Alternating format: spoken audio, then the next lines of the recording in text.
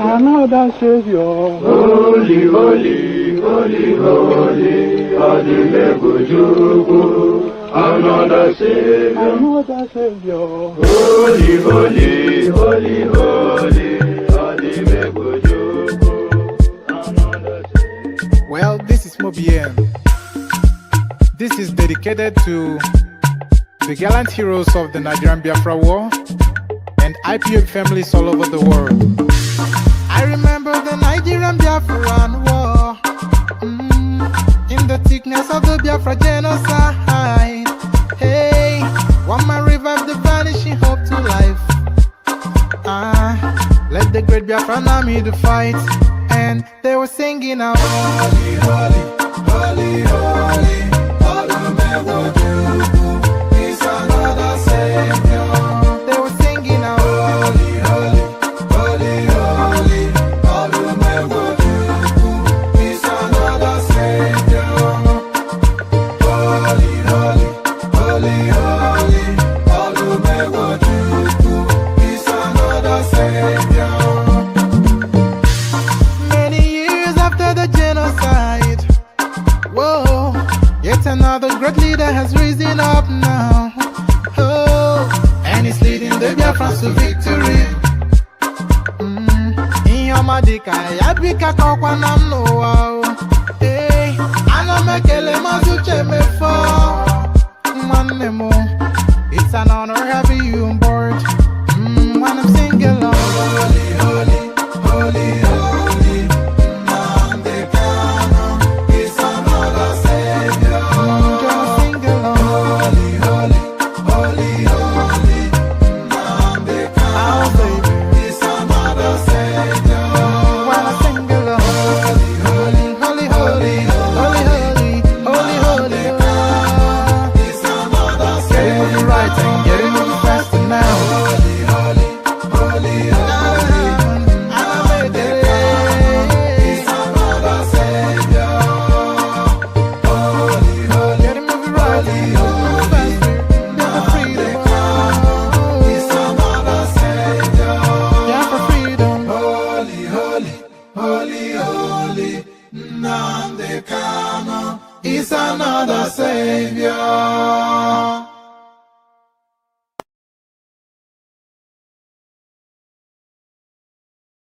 And there it is. And there it is right there. So you heard it right there. Holy, holy Nnamdi Kanu is another savior. I know that, it's certainly not my savior, not by any metric of measure is Nnamdi Kanu my savior. But an afternoon to be a lot of background noise in the course of this stream because it's somewhat fairly noisy where I am. So if the background noise gets too much, then I'm just going to abandon the stream. But we've not yet El-Rufai appearance on Arise TV. We've addressed snippets of no, not yet. Hold on, let me pause this thing. All right, we've addressed. No, that's not what I wanted up. Hold on 1 second. What's going on here? So we've addressed snippets, fully addressed it. So in this now particular session, we're going to be reacting to El-Rufai's appearance on Arise TV with Charles Anyagolu. Hopefully I got the name right. I always get that guy's name wrong, Charles Anyagolu or so, whatever his name is. We're going to be reacting to that exact session right now. Let me just, yes, let me make sure it's immediate to hand. So we're going to be reacting to that exact session right now. And we'll be seeing what we are. Hold on, let me bring it up. Just 1 second. We'll be seeing what we're making of it. But before we get into anything, click on the like button if you haven't already. Subscribe if you're not already subscribed. The hyperlink is there if you want to come and join me on the screen. So this session is pretty much in the lap of the gods. because I'm not quite sure what direction it will follow, because like I said, anticipate a lot of heavy background noise. And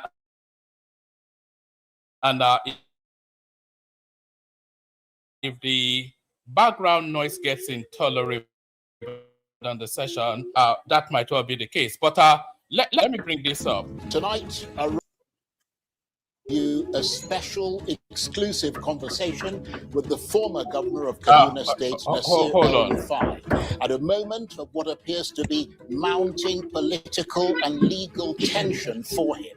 His party, the main opposition ADC, has raised alarm over what it describes.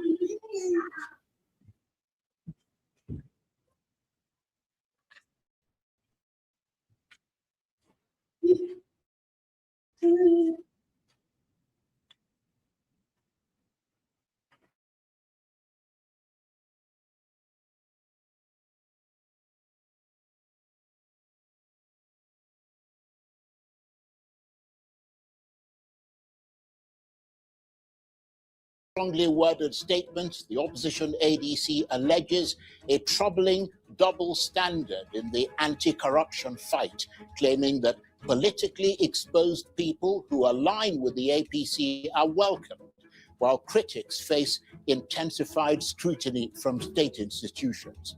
These are weighty accusations. The ADC maintains that no one is above the law, but insists that the law must never be weaponized. So tonight, in this prime time special, we go beyond statements and counter statements.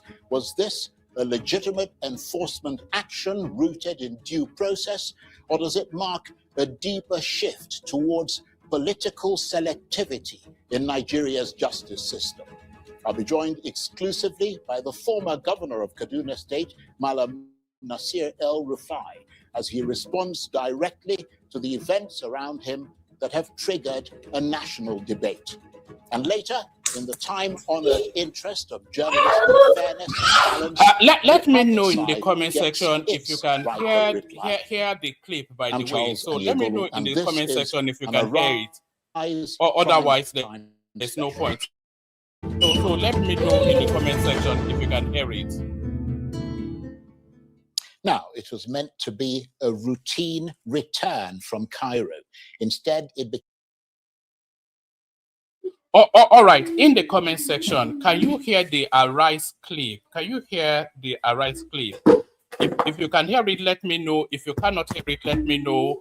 And if you don't let me know either way, then I assume that you cannot hear it. So I need your participation to let me know if you are hearing the Arise clip. So if you are not telling me, then we might as well just leave the session. So I'll wait for 10 seconds to let me know. Can you hear the right clip, yes or no?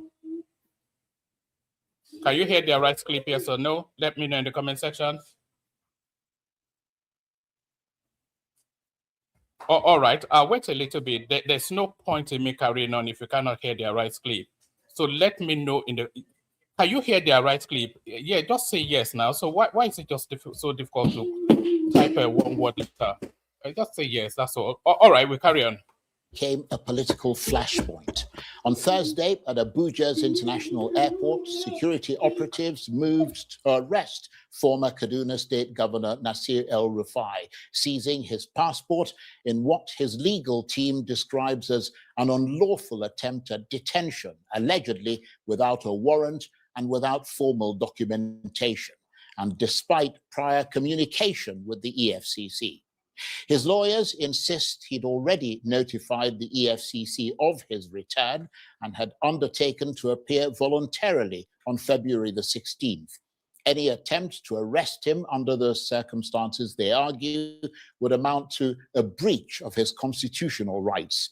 The incident has brought the line between law enforcement and political intimidation under sharp national scrutiny, with Mr. El-Rufai's party, the opposition ADC, insisting that it reflects a dangerous pattern of selective pressure on opposition voices under the administration of President Tinubu and his ruling APC. All right, so everything that Charles is saying there now, it only applies if they actually attempted to arrest El-Rufai, but they did not attempt to arrest El-Rufai. If they had attempted to arrest El-Rufai, they would have effected that arrest no matter what. Nobody could have stopped the authorities from arresting him. So they did not attempt to arrest El-Rufai at the airport. They attempted to and succeeded in seizing his passport. So that was the whole objective of the exercise, and that objective was achieved. So all of those things that that Charles is saying there is just to be, Charles, of course, is an obedient diehard. He's one of the leading voices of the obedient space. So he's putting an obedient inflection on it. But there was no attempt to arrest El-Rufai. So all of those pontificating and moralizing and eulogizing and alarming that he's doing, they don't apply because no attempt was made to arrest El-Rufai. They attempted to and succeeded in seizing his passport. The ADC accuses the administration of double standards, claiming that politically exposed people who align with the APC are embraced, while critics face heightened scrutiny from anti-corruption and security agencies. On that, I agree. In terms of the rogue list, some of the most criminal elements within the Nigerian political space are all in the APC. Nobody moves against them. But any opposition person, there's no quibble about them arresting El-Rufai, by the way. I'm not quibbling that. There is no quibble about them arresting Abubakar Malami or keeping Emefiele in jail and everyone else in between. There is no quibble about that. But there are elements. Adams Oshiomhole is a criminal, so why is he not in prison? Yemsin Wike, he stole everything he could steal in Rivers State now. Why is he not being probed? All of these characters, they are showering them with laurels and putting, pendants and medals all over their necks because they're APC. But the opposition space, as soon as they draw breath, they arrest them. So whilst I don't object to El-Rufai being arrested, he should have been arrested a long time ago. But what about the criminals in the APC too? So that's where the political targeting comes in. DSS insists that no one is above the law, including Nasir El-Rufai, but warns that the law must never be weaponized against political opponents. So tonight we ask, was this an enforcement action grounded in due process, or does it signal a troubling turn towards political intimidation and normalization of selective justice? And for a former governor who once stood at the very heart of power, what does it mean to now allege persecution from the state? And I'm suitably delighted to say that the former governor of Kaduna State and former minister of the Federal Capital Territory of Abuja, Nasir El-Rufai, joins me now exclusively. All right. I don't normally do this, but let me just address this. Normally, I just let the comment section carry on with their thing, and I do my thing in the studio. But let me just address this. This is from Unwairi, something or the other, Osita. So he's saying a journalist has been branded obedient because he's not praising Tinubu, a very biased perspective or channel. So no, you are wrong. Charles Anyagolu is unmistakably, even by his own self-admission, and obedient. There is no equivocation about that. The Arise television platform, the Arise media platform, is an obedient leaning platform. And within that obedient lean, there are dyed-in-the-wood hardcore obedience within that space. Rufai'S is one of them. Charles Anyagolu is definitely one of them.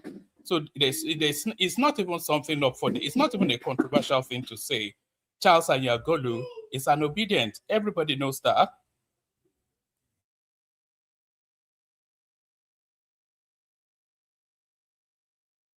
In the studio. Thank you very much indeed for coming in. Thank you, Charles, for inviting me. And I know we're in February, but I ought to wish you a happy new year because we haven't seen this year. Indeed, we haven't. Walk us through exactly what happened from the moment you landed in Abuja. Who approached you? What did they say? And at what point did you believe that due process had broken down? Well, I came out of the plane, and a young man that is well dressed with a nice suit. So, in the course of El-Rufai's submission on this Arise TV something, I want you to be keeping scores on anything that it says that you consider to be an arrestable offense. So we want to do a number count on just on his interaction with Arise TV now. His commentaries there that you find egregious and arrestable. So if it says anything in the course of this streaming that you think is grounds enough for his arrest, so write arrestable in the comment section. So I want to do a number count, and I'll be doing a number count as well. I want to do a number count of all of the justifiable reasons that he should have been arrested off the back of this interview he granted Arise TV.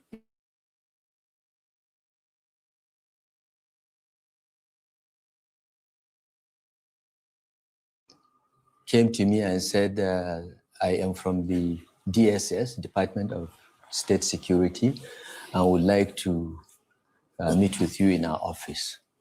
I said, that's fine. Where is the letter of invitation?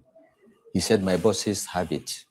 I will escort you to them. I said, I'm going through immigration. I have to do that. Just get me the letter. So he said, okay. But I noticed that as I started going, more and more people came out. Apparently, I didn't know because I slept through most of the flight, and even when we landed, I didn't call any of my guys to learn what was going on. But apparently, they had moved about 50 DSS operatives to the airport with the specific instructions that I should be detained, I should be abducted. All right. So that's the first lie right there. And I'm not even asking you, pack your partisanship and apply your logical brain. Why would it require a complement of 50 DSS officers to arrest El-Rufai at the airport? Why would they require that? What would be the anticipation that they would deploy 50 DSS officers to go and arrest this guy? So that already is a lie. 5, maybe 10 at the maximum, but certainly not 50. There is no reason, there are no grounds to deploy that many complement of personnel to go and arrest this guy in a secure and an enclosed public space like the airport. So that's the first lie by El-Rufai right there. But then, of course, wait in anticipation for more lies, because his own boss, even Obasanjo, he already told us that El-Rufai is a pathological and a career liar. So virtually everything he says almost certain to be a lie. And detained. I will come to other details. But so we started working, but I saw more people coming out. You know, I'm a politician. I'm used to crowds. I'm used to people surrounding me. And then as we move forward for the e-visa, and the 2 officers came forward, one big fat one and another about my height, and said, we are from the DSS, sir, we are going this way. We need to go to your office. I said, I'm not going to your office. I'm not going anywhere until you show me a letter of invitation. Your guy said you have a letter. He said, no, sir. I said, if you don't have a letter, I'm not going. You know my house. I live very close to the DSS headquarters. I can even walk down there if you bring a letter of invitation. So I tried to turn right, and they tried to force me to go left. I said, look, don't touch me. I'm going with my passport to have it stamped. And I'm not going where you want. He said, you have to go to where I want. I said, even the president cannot tell me I have to do anything. It's a free country, it's a democratic country, and I don't have to do anything that I do not wish to do. So you are just a middle level. So now, yes, wherever it is that you are in the world, it will be your lived experience that there are certain people that can tell you are to do what you don't want to do. If the police approach you and they insist that you park your car, then you are parking that car, whether you want to or not. If they tell you to follow them to the station, then you are following them to the station, whether you like it or not. So this idea that it's a free country, nobody can tell you what to do. If the law demands your attention, that attention you give, either willingly or unwillingly. So there are no absolute freedoms, as you all know. So what this guy is saying again, a total fabrication of his own fallacious mind. A senior civil servant. The president cannot tell me what to do. Don't say I have to. It's inappropriate language. And I turned right. By then, of course, some of the passengers had come and began to form a crowd. So I turned right and I moved on, presented my passport, it got stamped. And remember, before you stamp the passport, a DSS operative has to look at it and then hand over to the immigration officer. This was done. If there was any issue that is really official, the DSS operative would have told me we've been asked to hold your passport. So they stamped, gave me my passport, and I walked out. But these guys were still following me, saying I have to go with them. I said, you are wasting your time. I'm not going. I'm a citizen of this country, and I've been in government long enough to know the process, the procedure for any investigation. You are free to invite me, and I have been in government long enough to respect institutions. So just give me a letter of invitation. If you don't have a letter of invitation, forget it. I'm not going. But he felt that he could take me by force with the 50 armed DSS operatives he had. But by then, the crowd had become bigger. Passengers from the plane that came with me, as well as the people that came to receive me, now surrounded and said, that's not going to happen. They came up with a second scam. Where is your passport? I said, it's just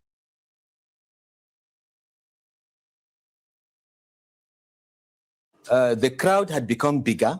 Passengers from the plane that came with me, as well as the people that came to receive me, now surrounded and said, that's not going to happen. They came up with a...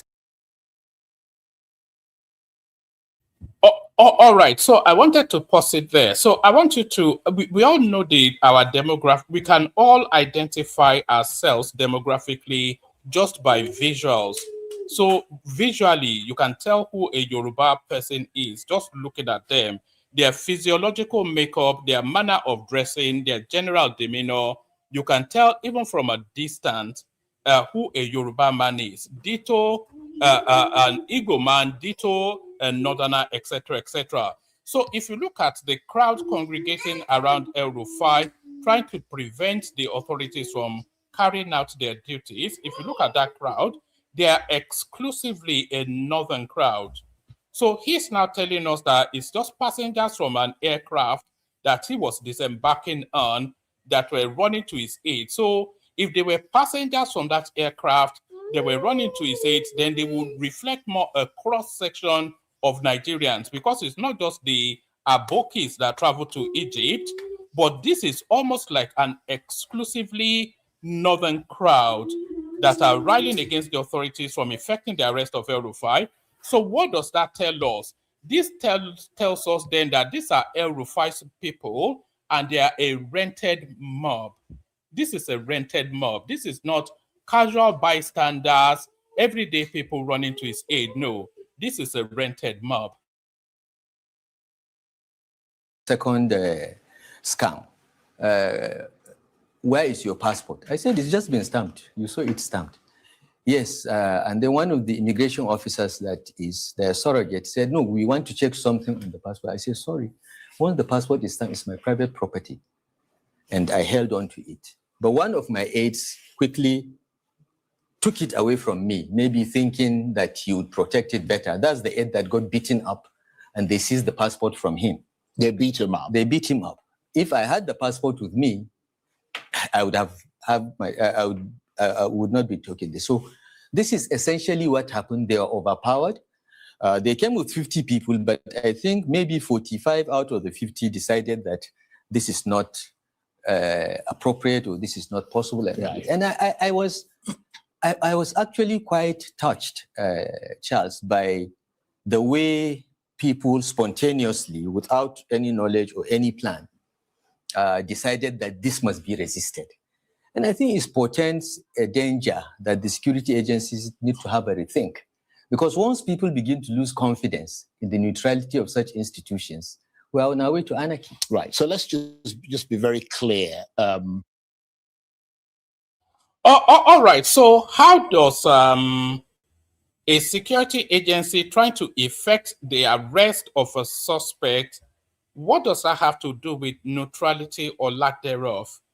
So, because that's a very curious use of language, that if people start to lose confidence in the neutrality of the security agencies, and security agencies, there's no security agency in the world that is neutral.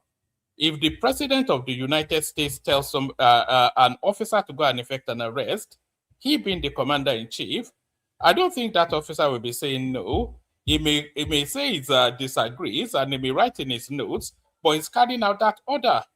You know, so I'm not quite sure. So what does he exactly mean that it portends danger to the confidence of the people in the security agencies, that that they're effecting an arrest of a source? It doesn't even make sense. I can't even condense it into a coherent thought.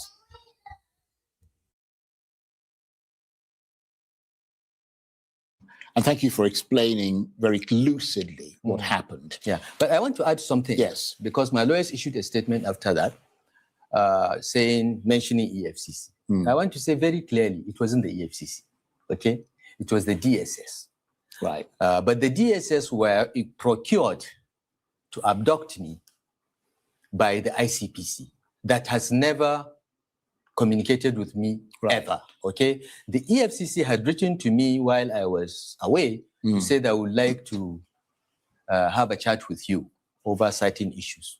And I replied, my lawyers replied that, well, I'm not in the country, I'm on my annual vacation.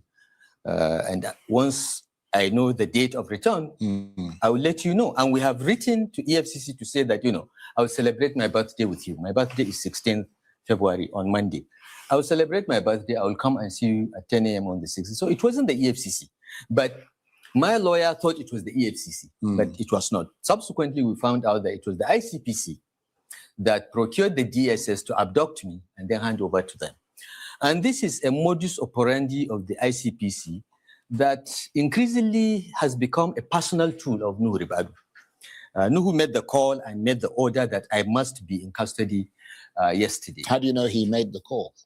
He made the call because we listened to their calls. The government thinks that they're the only ones that listen to calls, but we also have our ways. He made the call, he gave the order. And so you tapped his phone calls, did you? Someone tapped his phone and told me. Because that technically is illegal. I know, but the government does it all the time. They listen to our calls all the time without a court order.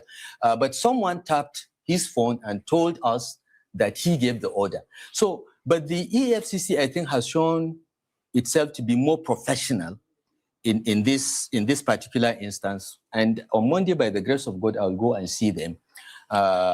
Yesterday, around 5 p.m., the ICPC finally did the right thing, not the DSS that tried to abduct me, by bringing a letter to my house to say, we want to see you on Friday the 13th.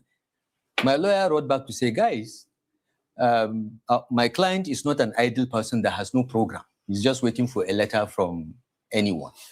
We've received your... You see, that statement also highlights somewhat the arrogance of privilege within the Nigerian space. So a security and anti-graft agency, they extend you the courtesy of writing you a letter to come and attend because they are investigating you for corruption, and you are telling them that, no, I'm not an idle person. I have things to do. Whenever I'm ready, I'll come. I'll let you know. Where in the world does that happen? Our client is not an idle person. He has a program. When he has the time, he will come and attend to these criminal charges that is being leveled against him. How is that even possibly a thing to say? This is just the arrogance of just a system that is not fit for purpose. They should never have written him in the first instance. He should hear a hard, sharp knock on his door, and as soon as he opens that door, they put him in handcuffs and take him down to the downtown or wherever. You know, imagine the arrogance of it. The authorities say they want your attention regarding a criminal matter, and you are saying, no, when I'm ready, I'll come and see you. And it's aggrieving that he's been badly treated. Imagine that. Your letter. We will, now that you've written an invitation, you've had the courage to write an invitation, we will honor the invitation. But on Monday, we are going to. So, sorry, what? And by the way, can people please like and subscribe? I'm not seeing numbers going up. Please like and subscribe if you haven't done that already. Like and subscribe. Sorry, why does it require courage to write to El-Rufai to come and answer allegations of stealing 422 billion naira from Kaduna State? Why is courage required for them to invite him to come and answer to that? Imagine the arrogance. You know, these people need humbling, and I hope this guy gets fully humbled. EFCC that has written before. So we'll go there. After the EFCC, we'll go to ICPC on Tuesday or Wednesday. I don't know what the lawyer has written, but you know this. So this is the current state of things, as far as we know. Okay. Well, let me just make clear that the Office of the National Security Advisor has a right of reply, because that is how we operate journalistic fairness. Absolutely. So, because you've made an allegation against him, saying that he essentially gave the order to come and pick you up. Yes. They have a right of reply if they so choose. Yes. But and yesterday they met the National Security Advisor, the Governor of Kaduna State, and the Chairman of ICPC met, and they have decided that I must be abducted today. So, can somebody please explain this to me in the comment section? Why is there a need to abduct El-Rufai when the law permits them to arrest him? Answer that for me, please, in the comment section. Because he keeps saying abduct, abduct, abduct. So why is there a need for a law enforcement agency investigating El-Rufai for some of the most egregious crimes possible? Security agent, not agency, but agencies. Security agencies with an IES investigating El-Rufai for some of the most egregious crimes possible, because it's been investigated for the disappearance of a guy called Daddy Yata, who a lot of people felt he had kidnapped and subsequently killed. So it's been investigated for that. It's been investigated for stealing 422 billion naira from Kaduna State. It's been investigated for that.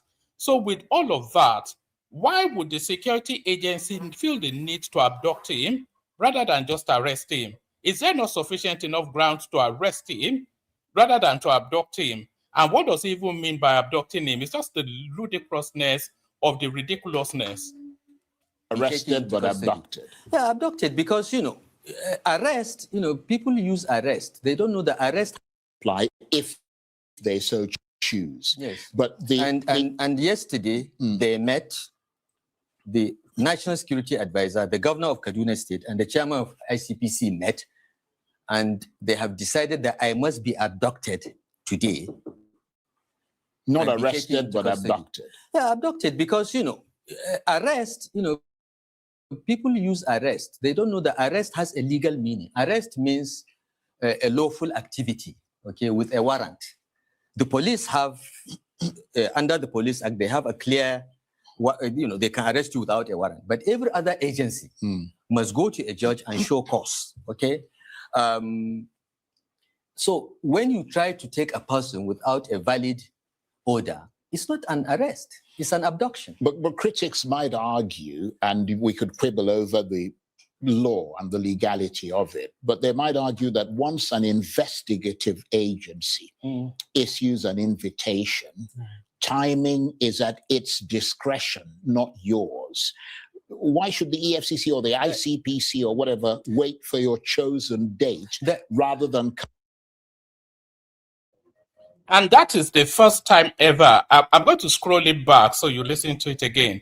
This is the first time ever that I've heard this Charles Anyagolu ask a sensible question. First time ever. Please, people, like and subscribe. The numbers are not growing up. Every single person interacting with the stream right now should be subscribed. So if you're not subscribed, please do. I'm going to scroll it back so you hear him again. First time in the history of my being aware of this presenter. This is the first time ever that I'm hearing him ask a sensible question.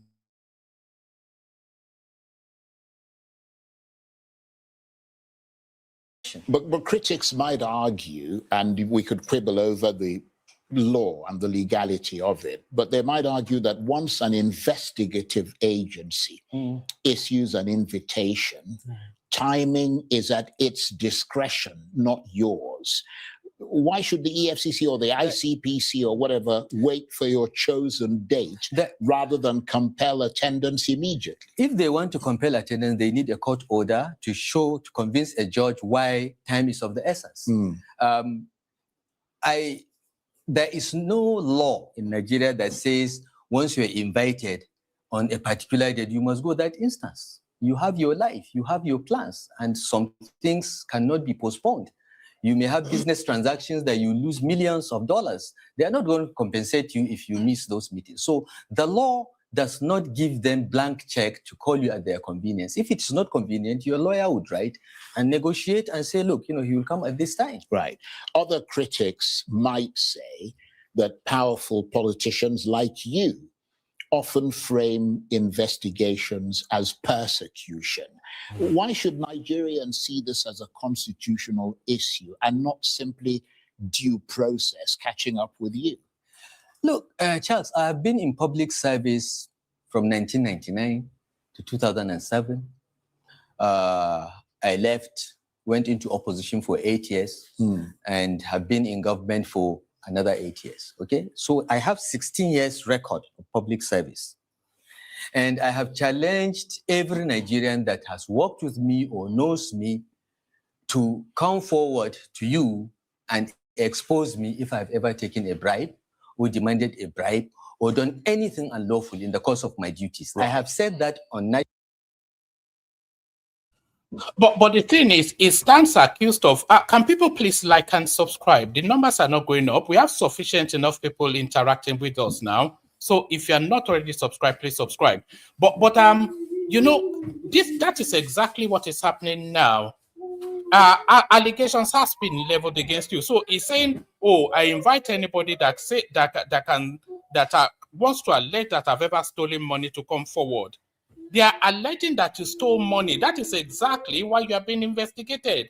So what's the difficulty in that? It's a self-contradicting statement that you are challenging people to come forward to, if they have any evidence of you stealing money. You are being investigated right now as we speak for stealing for however many, is it 422 billion naira from Kaduna State?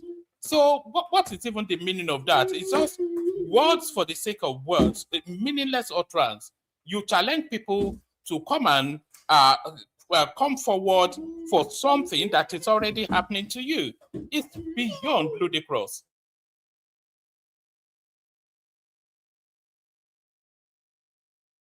Government for another 8 years, okay? So I have 16 years record of public service. And I have challenged every Nigerian that has worked with me or knows me to come forward to you and expose me if I've ever taken a bribe or demanded a bribe or done anything unlawful in the course of my duties. Right. I have said that on national television. There are 250 million Nigerians to come forward and prove me wrong. Well, okay, so yeah. I'm coming. Sure. And in this latest round of persecution, I've been persecuted before by the Eradu Jonathan administration. That's all documented in my book, The Accidental Public Servant, where they investigated me ad infinitum and found nothing. In the end, I was charged to court for one. So now it's talking about the Yadwa Jonathan administration. Just we were saying earlier on that this guy is a pathological liar. I'm not quite sure how old some of you are or how steeped you are in Nigerian politics. During the Goodluck Jonathan era, this was this same guy that told us that Jonathan was assembling a killer squad, a team of imported killers with a list of people to kill, and he was number 6 on that list. I'm not quite sure if some of you are old enough or marinated in Nigerian politics enough to remember that. This was this same guy. This was this same guy, this El-Rufai right here, that in his memoirs, he wrote there that in his presence, Obasanjo was prostrating to Atiku Abubakar to beg for a 3rd term. This same guy on your screen, El-Rufai. It's this same guy, El-Rufai, in Obasanjo's own memoirs, My Watch. This same guy, who was the mayor, the minister for the FCT under Obasanjo, this same guy, Obasanjo, his boss then, told us that he's a pathological and a career liar. This same guy.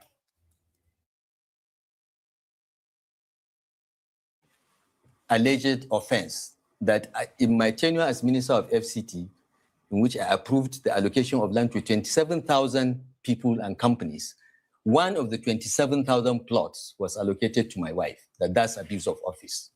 They lost. The judge abused the EFCC and warned them not to do things like that. So I have been through this. Now, this round of persecution was designed by the federal government, and they have used my successor, Ubasani, to be the enabler. They have investigated me since June 2023 in Kaduna and have come up with nothing. They have arrested my former chief of staff, my commissioner of finance, my commissioner of local government, virtually all our senior officials, my senior advisor, Councillor Jimmy Lawal. They have been interrogated. They have tried to pin things on them. They have charged them to court. Most of the charges are frivolous, and I'm quite confident they will lose. They will all be discharged and acquitted. They have not found anything. Well, in fact, Charles, they have got so desperate now, they have stopped going after those that have worked to be in Kaduna. They now randomly go after businessmen, private sector people that are suspected to be my friends. One of them has been in ICPC detention for 73 days today, even though he has got an order from a court for him to be granted bail. They said they are not going to grant bail. Why? They are under orders. So this young man, Ahmad Sule of TMDK, has been in ICPC detention for 73 days without bail. They have procured a judge in Kaduna, by the whom I have submitted a petition to the NJC for his misconduct. They have used that judge. I not tolerate want to keep him until after the elections because they suspect that he is the one that is funding the activities of the ADC. They have looked at his accounts for the past 3-4 years. They have found nothing. They have found absolutely nothing, but he's still in detention. Right.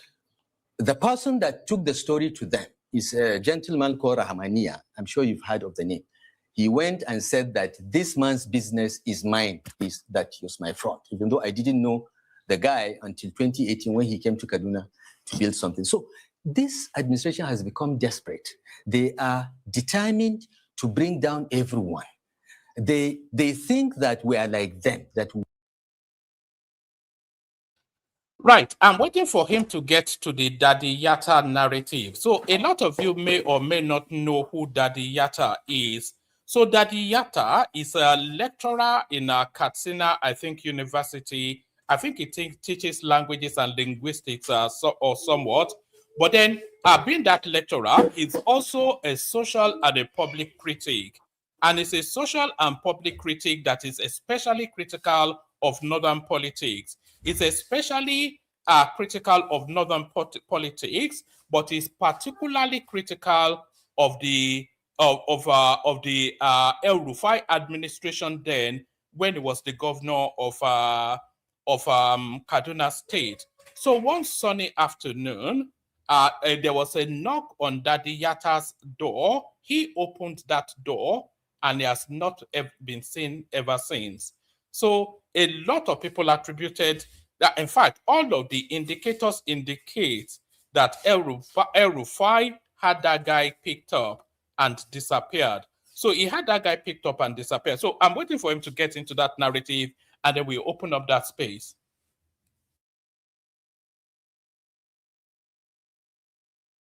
Were thieves in government. So they have done the investigation. They were sure they would find something. Till now, till tomorrow, they have found nothing. Can I just come in here? Because, I mean, there are obviously an investigation is ongoing and it could take a very long time. Yeah.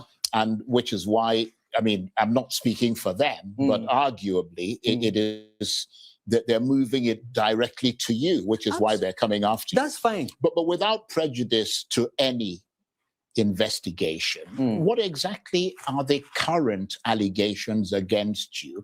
And are you confident that every financial and administrative decision taken under your watch in Kaduna can withstand scrutiny? Absolutely. Absolutely. Charles, in civilized countries, you don't start investigation by abducting a person or even. I really hate this thing that they do. And by the way, can people please like and subscribe? The numbers are not going up. Numbers should go up. If you're not already subscribed, you're listening to us now, take that moment to, in fact, let me give you 30 seconds to subscribe. I'm going to give you 10 seconds to subscribe. We need numbers to go up. If you don't subscribe at the end of 10 seconds, then you are this thing that Portable is saying.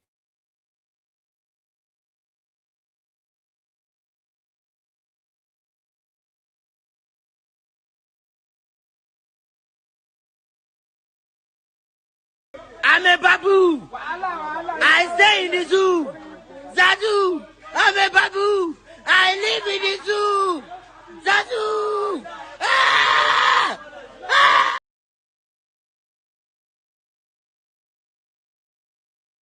I hope he doesn't take it from me. Oh, all right. I really detest the way they go on about in a civilized country is really the point I was making. But let's continue to listen on. I want him to get to that space where he talks about Daddy Yata and he talks about corruption and he also talks about him eavesdropping on Nuhu Ribado's conversations. Arresting a person and keeping him while you're investigating. It's violation of human rights. You do your investigation, okay? Financial records today are largely electronic. They can't be hidden. You do your investigation, you get your records. Yeah, but how do you know they haven't done their investigation, which is why they're coming for you now? They have done their investigation and have found nothing. Okay? Yeah, but you don't know that. You haven't answered to them. I will go to them. Right. Charles, I've been around this system. I know what's going on, even in those institutions. I have an idea what's going on. So are you suggesting that political motives are at play? Absolutely. Look, some of the professionals in this institution feel very bad that they're compelled.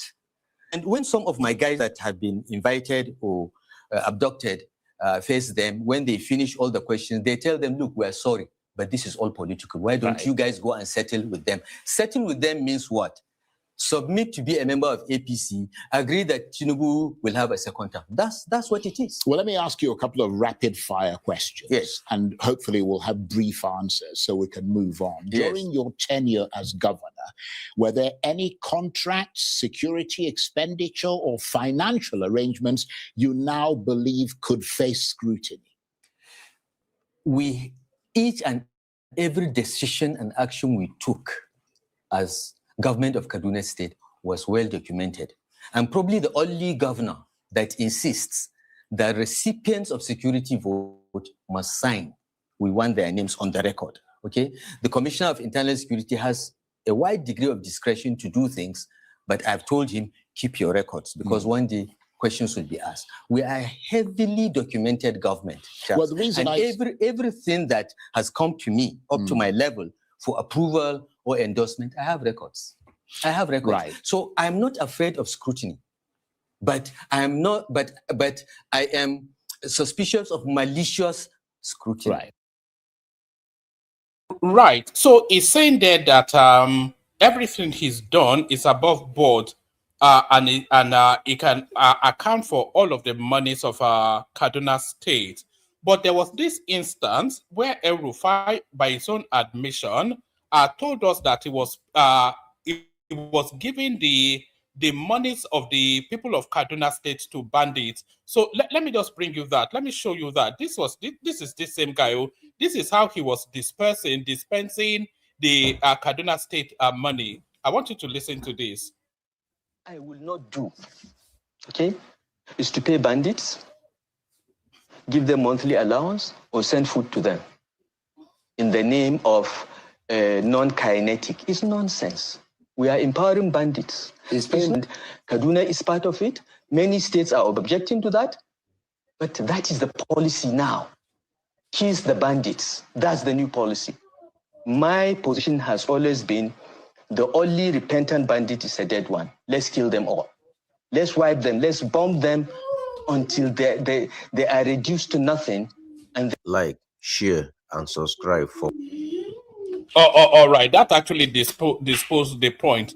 I'll go and look for it again. That's not exactly the one I wanted to show you, but we carry on with this interview. I'll go and dig out where he said he was actually paying bandits to stop attacking Southern Kaduna. And so My, you should, any so, scrutiny and so in you good faith, so you I'm should fine be. with it. So you should be. Yeah. But there are claims that your administration engaged in controversial security strategies, including alleged financial inducements to violent groups. I mean, did your government ever authorize payments of any kind to armed actors, directly or indirectly? I am probably one of the few governors that from day one took the position on the advice of my security cabinet that we must never negotiate with cattle rustlers, with bandits. The only repentant bandit is a dead one. We never negotiated that. We never did that. We never paid. Oh, all right. I think I have that clip for you now. I think I have the clip where he told us that he was paying bandits. This is it right here. Hopefully, I've not listened to it back. So hopefully this is the one we're after. Let me just let me start it from the beginning. Hold on. Let me pause it. Let me scroll. It's only 1 minute, so you get to hear it fairly quickly. Let's have a listen. Yeah, okay. And yes, we offered them money. We said, look, if we have to pay you not to kill our people, we're happy to do it. Compensation for life and property. And yes, we offered them money. We said, look, if we have to pay you. So you can see it right there. This is on Channels Television. El-Rufai claims he paid some Fulani to stop killings in southern Kaduna. So when is paying those Fulanis, are they going to use that that money to go and some business, in some POS business, or are they going to use that money to buy more weapons to cause even more havoc? Here is El-Rufai in his own words telling us that he was paying bandits routinely as Kaduna State Governor. And yes, we offered them money. We said, look, if we have to pay you not to kill our people, we're happy to do it. Compensation for lives and property has foundations even in the Quran and the Bible. So compensations for life and property. So it's compensating the bandits for the loss of their lives and their properties. That is what he's saying. This is El-Rufai. Frankly, as the governor of the state, this is where my opinion comes in. As I speak, we are aware of some church leaders that have been getting money from abroad to bury Christians that have... all right. So that's El-Rufai right there telling us that he did, in fact, pay bandits as the governor of Kaduna State. So let's get back to where we were. Let's get back to where we were. Paid any group for kidnapping anyone. Right. Okay. In spite of the pressure. So anybody that claims that is just in another dreamland. Now, as far as I know, all right, The Commission of Internal Security brings me proposals for security spending. There is a standing order every month. If there is any special emergency, he brings and says, we want to do this, and I approve. He decides what he does with it, okay? If he chooses on his own to go and give money to what you call armed groups, I don't know about that. Right. But to the best of my knowledge, the position of our government as a government. Are you hearing what I'm hearing? So El-Rufai, the bastion of probity and accountability, it tells us that a security guy will come with a check and ask him to sign it because he needs the money. And if the security guy then uses that money to hand over to bandits, he doesn't know, he doesn't care. That's what he said. I'll scroll it back again so you hear it. And we already have evidence of him also admitting that he was paying bandits. So he gives his security guy money because the guy says he wants money. And if the guy then goes and gives that money to bandits, he doesn't know and he doesn't care. That's the guy that wants to be your president, or El-Rufai. Can people please make sure they're subscribing? I keep saying this, I'm not saying the numbers go up. If you have no objection to subscribing, then please subscribe. Every single person interacting with this session right now should be subscribed. So if you have no objection to subscribing, take a moment. It doesn't take more than a moment to subscribe. Like and subscribe. I'm going to scroll it back just a tad, just so you can be listening to the incredulous statement by the diminutive former governor of Kaduna State. Any group for kidnapping anyone. Right. Okay. In spite of the pressure. So anybody that claims that is just in another dreamland. Now, as far as I know, all right, the Commission of Internal Security brings me proposals for security spending. There is a standing order every month. If there is any special emergency, he brings and says, we want to do this, and I approve. He decides what he does with it, okay? If he chooses on his own to go and give money to what you call armed groups, I don't know about that. Right. But to the best of my knowledge, the position of our government as a government is that we don't negotiate with bandits, we don't pay them, we don't do this, we don't do that, we don't do this. Looking back at your time as governor, do you believe your security approach in Kaduna State strengthened long-term stability? So, sorry, I want to pause it there for a moment because we have to hold on to what he just said. He said his position as the governor of Kaduna State is that they don't negotiate with bandits, they don't interact with them, and he also stated that the only bandit that he cares for is the one that is being buried. That is what he told us. You heard those words. I'll scroll it back again so you can hear it again. He said exactly that as the Kaduna State governor, his position, I'm re-emphasizing this because I want to catch him out on a lie. So let me just scroll it back so you hear what he says again. It's only about 30 seconds. So let me scroll it back 30 seconds so you hear exactly what he's saying. To the best of my knowledge, the position of our government as a government is that we don't negotiate with bandits, we don't pay them, we don't do this, we don't do that, we don't do that. Right. We don't negotiate with bandits. We don't pay this. We don't pay them. We don't do this. We don't do that. So hold.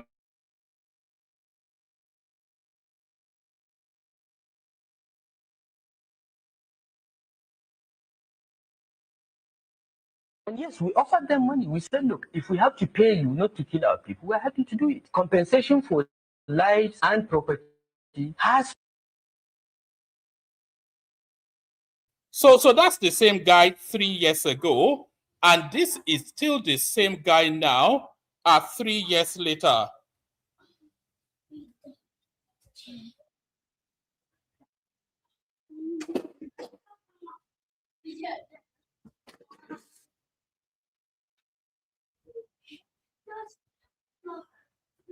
Is that we don't negotiate with bandits, we don't emergency he brings and says, we want to do this, and I approve. He decides what he does with it, okay? If he chooses on his own to go and give money to what you call armed groups, I don't know about that. Right. But to the best of my knowledge, the position of our government as a government is that we don't negotiate with bandits, we don't pay them, we don't do this, we don't do that, we don't do this. Looking back at your time as governor, do you believe you... And that's exactly the same guy. So you see 3 years. They say 24 hours is a long time in politics. 3 years is a century in politics. The exact same guy that 3-4 years ago was on Channels Television telling us that he was negotiating with bandits and paying them. Fast forward 3 years later, now tells us, I showed you both clips now. If you want to see them again, you'll see them again, but I'll show you 3 times. Now, 3 years later, is telling us the converse opposite, 180-degree turn, the direct opposite of what he said at the year 3 years prior. It's now telling us now that his position is that he doesn't negotiate with bandits or pay them. But when he was in government, he told us that he was negotiating with bandits and he was paying them. So a pathological liar, as Obasanjo rightly said. Your security approach in Kaduna State strengthened long-term stability or deepened divisions in the state? Because critics, including activists, even clerics, have alleged that dissenting voices were harassed and intimidated during your tenure. Okay, look, our security strategy in the state is two-pronged. Okay, there were problems we inherited, okay, around communal violence, tribal intolerance, and so on. Long history of. We had a security strategy for that. And then there are the emerging threats. When we first came, it was cattle rustling, which metamorphosed into banditry, okay? We had very clear strategy on that. Now, on the first set of security threats, we studied all the commissions of inquiries on previous acts of communal violence in Kaduna, and we came to certain conclusions. And around that, we developed a strategy of zero tolerance to any nonsense from any group that thinks that it can advance its interest through violence. I was very hard on that. I did not allow anybody to do that. And throughout my 8 years in Kaduna, we only had one instance of communal violence in December 2016, and I shut down the 3 local governments affected through Christmas and New Year. Let me land. Okay? And it never happened again because we took very decisive, clear steps that sent a message that something has changed. Okay? Now, but we knew that there are people that don't even live in Kaduna that make social media posts and so on that sometimes can ignite the problem in Kaduna. And I'll just give one quick instance. Somebody living in Port Harcourt or somewhere, or Lagos, said that some students of College of Education were killed. Yes. All right? And we checked. All right? The long and short of it was that because I called the commission of what's happening, how did this happen? Yeah, that was a chap called Maidat Joseph. Was it Maidat Joseph or Luka Biniat? No, Luka Biniat was stringing for Vanguard. It was a different... he was stringing for Vanguard. It was a different thing. Joseph was Leadership newspaper. Yeah. Anthony Jacobson of Authentic newspaper. I know Midat. Midat was a reporter for one of the newspapers. Yeah, Leadership. And by the way, all those names being listed by Charles, they are all names of people that are El-Rufai, when he was governor of Kaduna State, either locked up or even worse, still disappeared. All those names are names of critics of his administration that he dealt with. Some of them he locked up, some of them he just disappeared. And by when we are saying disappeared, of course, he put them 6 feet under in the ground. A lot of people, this guy disappeared them as a governor of Kaduna State. Please, guys, push the numbers up. Like and subscribe. Like and subscribe. We need numbers going up. So if you're not already subscribed, please do. Biniat, I remember. Okay, Biniat's issue was different. This one was a guy called Audu Maikori. He is the CEO of Chocolate yes, City. Yes, okay? Audu Maikori, the guy who was brought from Lagos. Okay, he posted that, and we called him. We said, look, Audu, you tweeted this thing is false. Where did you hear this from? Because we checked. The principal said this because the 5 students that were killed were journalism students. The College of Education doesn't do journalism. Right. All right. So we called. We said, look, go and admit that this is not true, because this kind of reports can get retaliation from the people that, you know, he stood by his story. So what would you do as a government? And this is what we did in each and every of those cases. Anyone that does something that we think is likely to cause communal violence in Kaduna from previous history, our Attorney General writes to the police and says, look, Charles has published ABC. We've reached him to retract. He has refused to retract. Please investigate him for injurious falsehood, incitement, blah, blah, blah, blah, under the penal code. That's what happened in the case of Audu Maikori. Well, they said these were your political opponents, that you were essentially silenced. Maikori? For dissenting against. Maikori, political opponent, the guy lives in Lagos. Right. He cannot get 10 votes even in his But all those people I mentioned, so this is what happened. They all wrote articles that were critical of your government. No, they didn't. All of them did. Look, no, they didn't. Midat, Joseph, and I are still in touch. We are good friends. We may have disagreed on something, but if you see any of them being, and what we did, as I said, is to write this, the police will investigate, and we tell them, investigate first before you go and get a person. They investigate, they invite. Audu was invited, he refused to come. So the Nigerian police is one. They brought him from Lagos and arraigned him. That's what we do. We arraign people before a court of law. Right.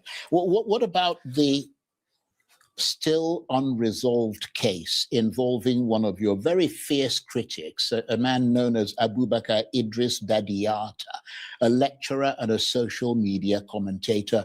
He was, to use your word, abducted from his Kaduna home in 2019 by unknown gunmen and has remained missing to this day, nearly 7 years later. Amnesty International considers the case to be one of enforced disappearance, and many fingers point towards your government, which was in power in Kaduna State at the time. Are they right for their fingers to be pointed in the direction of your government? Because his protection is the duty of your government. Charles, they are totally wrong, and what you have been given is not the correct thing. Daddy Yata's timeline is still around. Go and study it. Daddy Yata was not a fierce critic of Kaduna State government. He was a fierce critic of Kano State government. He's from Kano. He's a Konkosia guy. He lives in Kaduna and lectures at a university in Katsina State. He lives in Kaduna, but he's a fierce critic, not of Kaduna State. Go and review his timeline, okay?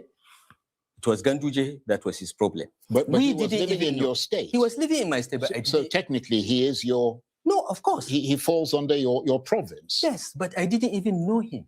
We only got the report of Daddy Yata's existence. Right. Okay? And the fact that he lived in Kaduna State after his family reported to the police that he was abducted as he was returning home in the evening. And when we investigated, all that we could gather from his family was that the abductors came, took him, and they came from Kano. So if anybody is to be asked questions about the disappearance of Daddy Yata, it's the Kano State government. It has nothing to do with Kaduna State government. We didn't. All right. So we go back to the confrontation at the airport when the authorities accosted El-Rufai. So the authorities accosted El-Rufai not to arrest him, but to seize his passport.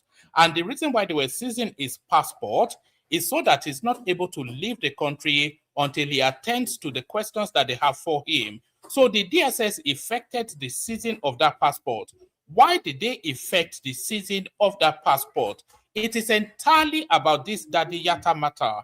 So Daddy Yata was a lecturer and social critic resident in Kaduna State, extremely critical of the Kaduna government. And suddenly he disappeared under the Kaduna State government. And El-Rufai's son then, if people have copies of that El-Rufai's son's tweet, please send it to me. I'm looking for it right now. So if people have copies of El-Rufai's son's tweet on the Daddy Yata matter, please send it to me either on my WhatsApp or on Instagram, anywhere. I have a copy, but it's not quite clear.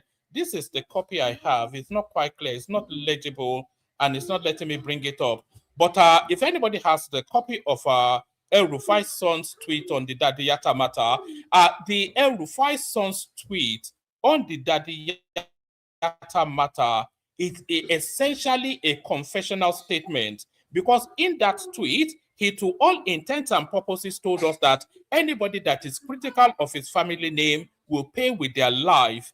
And he referenced Daddy Yata, and Daddy Yata has been missing ever since. 7 years on, Daddy Yata still nowhere to be found.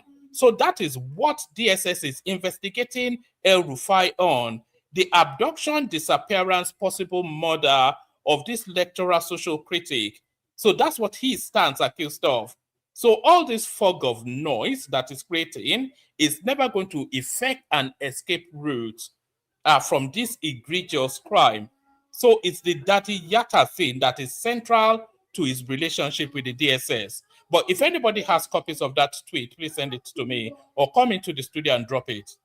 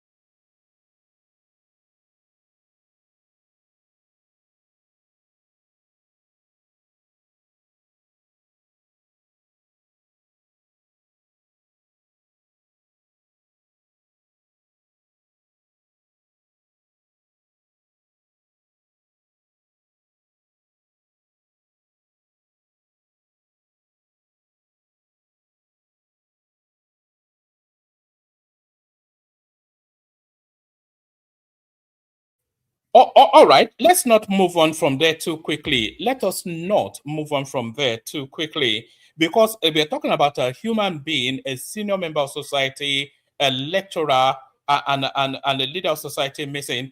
So this is the Daddy Yata narrative. So this came out this September the 13th, 2019.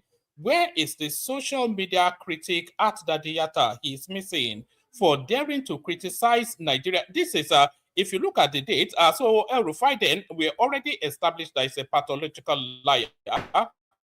So this article came out September the 13th, 2019, and this is regarding Daddy Yata. Where is the social media critic? Hopefully this is showing on the screen. That is on the screen. Yeah, it is on the screen. So it says, where is the social media critic Daddy Yata? He is missing for daring to criticize Nigeria's governor El-Rufai. So El-Rufai tells us that Daddy Yata is a critic of Ganduje, not him, and he wasn't even aware of him. But at that moment in time, when this guy was disappeared, all of the media space was aware that this guy was a critic of El-Rufai. Where is the social media critic at Daddy Yata? He is missing for daring to criticize Nigeria's governor El-Rufai. Where are our writers? They don't care. They are in Kaduna at a lavish book festival paid for by El-Rufai. Nigeria is fast descending into a fascist space in a democracy run by thug rulers and their writer enablers. So this one that writes this pleading, please, where is Daddy Yata? This one goes on to ask. So where is Daddy Yata? This is Reno Omakri. Daddy Yata and other critics of El-Rufai were abducted and made to disappear. He admitted playing killer headsmen. He referred to southern Kaduna women as whores. signed the petition for UK and EU to place a visa ban on El-Rufai. So that's that. And here is another one. It says, your apology is fake. Your father, El-Rufai, is known for threatening foreign diplomats with body bags. You also mocked Daddy Yata when he went missing in Kaduna under your father's administration. This pattern is clear and straightforward shame and is referencing Bashir El-Rufai, Bashir Nasir El-Rufai, one of the sons of El-Rufai. My tweet about Southern Kaduna residents and persecuted Fulani headsmen was in bad taste and also badly written in an attempt to make a point in the heat of the moment. I apologize for that to those who have known me and are aware I don't have such sentiments. So this is them now trying to reverse positions. Still on that the Yata space, still on that the Yata space, here is what Amnesty International has to say.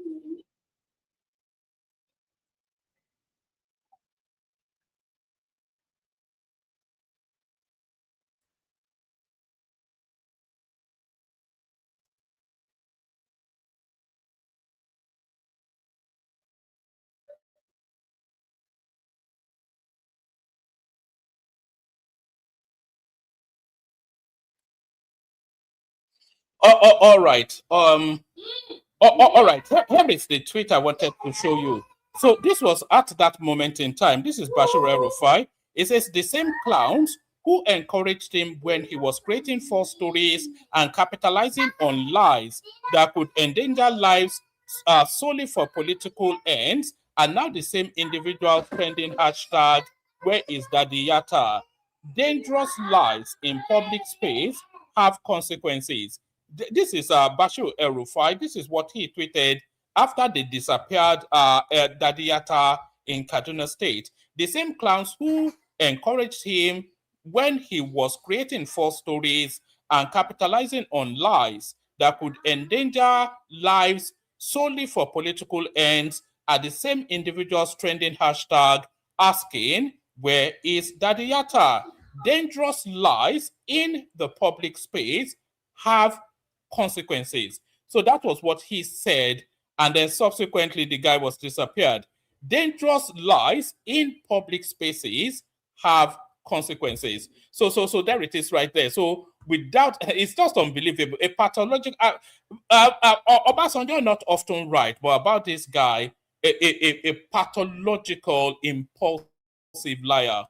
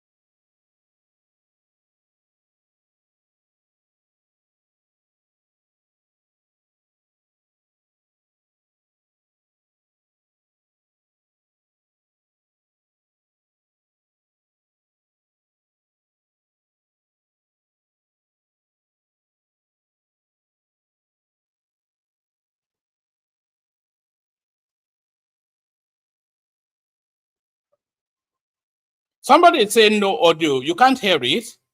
Can you not hear it?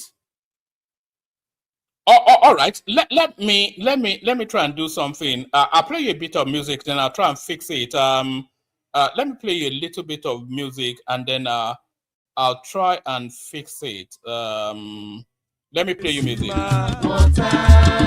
Only water. Water. Only water. Where they see ma. Water. Water.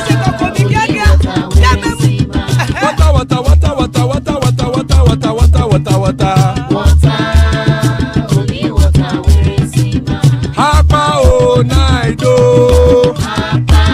Hapa o naido. Hapa you don't come o.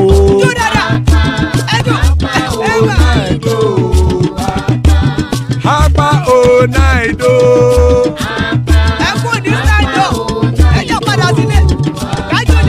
Oro keke elemu ye o. Ide shodi ya keke elemu re o. Bobby master keke elemu re o. Chief Rufai'S keke elemu re o. Eruku lele elemu de. Eruku lele egbe elemu dode o jare o. Eruku lele Ghana ti de egbe body o. Ọmọ ẹlẹ́yẹ ẹyẹ o òdìlé o. Odúyẹlá ẹyẹ o òdìlé o. Petrosonana ẹyẹ o òdìlé o. Petrosodunke ẹyẹ rẹ òdìlé o. Ẹlẹ́kọ̀ ọ̀run mú ìní o.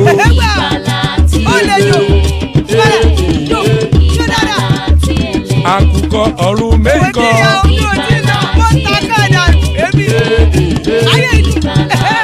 Ikú kò ní ríwà gbéṣe o.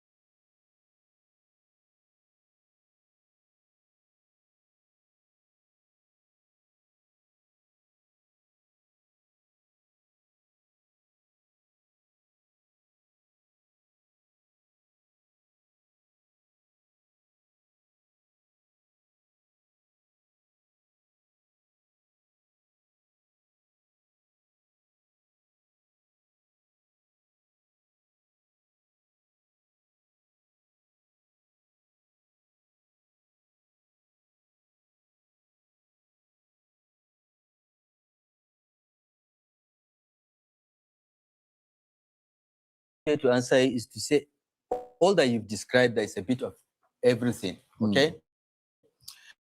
But from my days in the construction industry, since I graduated from university, the construction industry has a culture of closing down mid-December. Can you hear it now? Can you hear it now? Let me know in the comment section if you can hear it now. You haven't spoken for quite some time before. No. I left this country in November because I planned to shut down through December and part of January. As I was planning to come back, I had a triple infection, bronchitis, malaria, and a viral infection I picked up in Dubai. And I was hospitalized for 5 days, which scared me because I've never been in hospital for more than one night in my life. Well, I'm glad you're feeling better now. I'm fine now. I'm perfectly fine. In fact, I have all my medical reports that I will publish before anything happens. And they say, oh, he's always had ill health. I have perfect health, actually. So that was my plan. I took time off to do this, and I'm working on I'm writing a book that I haven't done much on, and I had to get away. But you are right. I had to, I had to evaluate the year 2025 and all that happened. I had great hopes in the SDP.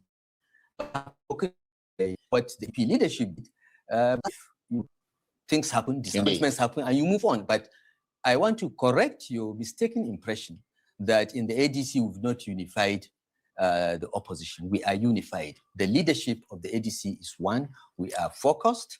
We are determined to all remain together. We all agreed that among those that have presidential aspirations, only God knows who is the chosen one. But all have agreed that whoever emerges in free, fair, and transparent primaries will be supported by all. And the first stage in building this momentum is to do the membership revalidation, mobilization, and registration, which has been kicked off now. As soon as we finish that, we're going to go ahead with congresses, elect new leaders for the party, and have a non-elective convention where we will even promulgate a new constitution of the party. Immediately after that, of course, planning for primaries for the candidates will begin. So we are on course. We are not making as much noise in the media or in the public because of the intolerant political environment that this autocratic government is trying to impose. All right, we're getting towards the end now, so I'll send the link into the comment section. If anybody wants to come and share their thoughts on this particular, on El-Rufai and what he has to say, if you want to come and share your thoughts, click on the link that I'm sending into the comment section now. So this link goes to all of the spaces that we're streaming to. So if you want to come in and have a conversation around what El-Rufai has to say, click on that link, come into the studio. Make sure you're subscribed as you're coming in. Every single person listening to the sound of my voice right now should be subscribed. If you're not already subscribed, subscribe now. If you have no reasons not to be subscribed, then subscribe. If it doesn't offend you, then just do it. We need at least 10 people to subscribe immediately. So we'll play this to the end, and then hopefully somebody comes into the studio, and then we have a conversation. On the country, but at the grassroots, where it matters, at the polling units, in the wards, we have penetrated every part of Nigeria. And what the people of Nigeria are looking forward to is for us to give them a decent and electable candidate. And this government is gone by the grace of God. So we've done that. I believe we've lost some time. We've lost a bit of momentum until the end of the year. But we are going to catch up. We are going to surprise this government. And I assure Nigerians that we are going to give them a very credible alternative platform and a candidate that will defeat President Tinubu in the next election. Okay, well, I mean, I'm sure you've heard about this proposed bill before the US Congress, the Nigeria Religious Freedom and Accountability Act 2026, of those named Senator Rabiu Kwankwaso in connection with alleged religious freedom violations. I mean, that is clearly no small matter. When the American legislature invokes your name in the context of human rights, it raises the stakes far beyond domestic politics. What are your thoughts on that? Well, look, first, let me say that, as Nigerians, we should not get... And by the way, this guy's name will soon very quickly end up on that list. There is no way that Kwakwanso's name will have association with terrorism sponsoring, and El-Rufai, a self-confessed paymaster of bandits, his name is not on that list. The evidence is there to tell us it's by his own admission, he tells us that his sponsors, not Sporo. So by his own admission, he tells us that he sponsors terror. So why is El-Rufai's name not on the American list? So hopefully that omission will be corrected fairly swiftly and imminently.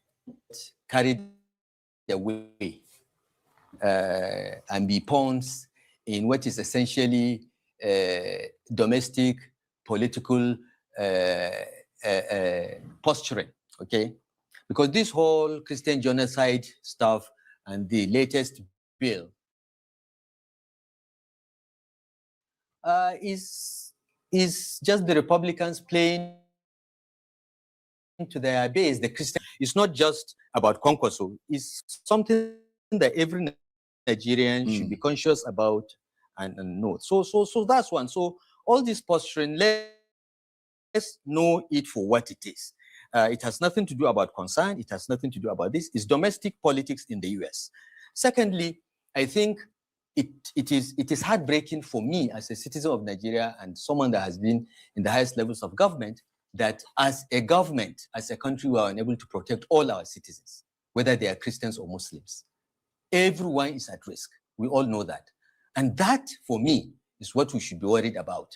And it is clear that the country is not secure. The security architecture has failed. The personnel are incompetent or not doing the job. And we need to ask some very difficult questions so that that is recalibrated, so that every Nigerian will feel safe. But coming to the matter of Kwankwaso, I think it is most unfair to tag Kwankwaso. And I'm trying to figure out whether it is the $9 million lobbying money that led to the list of Kwankwaso because Kwankwaso has refused to move to APC. Because the evil that this government is capable of is beyond your imagination, Charles. They may be behind it because Kwankwaso has refused to move to the APC, and there are rumors that he will move to the ADC. So you're saying there may be. Yeah. They may be behind it. They may be behind. In fact, I cannot think of anyone else because look, 12 northern states implemented Sharia, okay? The first state to do so was Zamfara. I thought Zamfara should be listed there if at all anyone is to be blamed for this Sharia fiasco, all right? Kwankwaso followed suit like many other northern governors, and so did we just hear an admission that the Sharia system is a fiasco? And if it's admitting that the Sharia system is a fiasco, when did he come to that realization? Did he have that realization when he was the governor of Kaduna State? And if he had that realization that Sharia is a fiasco, when he was the governor of Kaduna State, what did he do to redress it? How did he address it? Because Sharia was generously applied when he was the governor of Kaduna State, still extensively applied now. So when did he come to the realization that Sharia is a fiasco? And if he had that realization when he was the governor of Kaduna State, what did he do about it? You see, this is the thing. It's just words just come out of his mouth without filter, or I don't quite know who the audience is for this guy. It's just a gibberish talking pathological liar. Kano was not very strict in even implementing Sharia. So he's not one of the governors that you say was a fundamentalist or, those. Kano was not. It's like this guy is talking about a parallel country, or maybe he thinks he's talking to dummies or something. Kano was not very strict about applying Sharia. I defy anybody. Open a different tab. Don't leave our stream because we need your audience and we need your subscription as well. We're still after 10 people to subscribe. So when I'm talking about 10 people, I'm not talking about other people. I'm talking about you that you're not already subscribed. You're listening to me now. If you're not already subscribed, subscribe. It's exactly you that I'm talking to. But this guy says Kano is not especially strict in the application of Sharia. I defy anybody. Open a separate tab. Type in Hishba destroys alcohol. It's always in Kano. When they go around destroying people's shops, they have a force, a parallel localized police force, which they call the Hishba, that their primary purpose is to apply Sharia doctrinal lines in the structurings of society. That's Kano State now. But these are Omugo, these are Kurukete, this short little man is telling us that Kano was not strict in this guy is from another planet, man. Unbelievable stuff. That cut off the hands of that lady Jengebi or whatever. I walk in the streets, but they are in APC. Nobody is mentioning the states or mentioning Yerima Bakura. Nobody is mentioning Abdulaziz Yari. These are governors of Zamfara State that protected and promoted Sharia. But it is Kwankwaso that is targeted. It makes me want to ask questions. Where is this coming from? So I think we should be very discerning as Nigerians and not get carried away. Well, that's why we're asking questions, because Yeah. nobody has quite those answers. I mean, we're running out of time. Well, I hope my explanation contributes to the answer. I don't know whether that is the answer, but clearly, you know, we must not get carried away by some of these things. Right. Well, let me ask you another big question, because the presidential election has now been announced to be the 27th of February, 2027. Are you running for president? I mean, you've talked quite a lot about the things that you'd love to see happen, the changes that you'd love to see implemented. You've said you've been let down by other people that you anointed as presidents before, or you supported. Yeah. So really, the only way that you can push through the things you want to push through is if you're running yourself. So is that your intention? Do you want me to run for president? Well, Charles, I personally? can't. I couldn't possibly comment on that. Okay. That's why Well, I'm look, asking you the question. Let me tell you, I have said this over and over. I'm not a candidate for any office. In fact, I ought to have retired. But for the disaster that I contributed in foisting on Nigerians, I would have been in Egypt,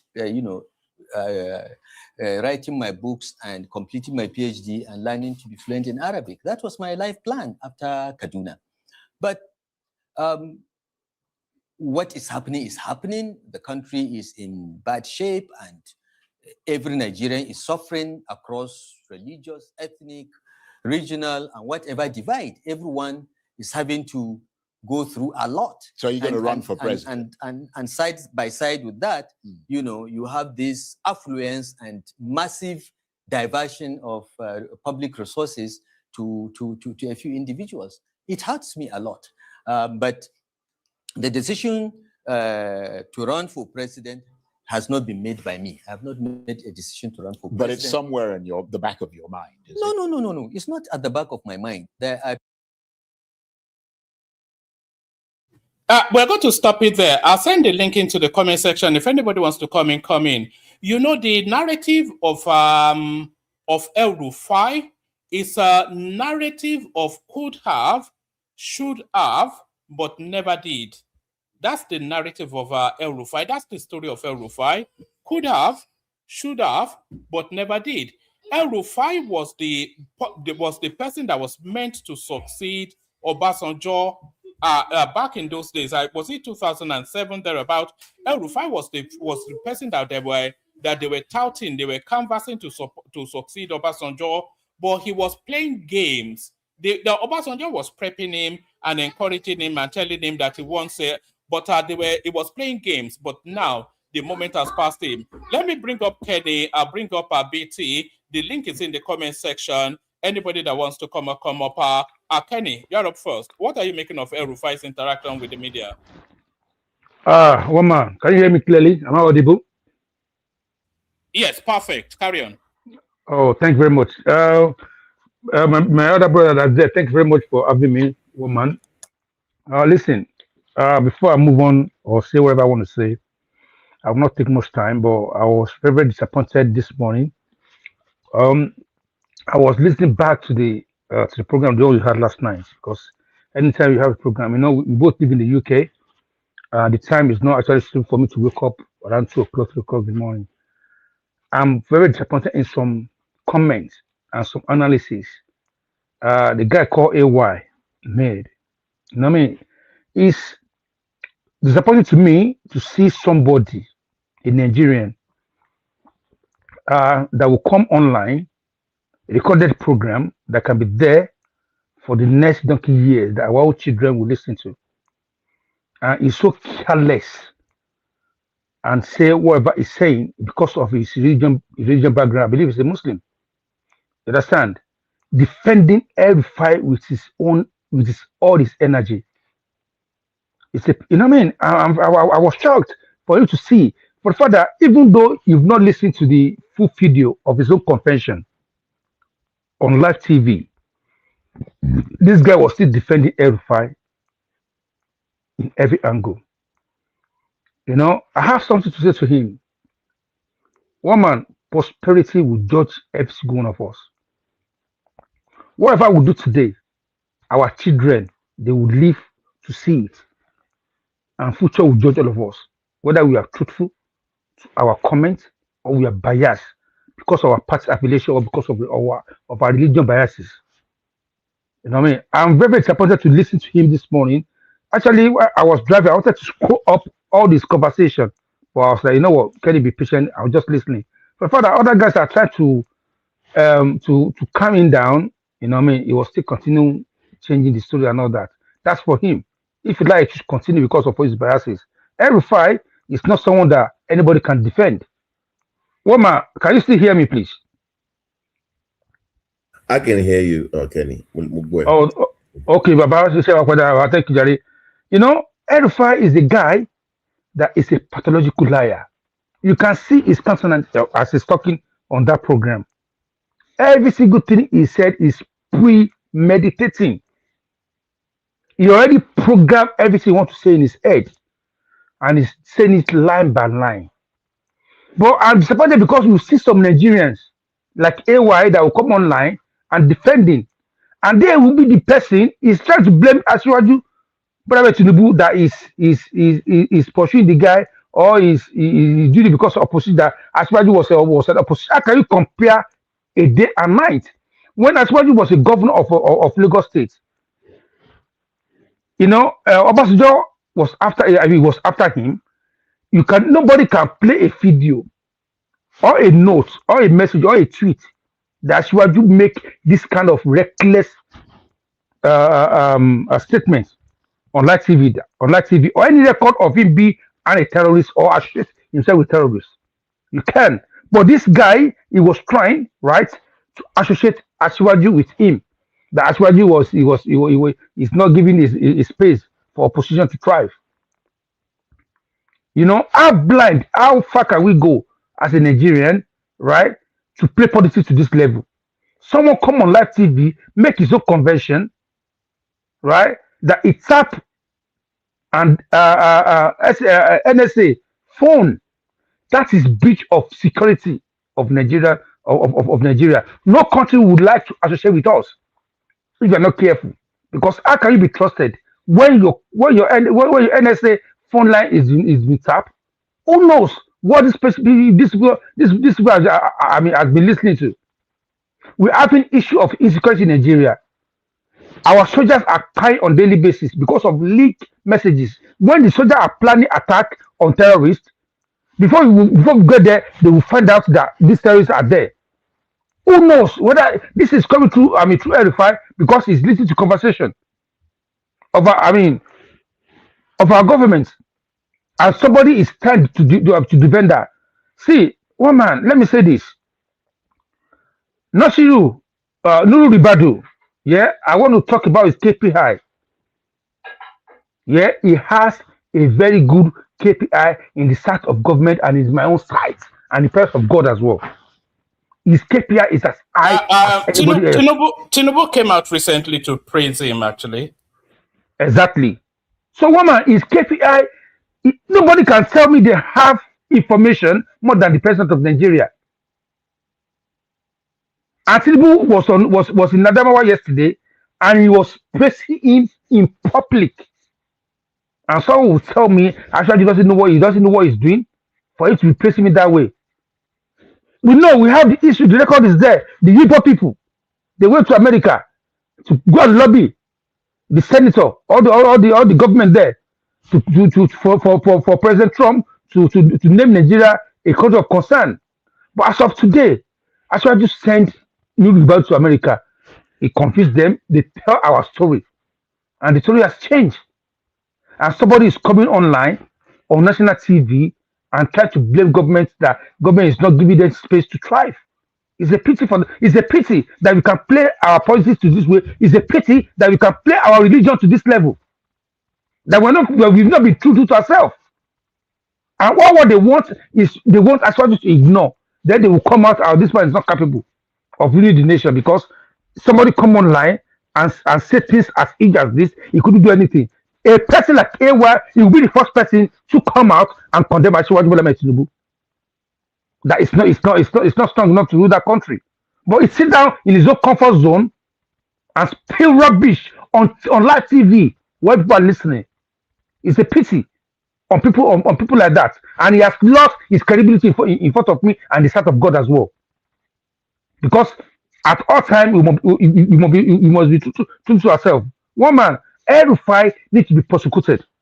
He needs to be prosecuted as of yesterday because what he said, everything he said on that TV is as good as national our national security is in doubt. When Asiwaju refused to give him his what's it called, his nomination as a sorry, as a what's it called, Minister.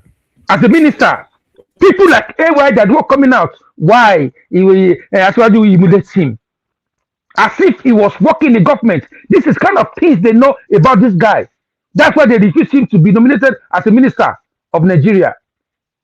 Because they have his history, they have his record. He come online publicly that he paid bandits. This guy he has like 100 mouths. He can lie for death to race.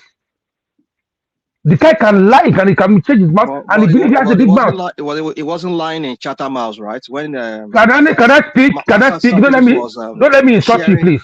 When it was don't let me insult you, please. Can you keep quiet? Don't let me insult you, please. Lying, right?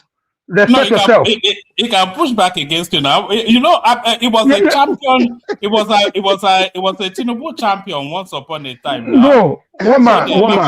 So it wasn't lying. When it was in Chatham House. When okay, allow me to don't derail me. Don't derail me, please. Let me say my rubbish. No, don't derail me. I don't even know who's speaking. Who's speaking next? Who is that? That's the mighty rational mind. Rational mind. My brother. Rational mind. What man? Oh, what do you mean? What do you mean mighty? What is mighty about him?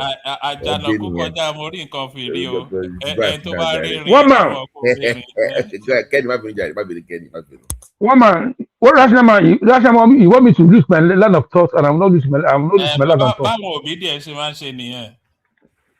See, one man. There's no program that you host on this program that I never listen to. You know, see, in this life, like I said before, let's be honest with ourselves. Let's be truthful. We don't have any other country. Me and you are British and British. One my national is American, and my brother there as well. Yeah, if they ask us to go to pack our load now, where are we going to go to?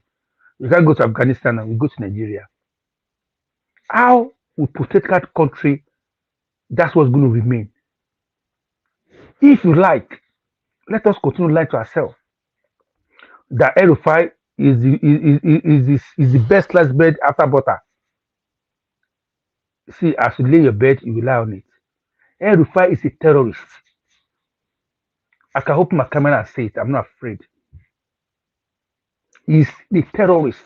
That's why we were unable to win against insurgency in Nigeria, because this man is listening to every conversation. It's not alone. He said we are listening. He even said he went ahead and said the government think they are the only one that have the capacity to listen to people tap people's phone. That they too have their own capacity. Obviously, they form another government somewhere. Sorry, yes, we have three parallel governments. Anyway, we have the actual real elected government of Bola Tinubu. We have the comic book government of Simon Nipa and Nnamdi Kanu. We have the Sakamaje government of one Peter man, Obi. And then we have the Jamjawid government of Nasir El-Rufai. One man, not now. Not now. That was bad timing of that joke. The man was doing all right. I've even forgotten what I was going to ask you. Give us about 2 more minutes, Kenny. We have from BT, Rational Mind with us as well. Back to you, Kenny. BT, my brother. God bless you, Daddy, my brother. God bless you. I've not been seeing you on TikTok for some days now. So I will say that one man, you see, you derail me, but the truth is, El-Rufai is a terrorist. Look at the tweet that you read. They pass somebody. That man is a father to somebody. Is a mother to somebody. Is a child, a son to somebody. Probably that man is the head of his family. He just walk out of this life. See, El-Rufai's mouth is so loose that he doesn't deserve any good thing to come his way. Last time I said, oh, we placed him when he was in Shatter Mouse. See, what if I said in Shatter Mouse, it was just a campaign. He was trying to impress Ashwaju Bola Tinubu to add him into his government. Anyway, whatever I say in that Shatter Mouse, I was so impressed personally. I was impressed with him. I'm not his fan because I would never be a fan of our enemy. It wasn't trying to impress anybody. Come on, dude. What are we doing? Your Aswaju invited him to when he was sharing the question. He shared question to him. And so that was what he did. That is my own personal view. Okay, and your you have personal to view. that. Okay, all right, go on. Understand? All right. All right, let me finish. Yeah. I would like to now. I will not take much time. See, whether they like it or not, Ashwaju will succeed, regardless. For people like El-Rufai, they need to be put back to where it belongs. Well, where it belongs is any good person. That's where it belongs. Thank you. All right, brilliant, excellent. We go on from Kenny to I didn't even know BT was on TikTok. We go on from Kenny to BT. On our way to BT, can the people, those 10 new subscribers that we're after, we're still not seeing a single one of them. So if you're not already subscribed, please do. We need 10 new subscribers in the course of the stream. BT, floor is yours.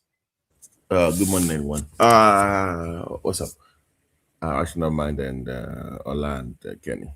Yeah, we're just going to focus on the interview because we decided to go in different directions, and the anti Tinubu mob showed up, and you know how that goes. But just for this interview, I think my own opinion is that it's just my own opinion. Okay, I believe that if you notice over the past 3 or 4 years, El-Rufai has made it his duty to attack our NSA head because he believes that it was passed on by the powers that be to succeed Tinubu. I think everybody believes that Ribadu will come up after Tinubu, and I think he believes it was supposed to be him.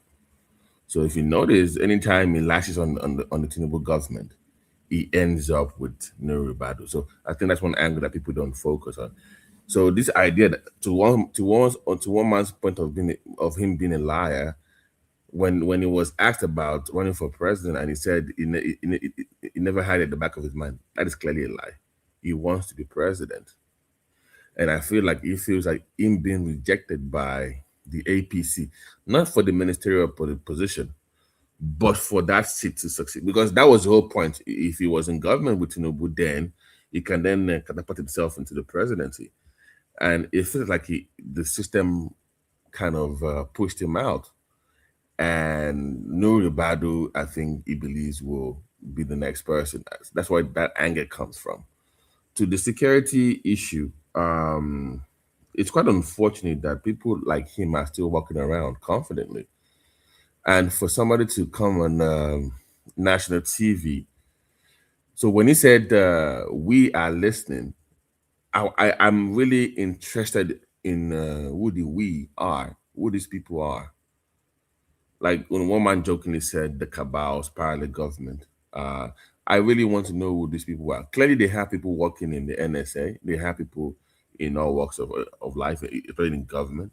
We want to know who these people are. Because if they can tap the NSA phone, then they can tap the president's phone. They can tap. They have tapped people's phones clearly. And for him to be bold enough to come into the public space to say that tells you he has powerful backing. People within the Tinubu administration are also involved. I want to believe. So that's my own concern about it. The American angle that you brought in about Kano being less radical, that doesn't make any sense to me. You still adopted Sharia, and the spread of it is concerning to me from being from the Southwest. So I want to see how the government goes after him. Right now is in the EFCC custody. I believe the DSS is waiting for him after he's done with the FCC. The Daddy Yata thing, it's been 5 years.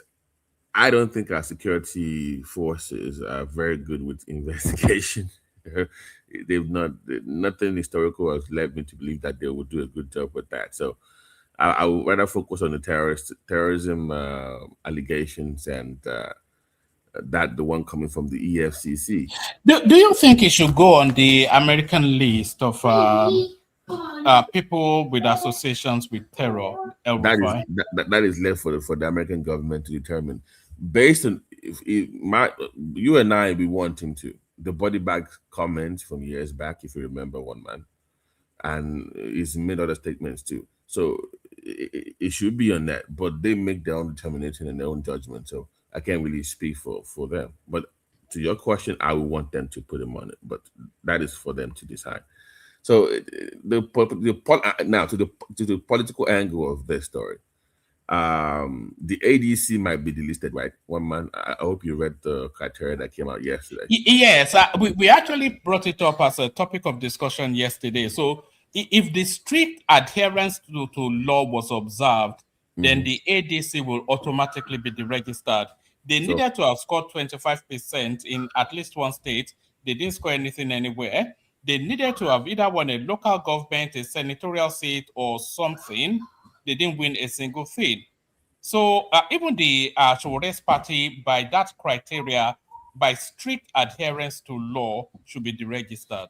Yeah, no, there's also a developing story that popped up in my feed this morning. The ADC from Sokoto, they're already raising hell with Tamboa. You know, they're having this internet call for as well going on in the ADC right now about they're in court now, challenging the leadership of the ADC.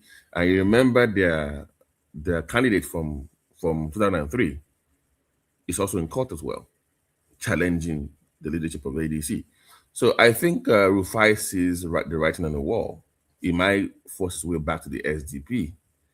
So I honestly don't think give it 90 days, everybody will mind. People will start leaving that party. They will start leaving.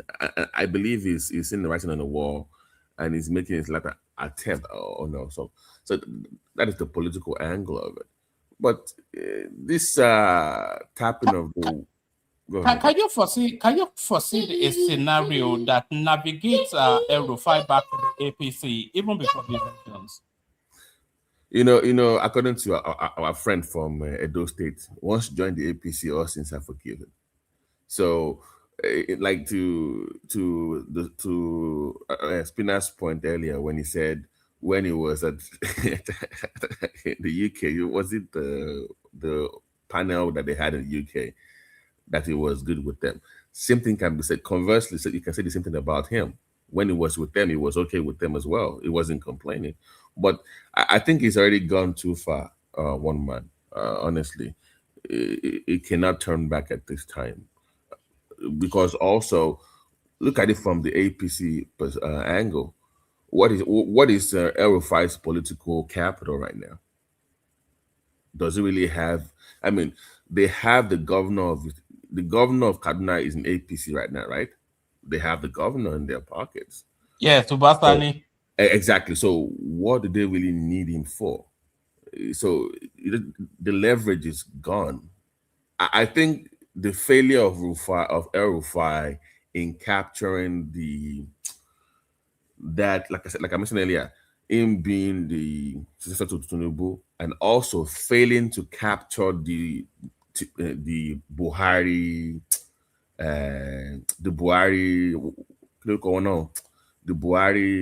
followers. His failure to do, I think, his failure in that space is what is propelling all this nonsense. Honestly, I think he's just going through some kind of political crisis in his head, and he's kind of lashing out at people right now. Now he's gone too far with it. The question is, will Tinubu leverage? Will he really? The Nigeria that you know, be honest with me right now. The country that you know, even if he's guilty of all these charges, do you see him going to prison for a long time? Honestly, the Nigeria that I know, sadly no, but the Nigeria that I hope for, hopefully yes. And we're always in anticipation of some breakthrough incidents that humbles a real big name. So if El-Rufai is going to be that breakthrough incident, if they is able to establish that he killed that guy and he has to face, even if it doesn't cost him his life, if we can get a guilty verdict of him find that guy, then that would be a breakthrough moment.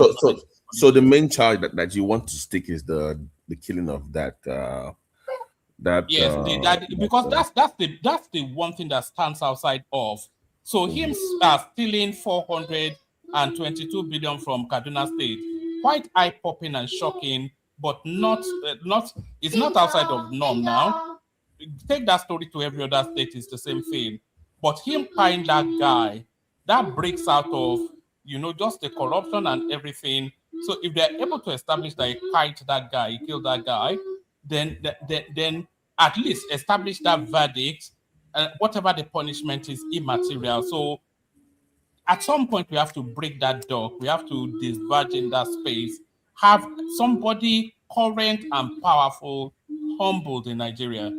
Okay, so let me just leave it there for now. I'll come back later when we move to different topics. Just wanted to speak briefly on that. No, I'm on TikTok. I didn't know you were on TikTok. I thought you were too highbrow for those. No. I was following you now.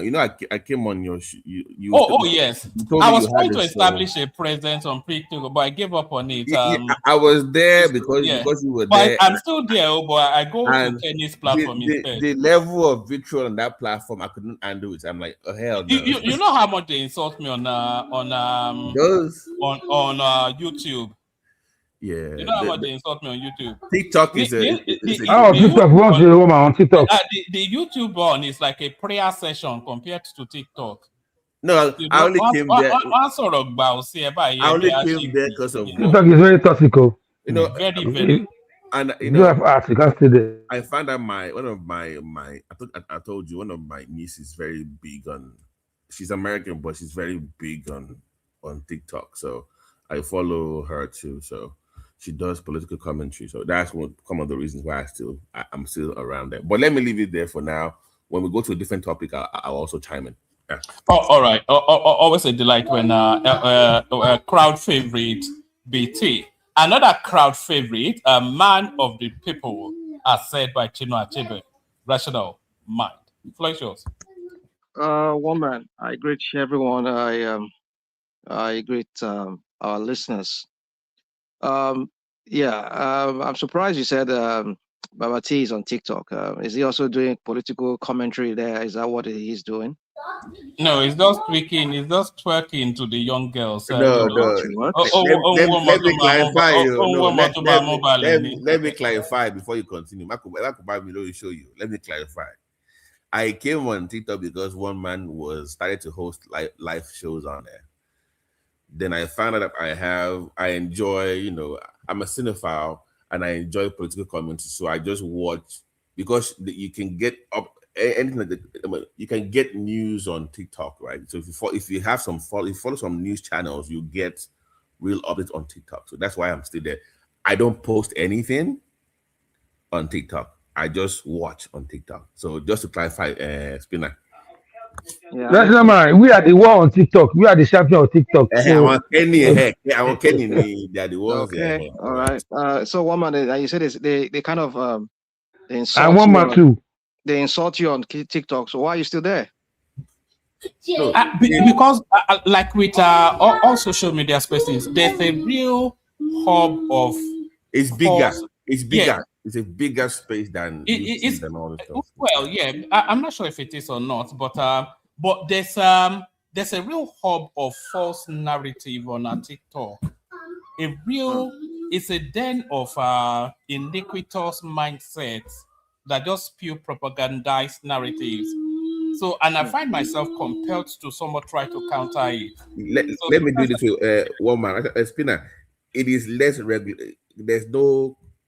It is less regulated compared to the other social media. So it's very liberal. You can say whatever you want to say without being banned or all this kind of like they do on Facebook or Instagram or YouTube.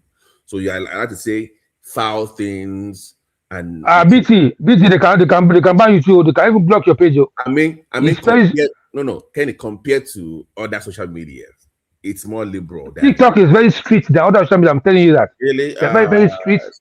Not the ones not the people that I'm watching. Like, how are these one even posting this nonsense? How are they even allowed to?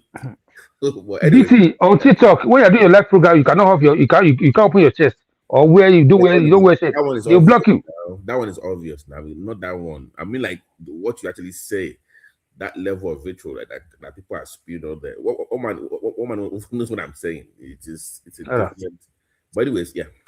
Okay, let us continue. I think I understand what you're saying because even I've seen, you see, I think recently TikTok was in the news for the bad reasons, obviously.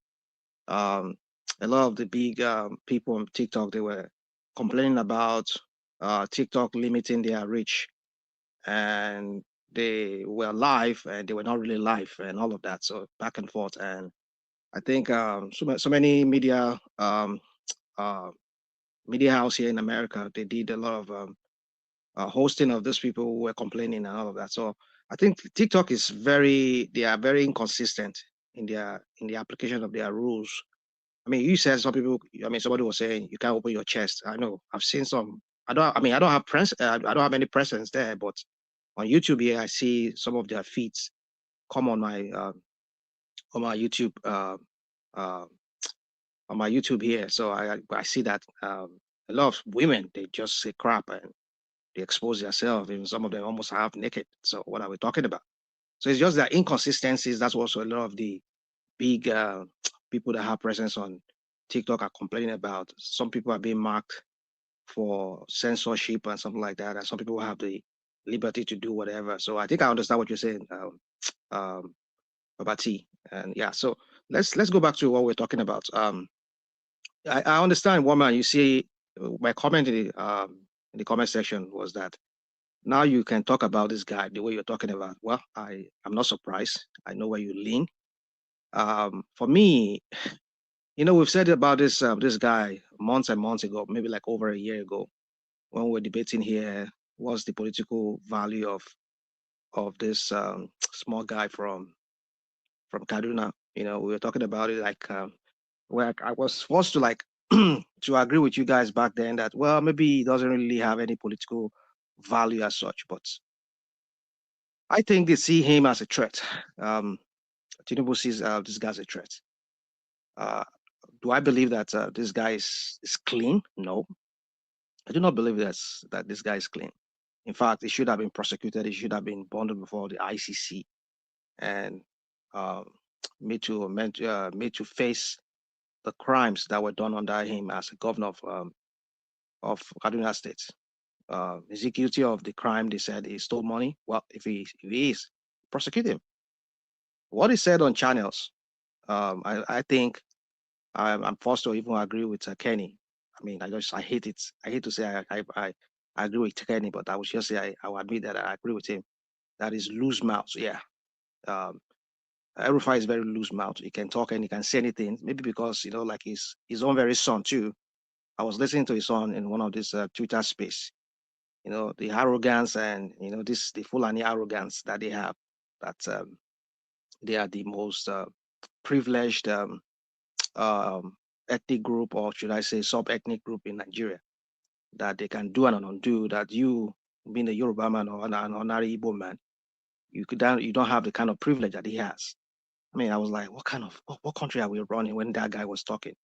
You know, the average Fulani people, I know some of them. I mean, you can see some of their bandits. Some of those they are terrorists who goes on TikTok and the way they act with impunity and this brazenness that which they act. I can tell you how an average Fulani sees himself in that country, and I know that that's what this guy plays on. That's why he goes on TV networks like Arise and could be spewing those crap.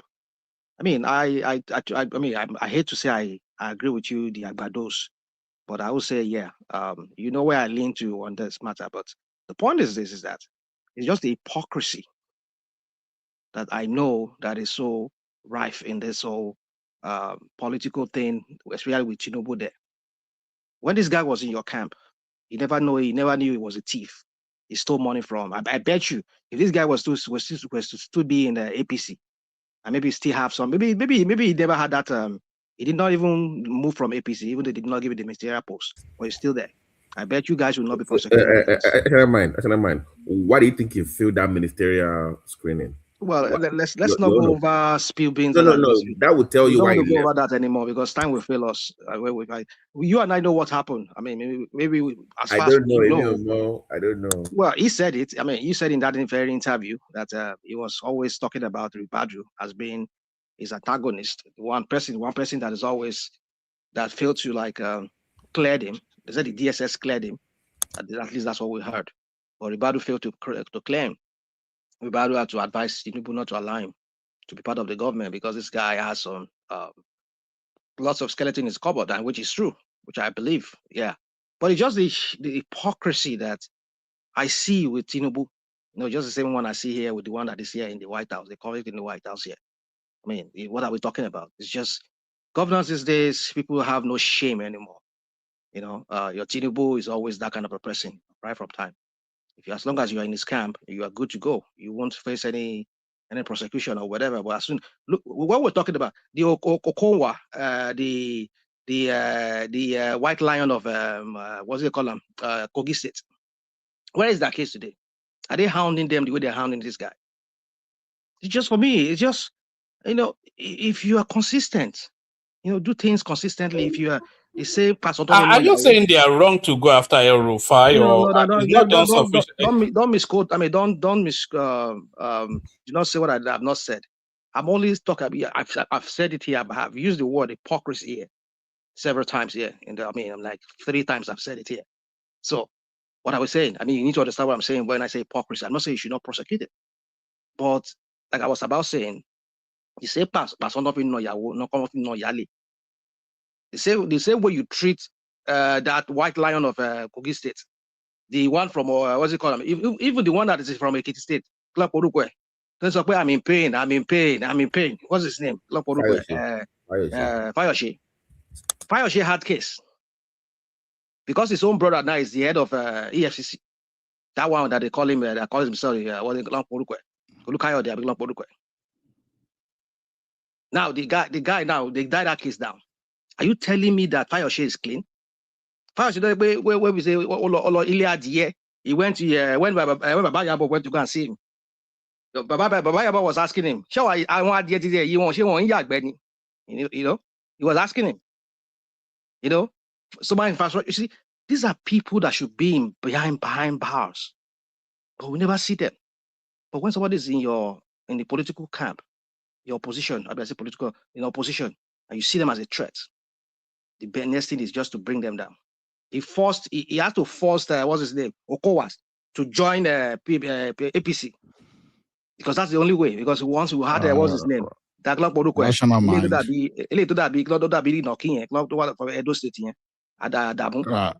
Rational mind. Yeah.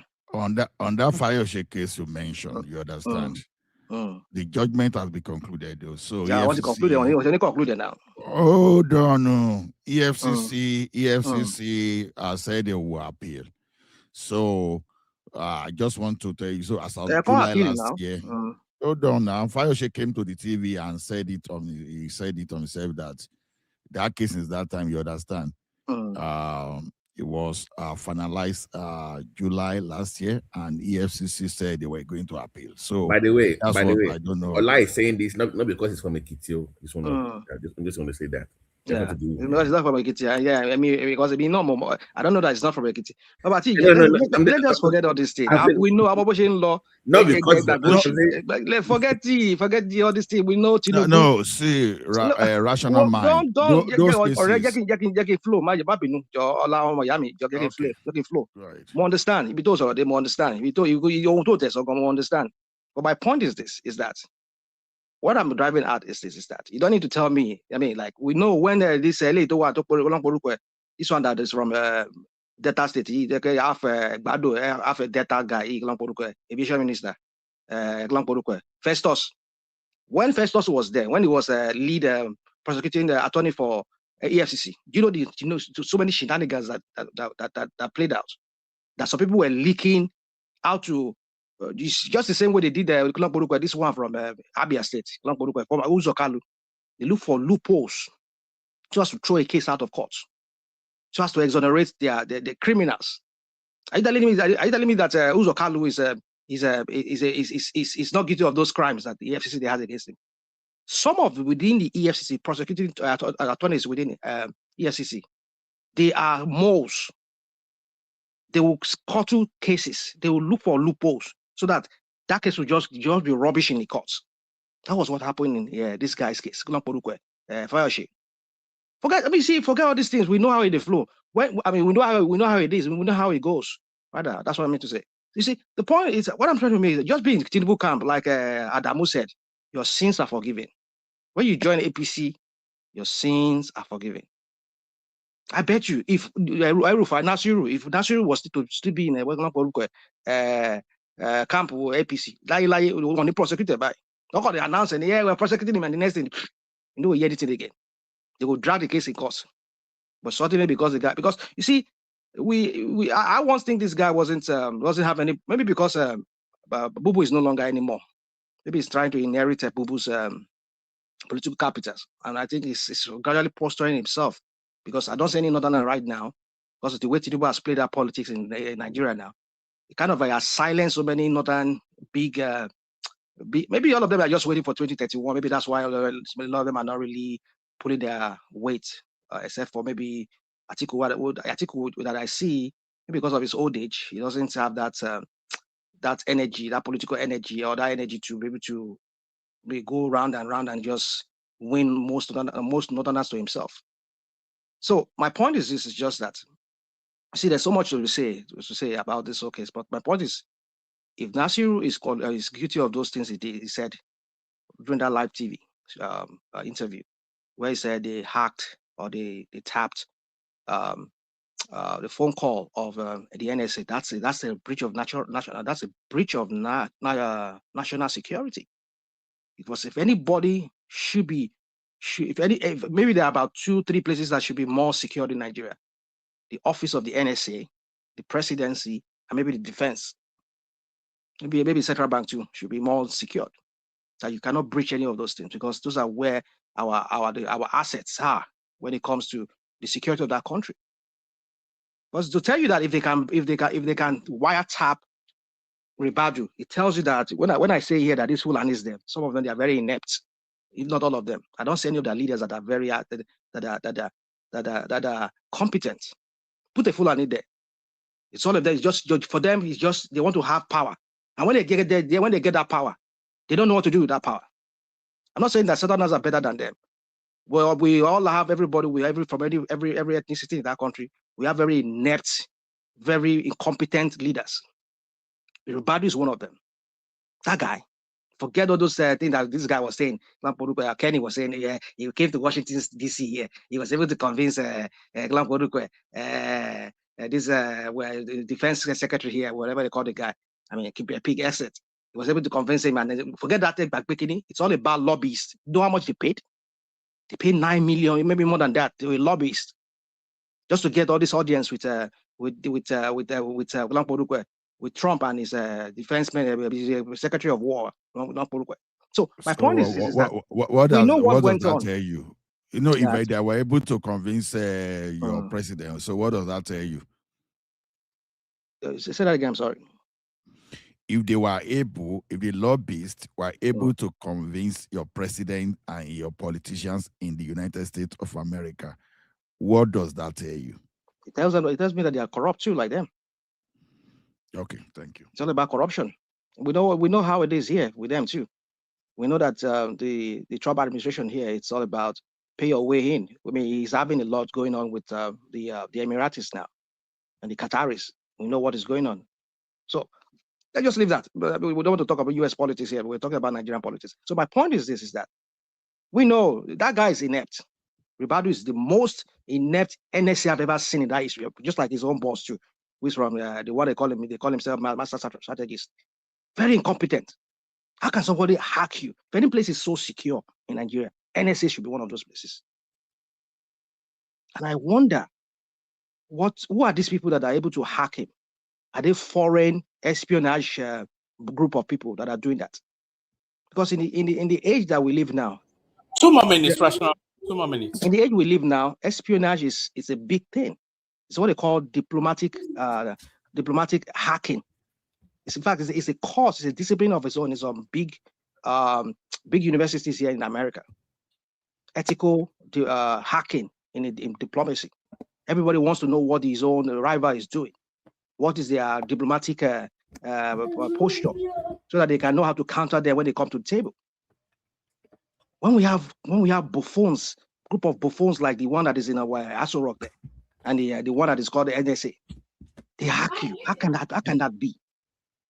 I want to believe it's just lying. Maybe it's just maybe he has an inside person that is giving them details and giving them what is within Tinubu's organization already, that they were being hacked. But if that is the case, that they were able to hack the phone of the NSA guy, forget it. It means we are cooked in that country called Nigeria. And you wonder why a lot of the times they say they want to go and smoke out some of these Boko Harams or even the bandits in their forest. They cannot do that. Those people already get tipping. They get a heads up already, and then they move out of the area, and then the Nigerian army go there. They just meet empty people there. So, in conclusion, one man, I just want to say this real quick. You see, I've said this. If we have to defeat these bandits in our forest, we have to go back to what Akeredolu said. I don't know why the Nigerian government. Am I surprised? I was listening to one guy when he was talking about he worked for Interpol. We have database of cars and stolen cars and everything, and Nigeria doesn't use it. We recruit our law enforcement agents. We don't do background check on them. Now, what am I trying to say here is that Akeredolu once said, if you have to live in a forest, you have to register. We have to know who you are. Can they do that? Because this thing is a very serious matter. In the whole of Southwest now, we have these people in our forest. Who are they? I tell you, if I live from this my little city here, I go to another little small town, I have to register.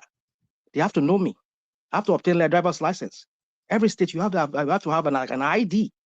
They will ID you to know that you're a resident of that state. So I think Nigerian government needs to look into that. You wonder why the US government doesn't want to have anything to do with us. They restrict our people from coming down here to apply for visas because we don't have good database. Don't even know who are Nigerians. Anybody can just throw in and obtain our citizenship and claim to be a Nigerian. Well, I'll leave it at that. Thank you.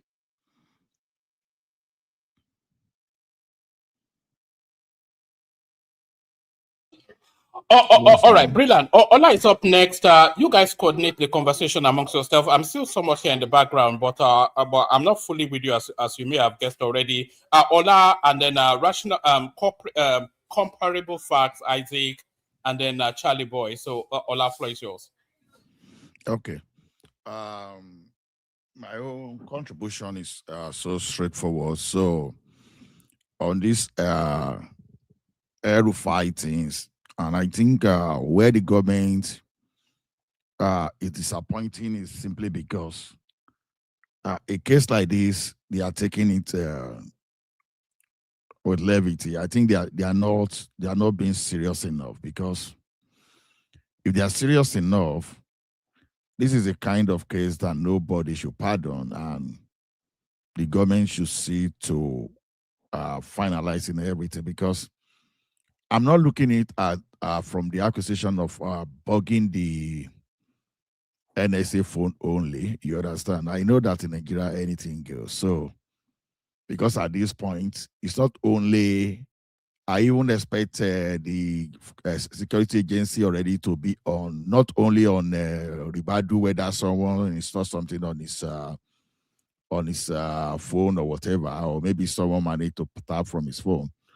And one of those things I'm actually expecting in such a way that by now they should be on the telecommunication companies, you understand, to start to kick them to start doing audits to see if there's anybody that is complicit within. Because you see, if what El-Rufai said was true, so we now know why one of the reasons why the troop would plan to for a war against terrorists And before you know, the terrorists, they've already prepared, they've already put mine before the troop got to that place. You know, there was a time in that country, if I remember very well, under Buhari, that these terrorists were bold enough to even down a military aircraft. So, and those are the kind of insecurity we want to we want to stop. I don't want to joke with, because things like that, if care is not taken, can even live with the country for century. So, and we don't want that situation. So, I think if truly El-Rufai was actually guilty of this, there's nothing. See, let me tell you one thing. If the supporter would let them go and block the Atlantic Ocean, stay on the Atlantic Ocean. This guy should be just be make a good example of how not to talk uselessly. You know, then accusing the national security of thallium surface is one thing, but you know how scary that kind of accusation could be if it wasn't true. Number one, you know, all those things about. I will tell you, even despite the fact that some of us even did chemistry right in secondary school, believe me, many of us were not aware that they were even using that kind of thing for such kind of a heinous crime. But now, when people talk carelessly, you know, we have terrorism issue in that country already. You are updating by the way this guy talk carelessly. I'm not saying all those terrorists are not aware, but then it's as good as you are updating a terrorist on even another approach they can even use to attack the country. You know, so that's why that when someone a mouth is like a tap, you know, you have to teach that person some kind of lesson that the person will have to remember forever, especially if that allegation was not true. So El-Rufai is a security risk for that country, irrespective of whatever anybody might say, whether is playing this victim card of Ribadu being in his case, all those stuff. The guys should just shut up, because it's too loose, and we know what he did in Southern Kaduna. So everybody knew what he did in Southern Kaduna. The peace, even though, you know, the insecurity that predate El-Rufai as the governor of Kaduna State was looking like an absolute peace compared to what this evil shot devil did in that Kaduna. And the guy asked every, you know, even, you know, if Nigeria was a country whereby people are really accountable, a person like him, you know, should just be a common inmate somewhere. And, you know, but, you know, Nigeria, you know, I can guarantee you that nothing will come out of this case, because they've turned the entire government in Nigeria to Nollywood scene. You understand? I do expect, because it's going to be a news for me if anything happened, and so that's just my position on that. They should make this guy a scapegoat. It should be a scapegoat. It's an unfortunate situation. You confess to paying terrorists. You understand? Saying that just giving an excuse that you are trying to protect life and property, and just a few years later you come and change everything. And you know, it is unfortunate that these politicians they get away with so many things, but it's looking like this is the first time they are not really going to get away. Because how do I mean? Look at his twins brother, even though not as evil as him, you understand, like Amechi. Look at how he was openly lying shamelessly to people. You understand that, they are postponing tax, they are doing something. So when you do all these dangerous things just in the name of politics, I think that's a red flag. What did he lie? What lie did he lie there? We'll give us an example of what is a lie. So what I mean, okay, Amechi said they postponed tax implementation to 2027. You understand that Tinubu is not implementing that thing now. So basically, he was just telling them that, they postponed this tax. So if you vote Tinubu, you understand, then it's bringing that in 2027. So basically, don't vote for him so that they won't bring it. How will you see? Let me tell you one thing. That alone is a red flag that, okay, These your politician, we used to think that these people, they had brain. It seems as if they have zero brain cell. Because this is so glaring, you understand. The workers end last year, last month, they knew, they are all aware of what they earn. You understand? As so far, only person that told me that is wages reduced by, that is tax increased by like about 130,000. Yeah, because that guy is earning like net close to 1.5 million every month. So Allah, basically, they are desperate. They are desperate. That's why they're lying to people. So basically, the guy that was telling me was three more minutes, Ola. 3 more minutes, and then we go on to comparable facts. Okay. So basically, the guy that was telling me, you understand, was earning like average of a net of 18 million in a year, which makes sense in the recent. But other than that, government workers, lecturers, and all those stuff, you understand, they've all called back that actually the thing increased. The excuse they are giving there, but the value of the money is not the same. That's the new excuse they give. But the question is your take home has increased. But you now see someone that call himself your governor and someone that intends to preside over the affairs of the country, lying to you. You understand? Good governance start from sincerity, start from honesty and openness, not you lying to start with. So, well, you don't really say anything, but I'd like to take you on that, but you've not said anything as to how did he specifically lie? Okay, you know what? Because he said 3 minutes. I want you and I to debate that maybe at some point. But it's okay. No, someone said hold on. After everybody has spoken, you can go back to it. But what Rotimi Amici actually said, I have the clip somewhere. He went on the storms and he said to the audience that if I bought something, building materials from you for 100 million naira, that the government will take 25% of it when they introduce the tax bill after the elections. That was what he said. He said it on, which is a lie. One, the tax bill has been introduced, and two, those are not the margins. So it's just some alarmist something.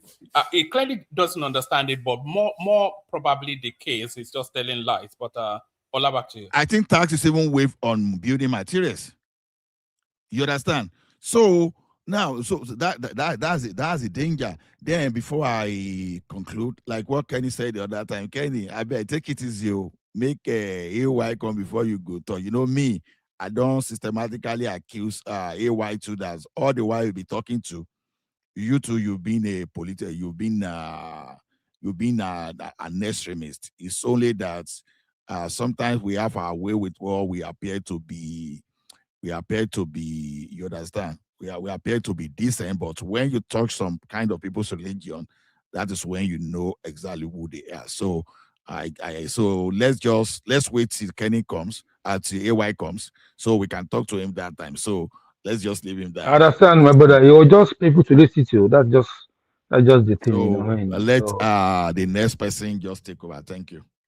All right, brilliant, excellent. So thank you, Ola. Stay with us, Ola. We go on from Ola to comparable facts. On our way to comparable facts, the elusive 10 new subscribers are still not showing up. Every single person listening to us now should be subscribed. So if you haven't subscribed already, please do. We are after 10 new subscribers minimum before the end of this session. So pause for that moment and press the red subscribe to turn it to gray. Comparable facts. Good to have you. Greeting everybody. Can you hear me? Yeah, carry on. Keep talking. We can hear you. Yeah, greeting everybody. Carry on. Greeting everybody. It's a very interesting topic. I'm going to talk about the El-Rufai, but let me begin about the situation we have in Nigeria. Yeah, when you have, when you have a country that the policy of Nigerian government just resembles a tyranny rather than a democracy. So this is what you get. I mean, it's never a doubt about where we are in a country. We can come here, rejoice or criticize with our own opinion. It doesn't really matter. I mean, and you have a party, that just rule by hegemony, nothing. They just want to be, autocracy. This is make everything, everything bastardized. Am I a supporter of El-Rufai? No. We know the atrocity he committed when he was in government.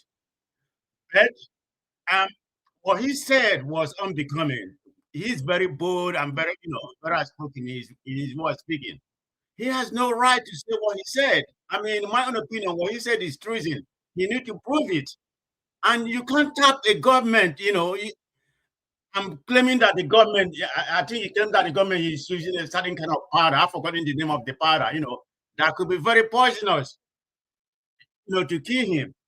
I don't know where he got that. So he should be charged. It doesn't matter who he is. He should be brought, he should be brought to court and be charged. That's the way I look at it. The man always be speaking nonsense, but I'm still wondering if anybody had the fact, please can you lecture me? What actually transpired? Why he wasn't nominated? What went wrong between him and Tinubu? Can you tell me before what they are right now? Security. Yes. Let me tell you. Okay, sorry, woman. This is the reason why it was denied, because of this kind of open confession. Nobody can deny that he was online himself. He did put on his head, and he's opened his mouth and confessed everything he's been doing.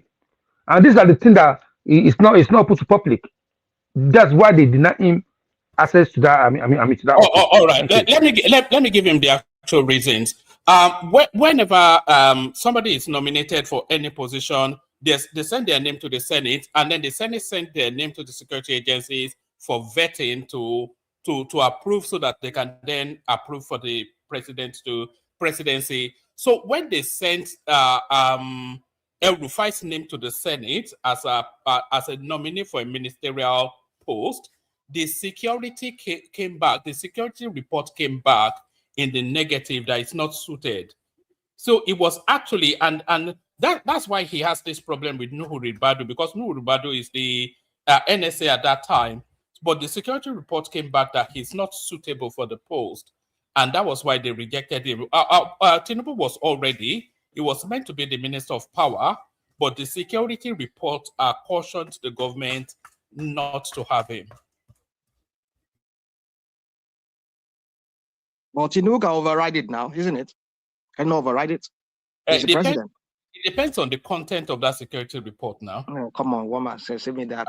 But come on now, even you have to concede that now. No, he has to be egregious to the level that. No, I think Tinubu is in on it. Himself is in on it. He just wants to. Yeah, it's okay. Rational mind, what are you saying now? What are you saying now? They said something about insecurity. No, don't give me that. I mean, are you telling me? Okay, what about Matawale? Why didn't the security report talk about Matawale? Hold on now. Anybody should be on the list of. Do you have a security report on Matawale?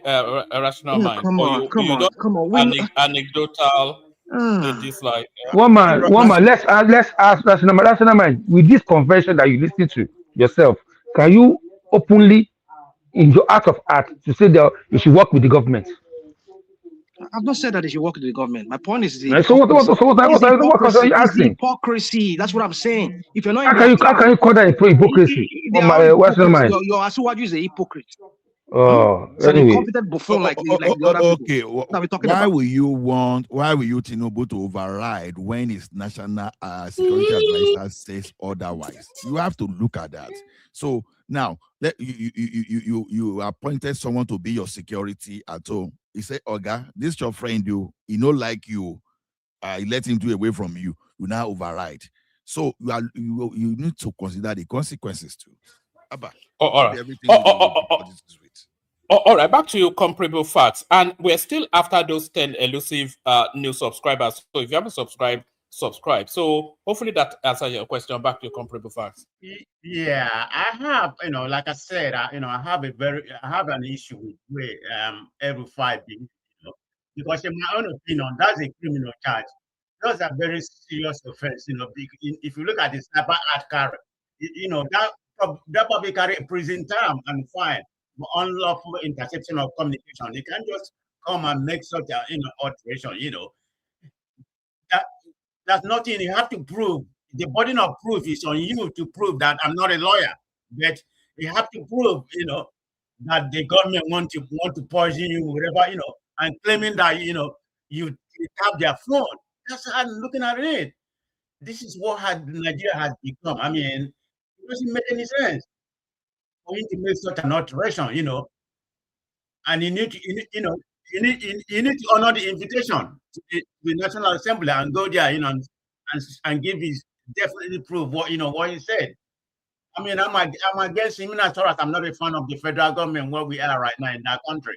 I mean, look at what's happening in National Assembly today.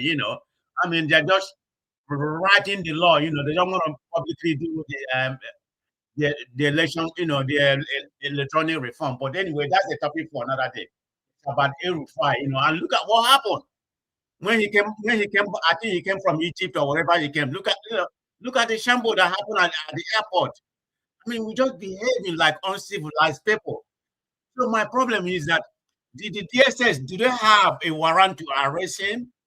I mean, why didn't they get any kind of evidence that something like that was going to happen? They should have. Sorry, I didn't want to interrupt you. Comparable facts, but what is actually imagined is that they don't actually need a warrant to arrest him in a criminal matter, and they didn't even seek to arrest him. They only went there to seize his passport, which they succeeded in doing. Well, I'm even more appalled. But that wasn't the case. Why are you giving this kind of story? What transpired at our international airport? That should have happened. The DSS should have had an intel that something like that was going to happen. They could have stopped them before they get there. It's all over the news, all over the world right now. Man of prestige. That's not even the case. What is the case? Hold on. Did you see what woman said there? Right there. That's another thing. That's the Tinubu camp kind of narrative that they wanted to seize his passport. No, they wanted to. That was what the DSS said. No, that's what they ended up. That was what they ended up doing. But they never said they wanted to arrest him. Now it was El-Rufai that said they wanted to arrest him. No. The DSS never said they wanted to arrest him. No. It was El-Rufai that said they wanted to arrest him. So what are we going to believe? El-Rufai we believe the DSS now, right? Well, we have to believe Obasanjo, who told us that El-Rufai is a pathological liar. Well, one man in that clip, the guy was clearly telling El-Rufai that he should work with them. What are we talking about? Hold on, sir. Rational mind. If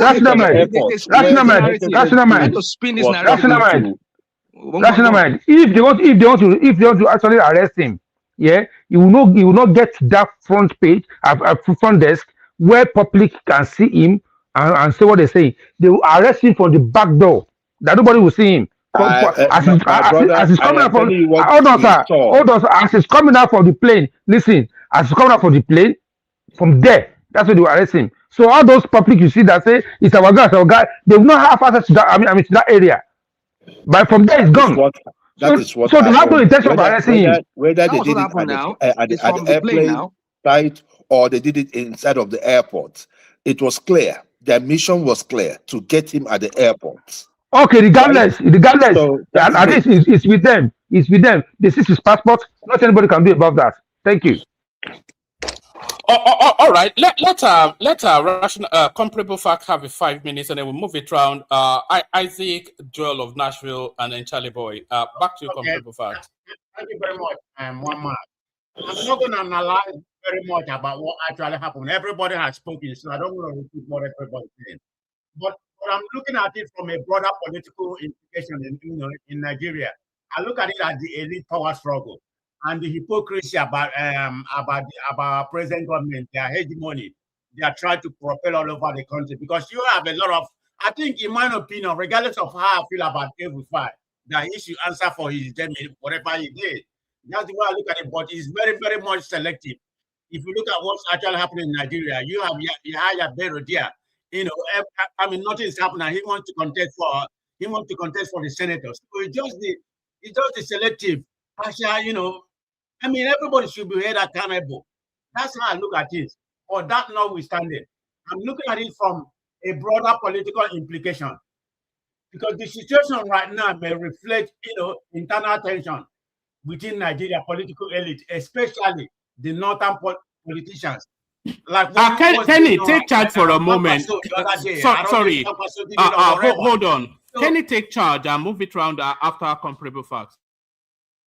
So I'm looking like okay, no problem, boss. APC feel like they are losing the What's north. Ola? So that's why they're moving towards the south right now. They already captured the southwest, so they're looking towards the south and southeast. The so-called city boys and the village boys, and Don't change. Let's stay with topic, please. Let's stay with topic. Let him say now. Okay, We're not talking about city boy for now. We are focusing on. We are focusing on El-Rufai. He can talk. He can speak on any issue that he wants to speak No, about. no. After boy, everybody speak round, they can go to anywhere. No, you can't control. You can't control his thought. Let him talk. Let him speak, please. Listen, I'm. Here. You try to tell somebody what to speak, and this platform is not yours. Listen, I'm moderating, okay, and we have a topic. No, don't be that about your. Don't be that about your style of. Joe of Nasri, please mute yourself. All right. Joe of Nasri, please mute yourself, please. You cannot be an Ababio here. Joe of Nasri, don't make it rowdy, please. I beg you, the name of God. You cannot be an Ababio here, please. Joe of Nasri, I beg you. Joe of Nasri, please don't make it rowdy. See, we are all. Let's be civil. I'm not an army. I'm not a dictator. I'm just saying that, please, guys, let's speak about the topic. After that, we cannot go in whatever you want to say. I don't think that's too hard for me to ask. All right, that's what I'm just saying. I'm not saying we cannot talk about any other topic, but everybody's going to have for 5 minutes. He does not have enough knowledge on that stuff, and some people here helped him. Now he wants to delve into a topic that he has more knowledge in. No. Okay, I will not allow that. I would rather pass the mic to somebody else. If he finishes with the topic, then somebody else can speak. All right, that's my decision. Oga Kenny, just let him flow, and then let him flow. I understand you want to stay on topic, but let him just flow. Use his time. One man says, I think 3 more minutes or 5 more minutes. Let him just flow. Okay, now, okay. My specific, you have your 3 minutes. Please continue, please. No interjection, please. Thank you. My prestige. Compatible parts. Yeah. I don't have that much to say. I just want to listen. So I will talk later about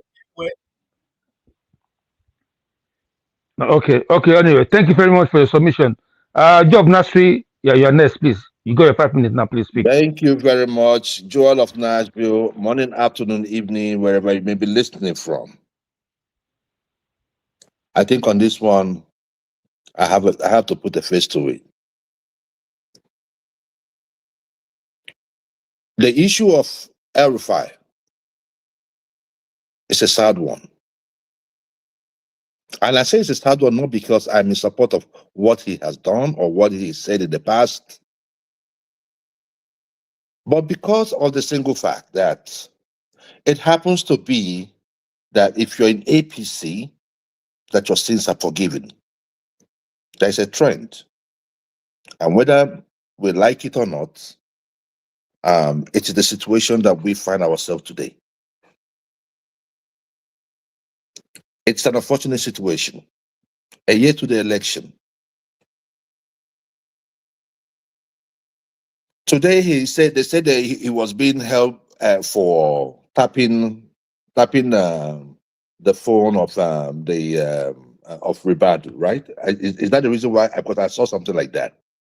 No, I think it said he has EFCC case. After then, EFCC is holding him now, and then after then, I think DSS is holding. Already filed a case. The Ribadu case. No. This is what happened. The state that it came from, that they won't file the case of fraud against him, not the federal. Okay. It's the state. What about the issue of tapping? That tapping. They've charged him to court in regard to that. Okay, all right. So the reason why I'm talking about this is that how many of us remember the Yes Daddy conversation that went on, whether true or false? Somebody did that tapping. Who went to jail for that? But nobody pressed a charge. Look, hold on, please. This is the thing. In Nigeria, we must tell ourselves the truth. Because Nigeria is getting to a boiling point. Tinubu cannot continue to hold us to ransom. He cannot. He cannot. If somebody commits a crime, let the person go through the normal court proceedings. So what are they doing? The right procedure. Hold on, please. So what are they doing now? What are they doing now? Hold on. Hold on. There should not be a situation whereby if I go into APC, my sins are forgiven. But that's not the case right now, my brother. But that's the case that we have today. No, that's not, how is it the case? Akpabio is the Senate president, and Akpabio has corruption cases against him, and he's the number 3 man in Nigeria. We have the case of the former governor of Kogi State. Is it what's his name? Right? Yabelo. Is it not in court? Is it not in court? Which court? Is Yabelo not in court? Is Yabelo not in court? Which court? Where did you see that? Look, let me tell you something. Let me hold on, please. Hold on. Let me tell you. We have barrage of them in APC today that are very, very corrupt. And in the words of Adams Oshomole, if you come into APC, your sins are forgiven. My brother, please, hold on, sir. Hold on, no. Listen, no, hold on, sir, please. I beg you, in the name of God, yeah? I'm not saying you should not be partisan. Don't insult our knowledge or our intelligence. No, hold on, sir. Hold on. No. Listen, my brother. See, National Mind, please. National Mind. Hold on, sir. National Mind. George Nasri, I don't mean to interrupt you, but National Mind is here. See, all of us will listen to the confession of El-Rufai on national TV. They did not put gun into his head. And I just told you now that the case of EFCC is not from federal. It's from his own state, a governor that he installed by himself. So I don't want us to say, what about? Let's face the reality and let's talk about the issue. What is going on. You might want to feign ignorance, and that is your right. But we all know what is going on in Nigeria today. Now, let me delve into another topic. You got 3 minutes more. People have been talking about it. It's still within my time. I don't want to waste my time on the issue of El-Rufai. I just think that the normal court procedure should be followed and not this kangaroo kind of justice that we are seeing today. The city boys versus the city boy and versus the obedience. And please. We are not talking about city boy right now. No, we are not talking about that now, please. No, I will not allow that. I will not allow that. My time. It is my time. No, it's not about your time. No, let's not know. You can't tell me what to do with my time. What's your problem? We have a topic. What is the topic? No. Look, when women come back, you can do that. Hold on. You cannot control me. When women come back, you can do that. No, we have a topic. You cannot. We are not talking about city boy right now. We're going to talk about that later. That's how you do it. No. Look, let me tell you something. If you were paid, we are all here. Job Nasri. You cannot. No, listen. No, you cannot. I'm not saying. Listen, I don't want to remove you. I am done. I'm not saying you cannot speak your mind. Listen, no, hold on. If you don't, let me go to the next speaker. If you are done with El-Rufai, no. If you're done with El-Rufai, listen. Now leave me to talk. That's not my place. Help me here. Leave me to talk. That's not. That's not my. No. The issue there. I'm trying to help you. That was why I said let him. You said 3 more minutes now. Let him use his 3 minutes to talk whatever he wants to say, and then you move on. Just let him, please. Those people that are bent on aligning with the oppressors of Nigeria, even when the people are the one patronizing them. On this show, I told one man, and I told a whole lot of you Abadorians, especially that one they call the loquacious enigmatic. I told you guys on this show that Tinubu should focus on the people. You still have 30 governors today, over 30 governors, because the shitty professor we have in Anambra State is supporting him. You have over 31 governors, and you are still bent on not giving us a free and fair, credible election. It's a shame. And now you want to bring in the city boys? Who are the city boys? Who are they? You're clowning yourself, President Tinubu. You're clowning yourself. Give us a free and fair election. That's all we need. All these guys you have, they have no political relevance in Southeast. 2 more minutes. I said it on this show.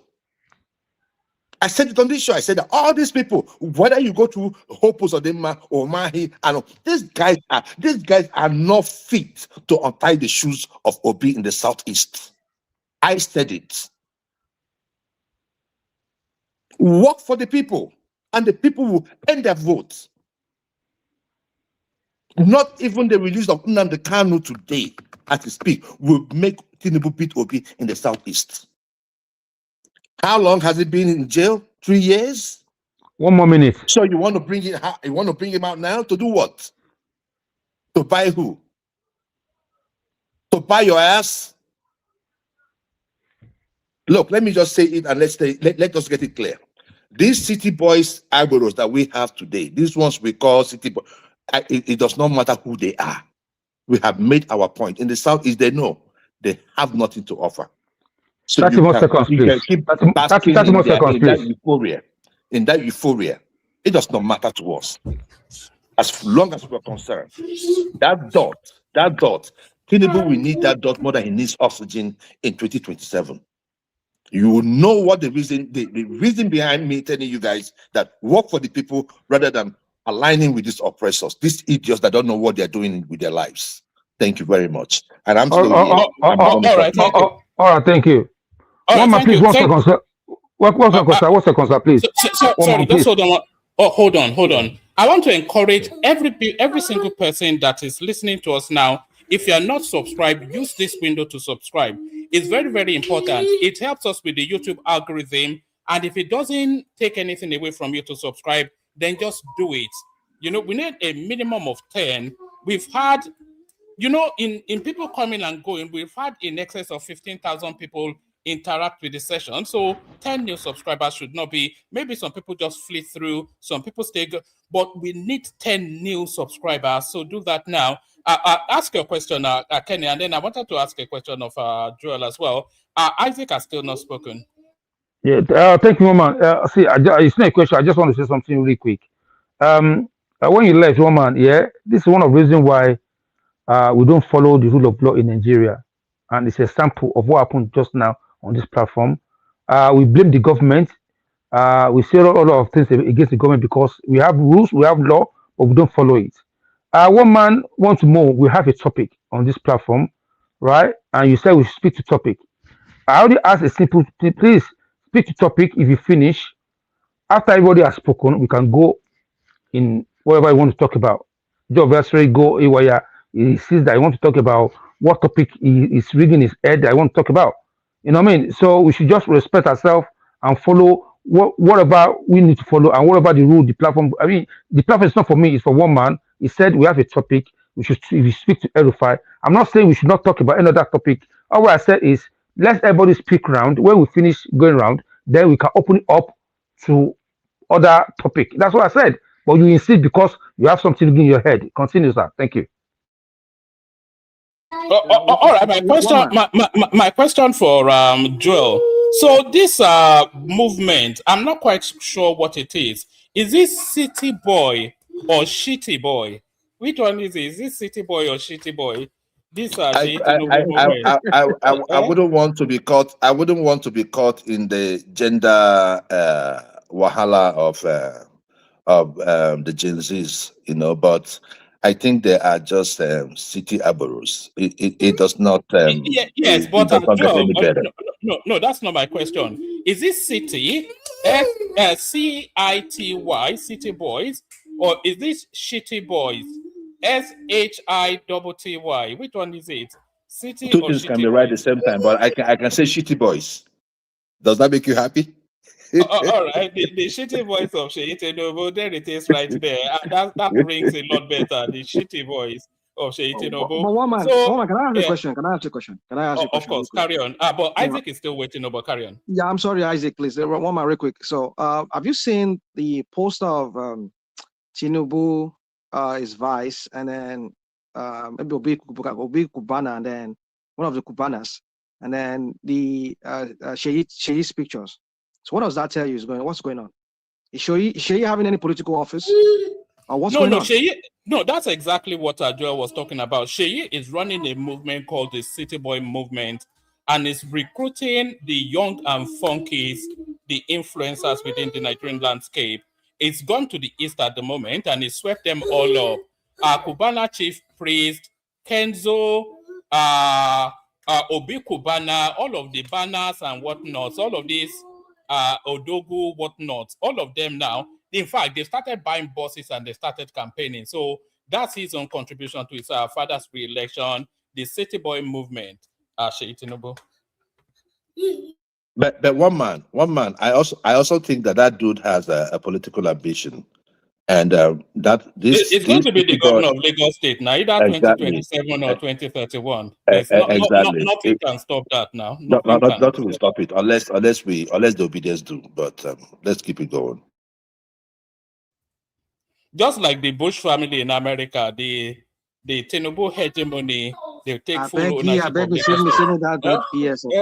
Bush. What Bush family?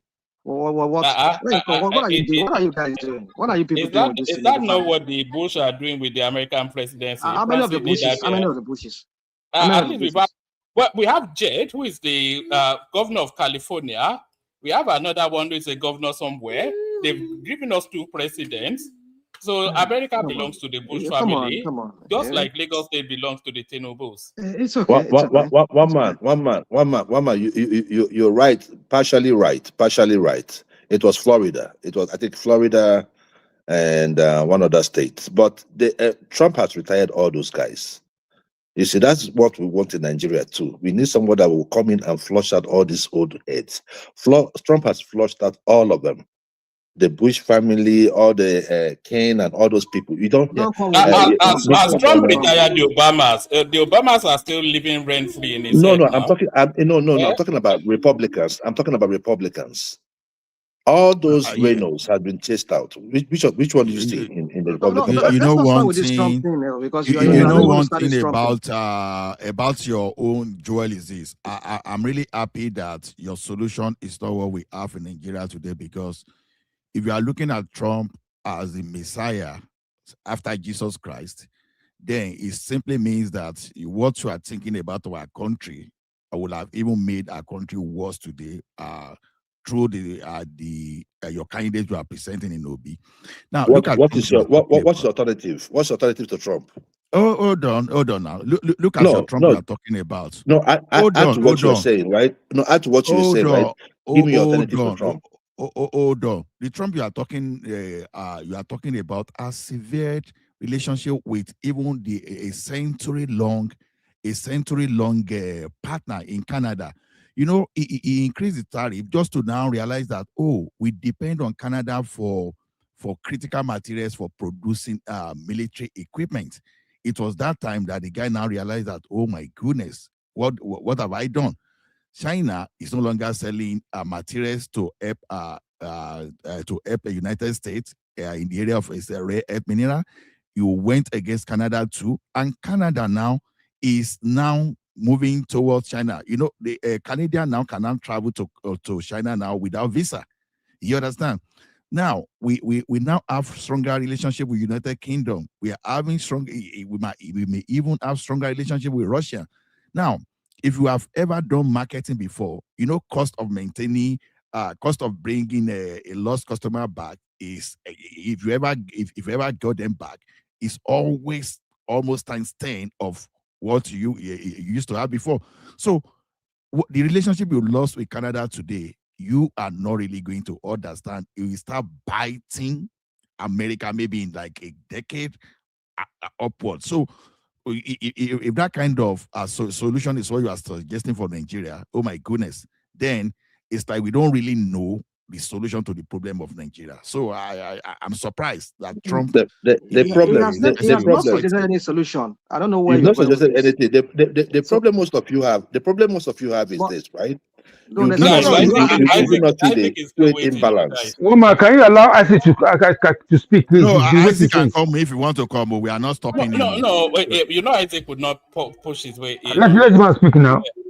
Yeah. So floor is yours, Isaac. On our way to Isaac, those elusive 10 subscribers, we're still after you. So maybe I try a different way. If you subscribe now, you get 1,000 virgins in Al-Jannah when you die. 1,000 virgins for you if you subscribe now. If the next 10 people that subscribes, they'll get 1,000 virgins when they get to heaven. How about that? And people can also follow the example of Choma and Super Tats towards the stream. But if you don't feel inclined, then don't push yourself. But especially push yourself to like and subscribe. 10 new subscribers, and you get 1,000 virgin each. Isaac, the floor is yours. Thank you very much, Maman. You see, Wama will always solicit for new subscribers, and then we all listen daily. He shouts, plead, beg, and all method that he want to use. Now he's presenting some form of virgin. By the time you get to the other side of this world and all that. And I see, like, I'm going to make my promise by the grace of God this evening. I'm going to step out maybe in another 30 minutes from now. I think these subscribers we are always, talking about or searching for to this one man's went to moon. Is it that hard? I just, like today, I just say, okay, let me think about this. What if I go out and then meet, because I have some friends, I have a lot of them there. I'll just go there, pick up their phones, log into YouTube. I want you to correct me if I'm wrong about it. I'll pick up their phones. They are all on YouTube. They are all on Facebook. I'll go to YouTube, open one more page where I see subscribe. If it's still black or gray, I'll ask him to pitch on it, even if he's not a friend of this platform, even if he has never heard of Wama Went to Mo. But I have friends that I can influence. I'll ask them to pick on the subscribe button. And I believe I'll be able to get like 4, 5, 6 this evening if I go out. And all right, do that. But you know what the real issue is? We all know what the real issue is. This platform does not buy into the obedient bullshit, and we mock Peter Obi routinely. And the Obi space is the strongest space, is the strongest presence on Nigeria political social media. Everybody else is watching Nollywood, going to pastor to go and do what God cannot do and all that. But the obedient space, they're the most active politically, and they detest us. They hate us with the some of them even subscribe and then unsubscribe after the show. Okay. Yeah, that's think, really what it is. Yeah, I think we're not going to shy away from that. Those of us who really love this platform, whether obedient, whether whatever, agbados or whatever you call them, whether those staying neutral, whatever, as long as I know that this platform is a blessing, is knowledgeable, whether you subscribe or unsubscribe, whether you call yourself obedient, whatever, it's only somebody that have no sense, the insensible ones that will say this platform is a mess. For me, this platform is one of the best compared to others, where people come and log in and StreamYard and all that, listen, even if you are not contributing, you just listen at the background. It's enjoyable. There are some platforms that you can't even bear it. You just be annoyed when they talk. You don't even know what they are saying. Even here, in one man's platform, even right here, you hear some people, you don't even know what they are saying. When they are talking, you'll be annoyed. Like you don't even know where they are going, where they are coming from. Leave rational mind alone now. What has it done No, to I'm you? not talking to rational man. I'm not talking to. I'm not referring to rational man. I'm referring to nobody.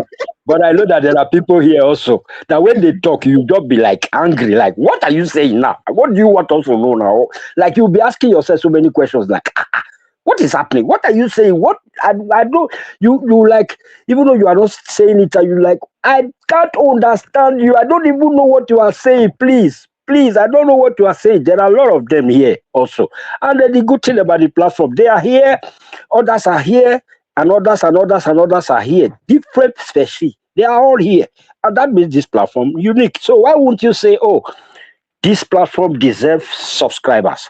So those are for you who are not let Moko move on. We don't hear you. Isaac. Moko move on. Isaac. Now Yeah. one man they done himself for. See, no, joke apart. What Isaac is talking is serious. Now one man they done himself. Let me tell you one thing. If I were one man, so this guy can change the topic and does not speak to this thing. And what's his name? The moderator will just shut up. Huh? No. You see these people will get on this show. No, That's Joel, this is totally different. No. Yeah, it's canvassing It's for part of it. subscribers now, so that benefits the platform. Hold on. If I were one man, but you're right. After Ola, we go back to topic. Yeah, go I will Ola. split the program into two content. One will be premium, and it will be for subscriber only. Then they'll show free people that cannot even subscribe. They can go on their own. See, one man, I'm not telling you, I'm not trying to patronize you. I know for sure some people listening to content here, by the time they release their content, I compare. I said, didn't we discuss this thing yesterday? And yet, Ola, I didn't even want to break you up. Not even to pat anybody on the back, but you know, all of the best talents came out of this platform. Most of them still are. That's one, and all of the innovations in the space comes out of this platform. And we've got several other ideas that we're going to roll out, but we'll roll them out. We need to hit targets, and then we start to roll out some. You've seen some really funky things about, you know. Well, maybe we start to. I'll be speaking to you offline a lot more, actually, Ola, because there are plans, a lot of big plans, but you see them flesh out. There's anyway, let me not say it publicly because people tend to still have their ideas. That'd be nice. Yeah. We can talk offline. Yeah, we can talk offline. Yeah, so can I just okay, El-Rufai on his way back from Egypt landed at the Murtala Mohammed Airport or the Abuja Airport, wherever, and then intercepted by the DSS or EFCC or whatever, claiming that they want to target his passport, and that's all they fed us with. Actually, that's what we should believe. But the truth about El-Rufai, you see, he came and his passport was targeted. Now, what we should believe, this is what we should believe. We should believe that his trip to Egypt took the authority unaware. So when they had the information of his coming back, they saw it as a very good opportunity for them to just welcome him right there at the airport so he can hand his passport over, which they did, which is an applause to the authorities. Apart from El-Rufai, some other northern elites, northern politicians is being targeted as we speak. If you don't know, I want you to know that.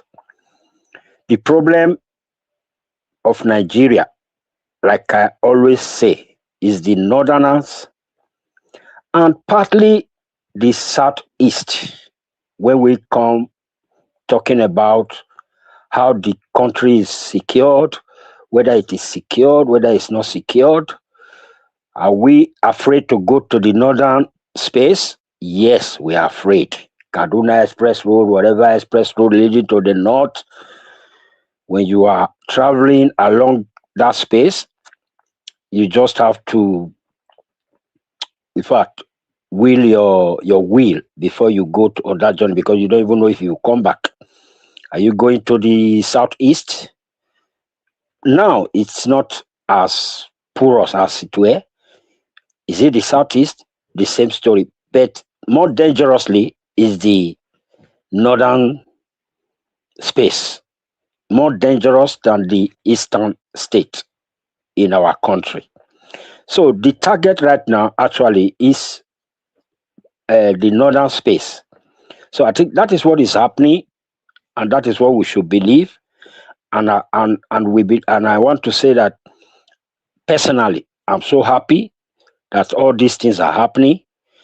All I know is the man in charge right now is doing the right thing, and whosoever may have been in that office, apart from him, whether Atiku, whether Amechi, whether Showore, if that person is also taking these such actions that we are seeing today, I believe is going to be a very big praise to them. They will praise them. The reason they are not praising this man, I don't know why they I think I always tell people around me that the savior that they wouldn't, how do I put it? That this man is the savior they've been praying for, and now the savior came, they refused to recognize him.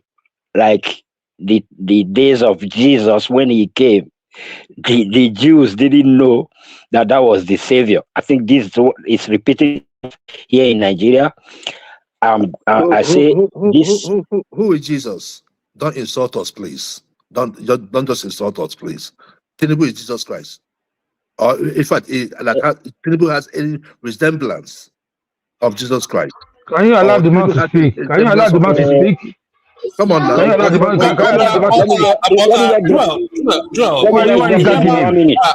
Hold on, Joel. Joel, you remember that the Bible promised us a second coming. So let me just one more minute. Let me end it up. One more minute. Let me end it up. You know, how do I put it? I don't think what I'm saying today is not going to have record for tomorrow. Definitely it's going to have the record for tomorrow. I say it again. This man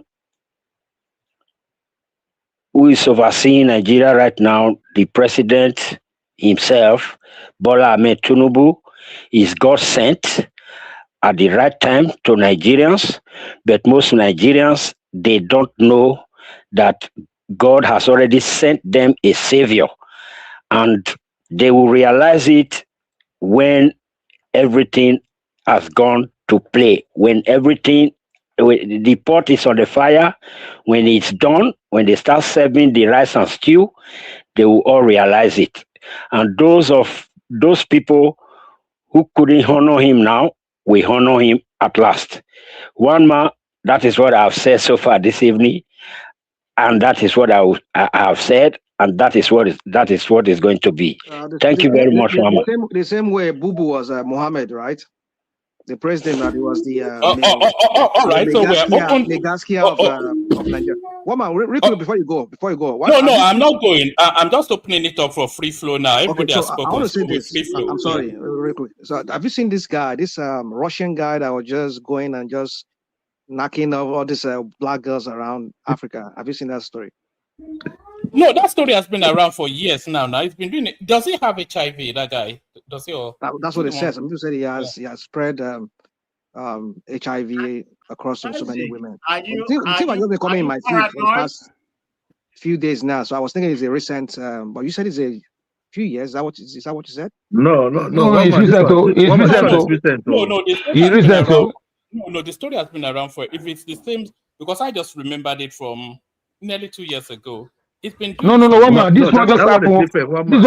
This one just happened last week or 2 weeks ago. It's not last year. It's not. It just happened. Even I'm forced to believe that what man is saying probably has been happening for long, because how can you knock 500 women in Ghana alone? 500 women. He said 800.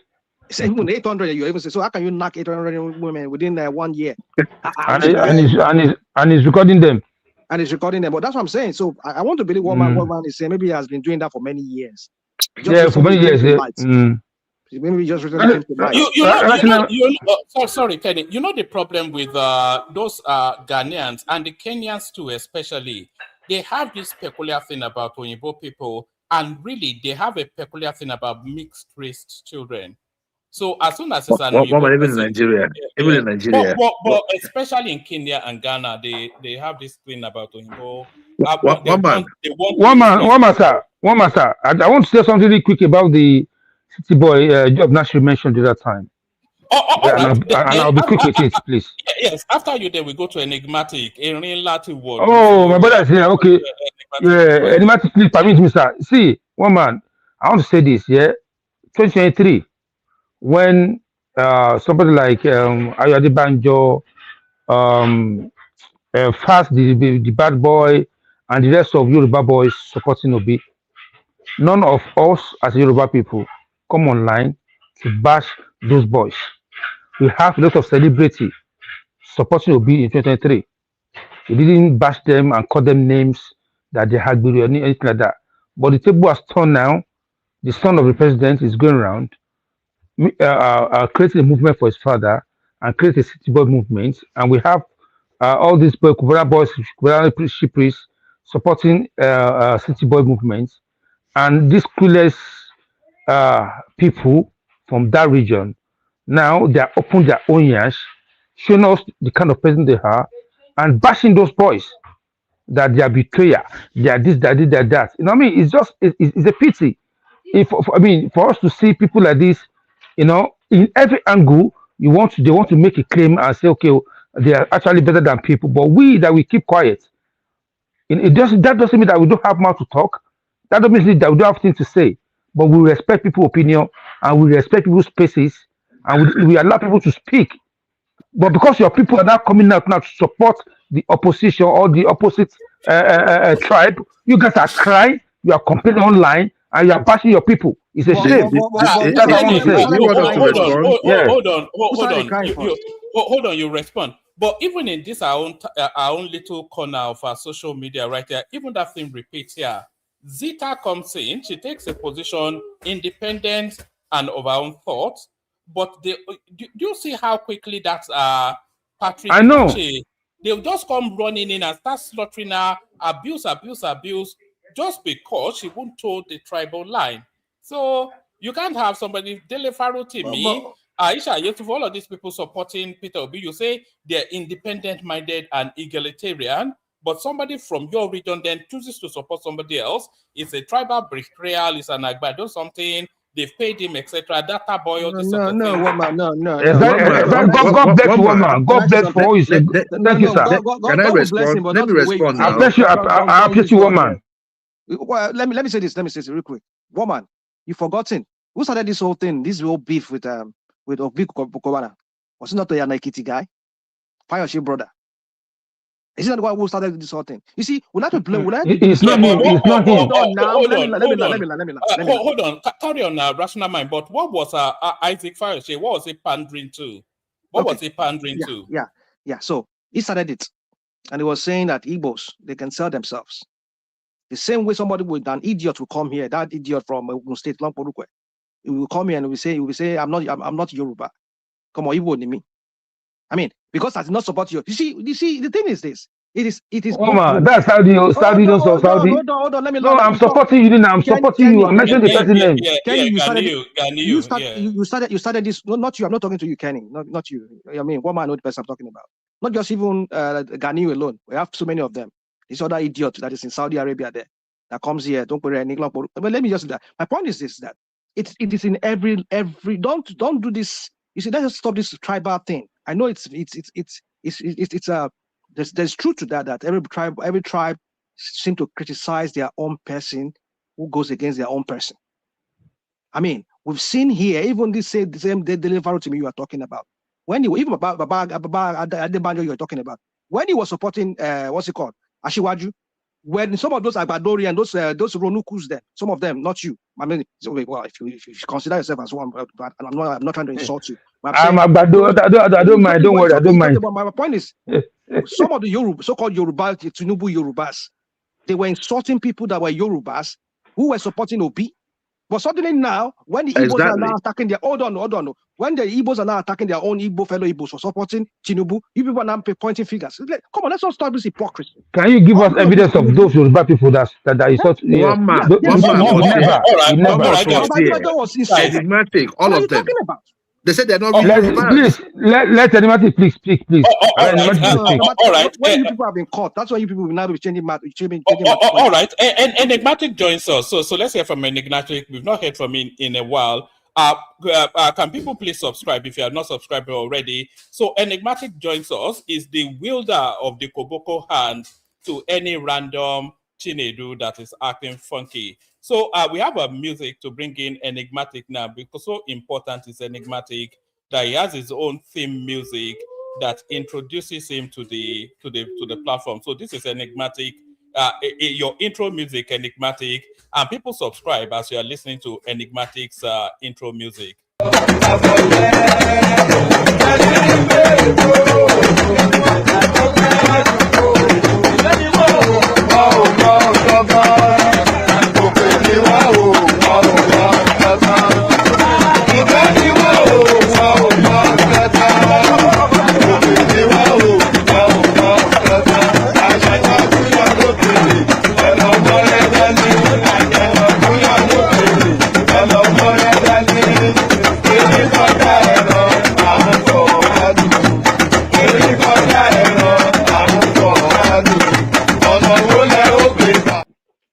One man, there's no sound. I can hear it. We hear it.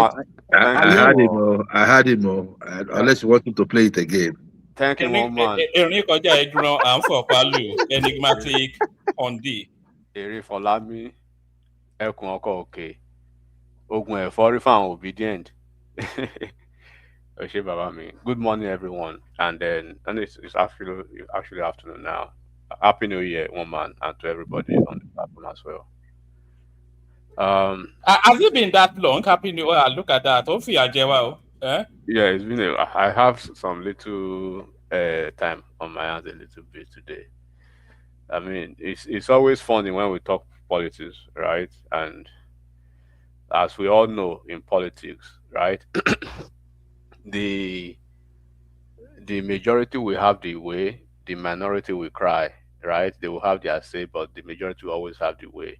It's a general global template in politics. Even in America here, Democrats will cry and they will cry back and whine at the end of the day when they do not have the majority in the House. Donald Trump will have his way. Also, pray that you get back to majority and you have your way. That's the way I would just say it for people who want to believe that Christ can actually take them anywhere. Politics is all about you understanding your pain points and finding a possibility of consolidating on the areas of your losses, right? When you look at the dynamics, shortly after this, the last election, if you could remember, one man, I basically said it that 2027 is done and dusted, that serious politicians are actually playing towards 2031.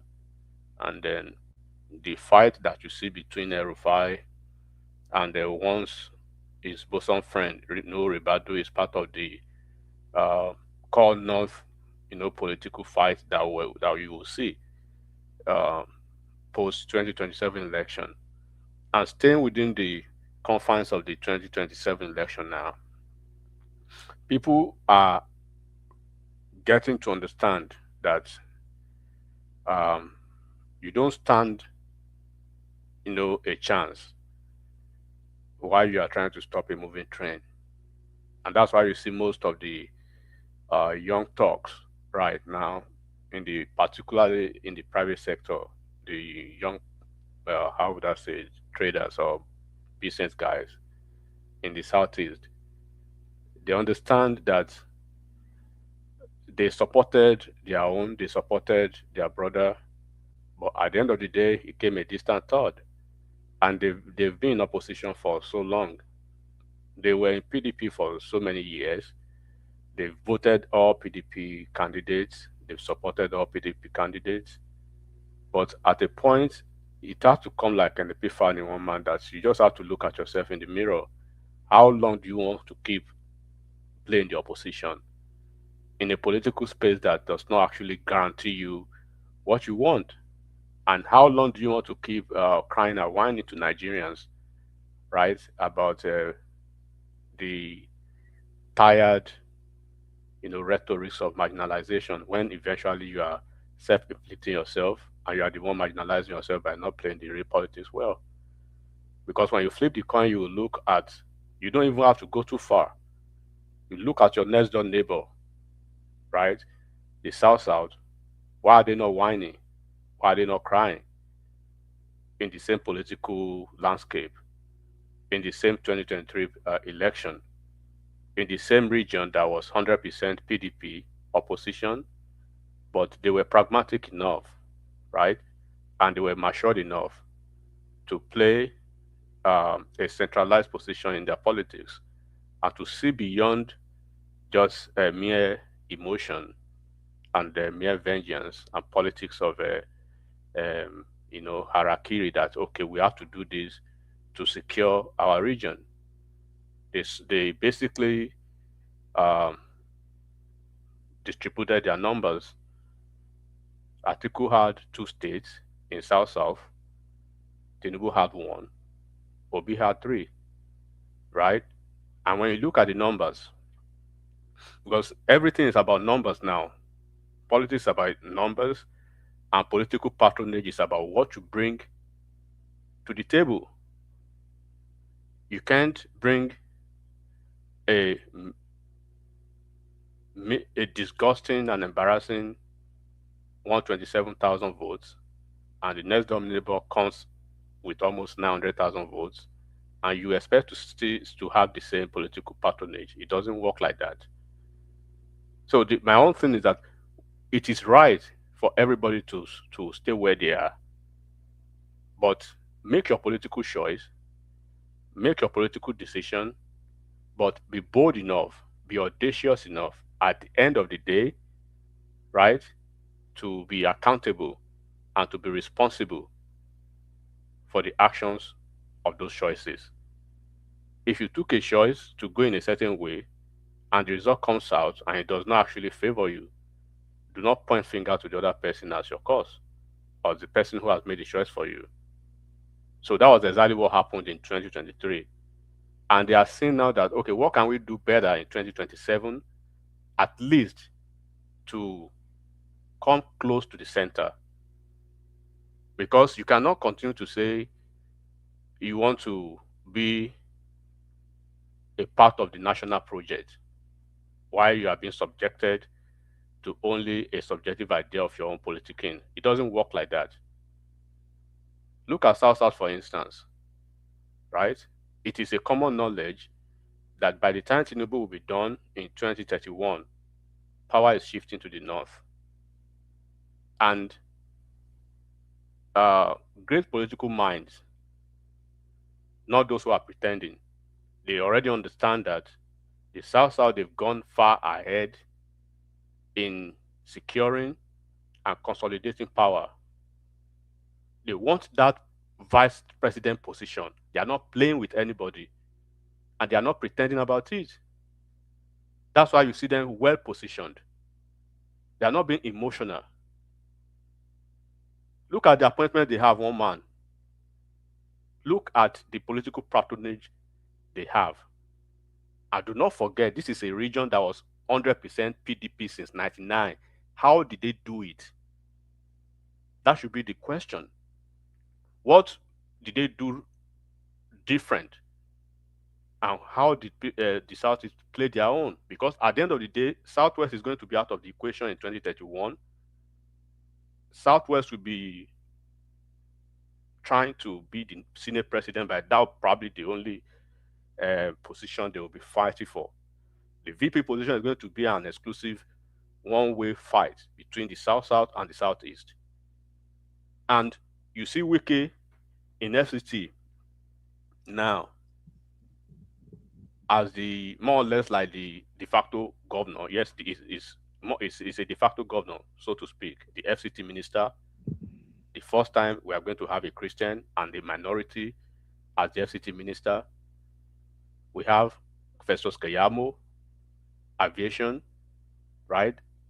We have the guy from Edo State, who is the Minister of Regional Development, and that is the same ministry, the supervising ministry for NDDC, and and the supervising ministry for all the development commissions, the Southwest, the Southeast, all those commissions.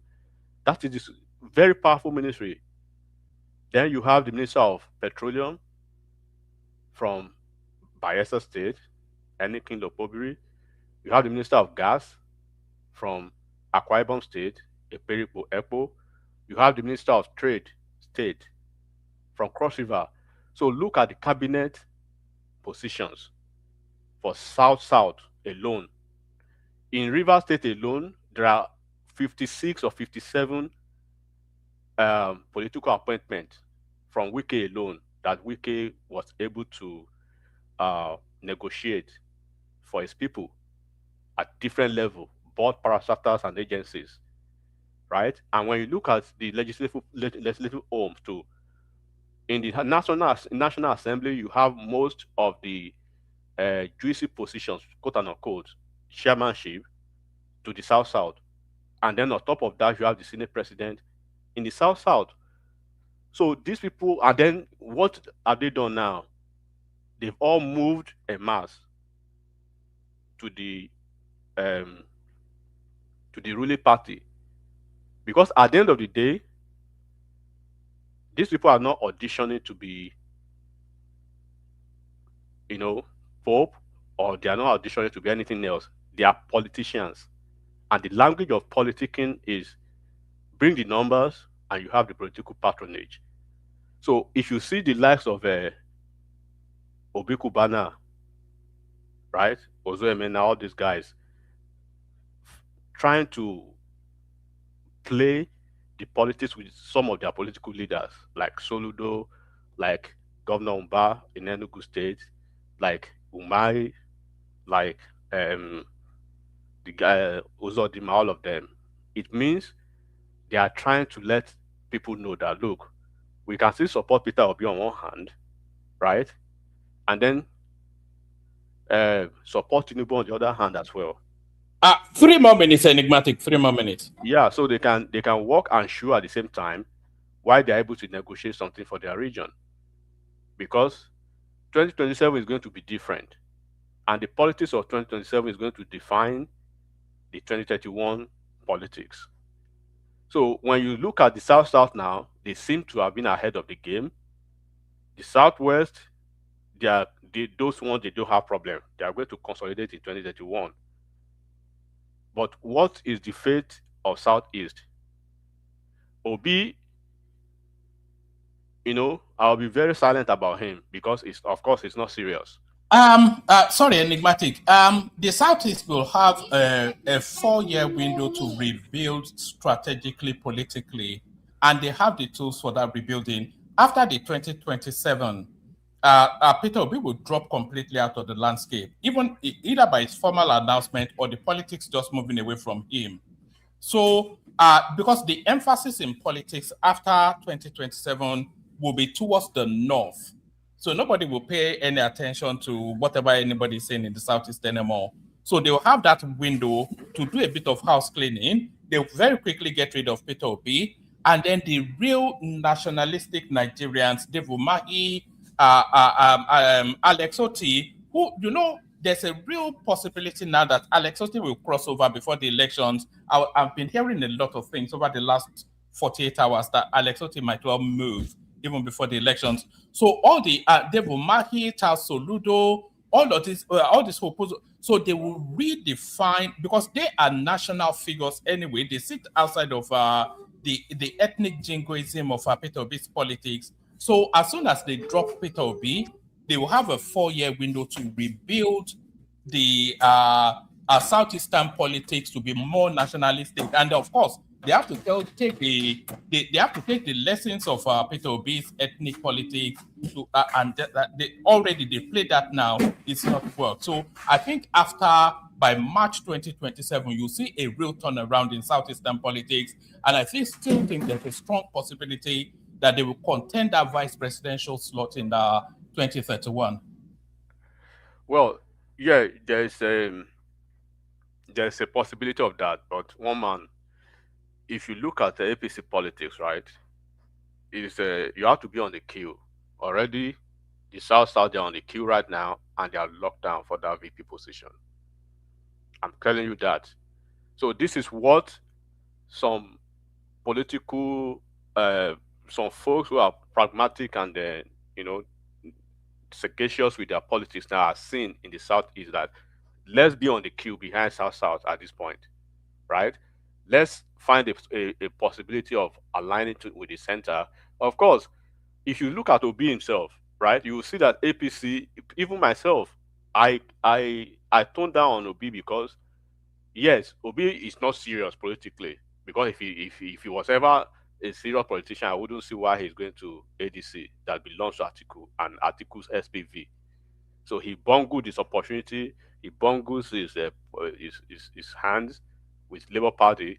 Now, it's an asset to Tinubu. It's an asset to APC. People may not really see. If you don't understand this, forget about it. If you don't know that Obi is an asset, Obi is still, I said one man, I'm going to reiterate it for the opting time for you to listen now. Obi is still going to move away from ADC. Obi is going to be on the ballot. And when Obi is on the ballot... Yeah, we all know that now. Obi will be on the Labour Party ticket, not ADC now. Yeah, so maybe Labour Party or something, but he's going to be on the ballot as a candidate. And who does that? Who benefit from that? APC and Tinubu benefit from that, because the focus is that Obi should lock down the entire Southeast, while Atiku will not be able to encroach Southeast. Because any number that would be going to the opposition in the Southeast could as well go to Peter Obi, right? And if Obi is able to have that, because my own position in the South is that regardless of all this alliance and then coalition around Tinubu in the Southeast, they are feeling already about Tinubu, and they are feeling about the Southwest people in the Southeast. So it's not that there's going to be a groundswell of a multiplicity of numbers, no. But as against what happened in the last election, 5% was APC's number. So if from 5%, they could graduate to maybe 20% or 25%. It's not going to get it. Can you give us the pathway, as you're rounding up, the pathway for Tinubu's victory in 2027? So that's a win for me already, one man, because when you look at the 3 electoral circles now, right? For APC does not. Southeast is irrelevant to APC's political calculus. 3 electoral circles, they've never voted for APC, but APC they produce the president. But when you look at first term of Buhari, he performed just at almost Tinubu's level. But the second term, he was able to get his between 20 and 25%. So Tinubu too now, his second term, some people are so bullish and audacious that Tinubu is probably going to flip a state in Southeast. I won't say that. I would rather say Tinubu is going to do better than what he did the last time. Better, in my own definition, is maybe 20% or 25%, which is good, from 5% to 25%. So, Joel, to basically tell you Tinubu's map, Tinubu's political map, right, to re-election. First of all, Tinubu is probably the luckiest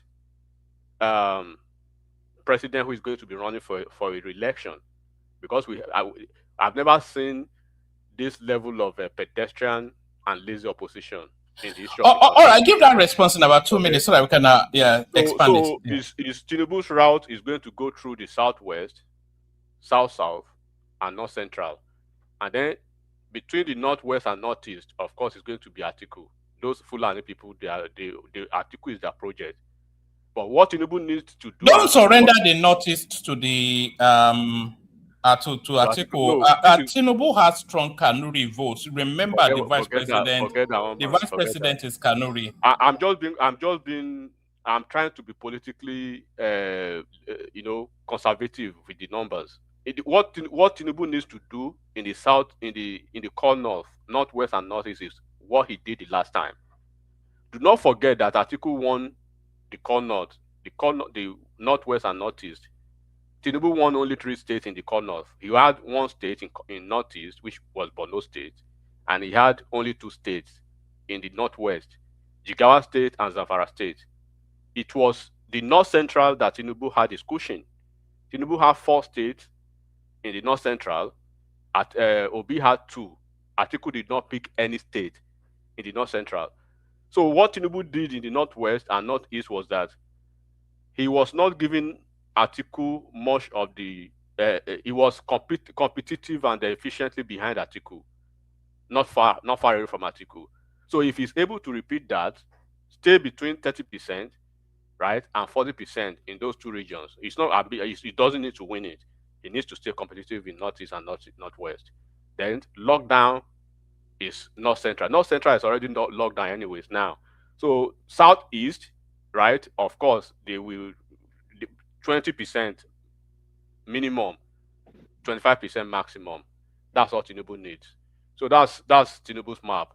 So that's the way it's going to be, one man. So you can write it down. Then I think I gave you the Tinubu is going to win by a wider margin, and the victory will be irrefutable. One man, can I, if you don't mind? Of course, we're free flowing now, so anybody can. I think Tinubu knows, because if you see what is going on in the National Assembly, what is going on? Ababio's inability to allow the electronic transmission of results, right? No, no. See, that is what is going on today, and we saw the protest. I was watching it. So there was a protest in the National Assembly where even the House of Rep. Who led the protest? You say? Who led the opposition? The opposition reps. How can you resign on the decision you guys had in December? That is what they're trying to do in the National Assembly. Let me tell you one thing, Joel. Do you know this? Whatever they do in the House of Rep, in the National Assembly, for instance, right? It is subjected to the last word, to the signature of the president, right? Number 1. Exactly. It's not yet a law. Do not forget they got to this stage, right? With Buhari. Buhari just threw it somewhere. Tinubu can still decide to say, okay, you know what? So why is he afraid? That's the point. You see. So enigmatic. So you agree with me that Tinubu's game plan for 2027 is rigged. Can we agree? You don't need to read it. It is the problem. Enigmatic, sir, please let me ask him. Job Nasri, what is your understanding of real time election, real time transmission? What is your understanding of it? Let me explain something to you that he doesn't understand. Joel, let me explain to you. Go ahead. Those people who were opposed to the do you know the proviso? Eventually, they say if you're opposed to the proviso, at least nobody is going to say they gag you this time around. If you're opposed to the proviso, please stand up and raise up your hands. Abaribi, all of them, they stood up, right? And they wrote their hands, 15 of them, 15, they counted the numbers and they wrote it down. If you are in favor of the proviso, please stand up, right, with your hands up. They did, and they tabulated the number. On those who were opposed, 15. Those in favor, 55. And they said, okay, 55 has it. You are the majority, you have the number. Now talking about the real time or this no real time, it is lazy. And I keep saying it is lazy, it is amateurish, it is pedestrian, right? Oh. For people who are not serious with even their opposition to be talking about rigging? What do you want to rig? What are you talking about, enigmatic? Have you seen the algorithm of the last rigging pattern in the last election? Tell me the region that rigged the most. Do you know the most rigged region in the country? Please, you're going to take me southeast. Please, see. No, Look, no, you are not going to say it is southeast. It is enigmatic, please. Enigmatic. Look, see. So when you see who is afraid? Who is afraid of real-time transmission? Enigmatic, let him tell me the meaning of real-time transmission. Let him tell us. Okay, what do you let understand by me answer that question. Hold on. Let me answer that question. Hold on. I'm asking Job Nasri. I'm asking Job Nasri. Hold on. This is what it is. This is what it is. One voice. Let Dwell go first and Rational Mind after him. One voice. Yes. Okay. See, what we are asking for is this: when you vote at the polling station, it is signed by the agents. You take a picture with the machine, with the IREF machine, and you send it to IREF, right? That's it. Okay. So hold on. So what were they doing before? Hold on now. I'm not asking you a question. So what's different from what they did to and what you just narrated now? Yeah. So what now happened was this, right? In the last election, there was a caveat that if there was any network issues, right, that the ECA form, right, will supersede. Now, what that happened was that they now started having glitches. Because of the glitches, the ECA form is what was submitted to INEC. That was where at the collation center, that was where they did the rigging. Now we are saying, why don't you vote at the college? Now the issue of internet is not an excuse no more. What you are even right? asking for in Nigeria? Hold on. Why don't you take a vote? Why don't you vote at the polling booth? One man, can you see that it's black being? He doesn't even understand. No, have you ever voted in Nigeria before? No, hold on. Before you go into before you answer that question, everybody hold on. Let Solomon come in. I think he only has a very short moment to come in and share his thoughts. So he's been texting me to say. I wanted to say something now before you Solomon. One man, let me just finish. Just give me 30 seconds. Okay. All we are saying is that results should be transmitted from the polling unit to the IREF viewing portal. That's it. If there is any network problem, if there's any network issues, snap it first. It will still upload where there is network. There's nothing hard in that. So that we don't go through, everybody has the result. We don't have to go through the stuff that we go through in the collection centers in Nigeria. You don't know what you're asking for. You don't understand what you're asking for. Hold on now, Kenny. Everybody hold on now. Solomon, just give us that thought quickly. I think everybody is eager to get into this conversation. Solomon. Yeah, good evening, everybody. Can you hear me? Now Solomon be this. Perfectly, carry on. Look at that. That babe has released him. That babe has released him at last. No, but I just came in because of this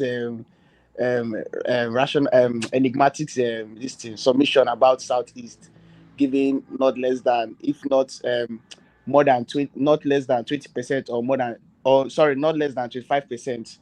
Is not Mr. Enigmatic, you're not right on that. I'm telling you, Southeast is going to give Tinubu more than 25%.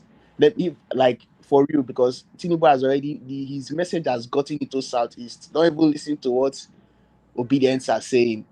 Tinubu has a very strong hold now in Southeast, and these guys, not even these city boys, the likes of Benjamin Kalu have already, they're already sending his message, like in Abia State here now. Why I'm saying this is because in Abia State, if in the whole of Southeast, if Abia State can accept APC, that is Tinubu's candidacy, that means he's going to really get a good vote. And why I'm saying this because Abia State is one of the stubborn people. Like, they are very, when they say they don't want this person, they don't want that person. But right now they want Tinubu and Alex Uti for governorship. But we are still, it's only in the governorship that they are battling for now, because APC don't want Alex, as in they don't want Alex Uti in Abia State here. And Alex Uti now, he still wants to come back, and he doesn't have any party now. This Labour Party is no longer there, even though This man don't know what he's talking about. Is he living under the rock? Your opinion now. Let them. It's on the ground now. It's on the ground now. It's on the ground. What ground is it? What ground? What ground is it? Which ground are you talking about? Respect his opinion. Respect his opinion. Let me say this. One man. Have you listened to Mike Egini? Shehu interviewed him yesterday on channels. I did. Go and listen to. You said what? That one just a shout for nothing. I said I did. You can say whatever you want to say. Now shout, they shout. He has no power. He has no voice. As long as he doesn't say your okay. After he's shouting, what happened at House of Them today? It's okay. That's not mine. After hold on, sir. After he shout yesterday. My brother, I shout on TV yesterday, you finish your, I don't know what happened at House of Rep and said it today. They still pass it through. I just told you, in democracy, right? The minority will cry. But we know that. We all know that. My point is this. I was laughing my point. Let me land my point. Okay. Please, Mabinujo. Let me land my point. So if you listen to Mike Egini, this guy, he really explained what was the intention of the beavers and the IREV. In fact, he said, even before the IREV was used, he used a form of it, even though it wasn't sanctioned. It wasn't something that was employed by INEC when he was the state INEC officer for Cross River State. And the election that brought Imoke, and they were seeing it as the election as the result were coming in. Now, what he said was that, if I were to go by what he said, I mean, he kind of agreed with the Bamidele, because that guy was the one behind, he's the brain behind all this crap that is going on in National Assembly. He's the guy that is doing all this behind, he's pulling the string behind. I know what's it called? Asu Rock is using him. He's the mode they have there among them, along with the idiot from Akwa Ibom. But it's okay. But let's do that. But my point is that.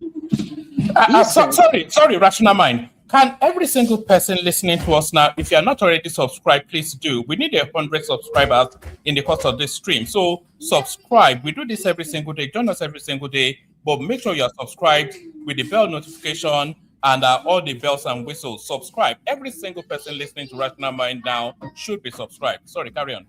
He said in 2014 or 15, before the election, INEC and FCC, is it FCC or NCC or whatever, NCC, they did a survey, and they said the network, they had this meeting with the network providers in Nigeria, that at least they can give at least 96 or 93% coverage. Only like 3 or 4% that is left out. And in fact, the way they designed this beavers, it can work online and offline. So what he was just trying to puncture hole into all of those things that Bamidele and the rest of them were doing in Senate. They were saying, no, it will not function. Now, he said the intention of the IREV, even not because of the Supreme Court ruling, that was saying that the guidelines, it's not the law. I don't know how they put it in the Supreme Court puts it. That the intention was that the IREV was to be used, because if you say, okay, all right, we should go with the tabulation from the collation centers, because that is where the whole bago is done. Like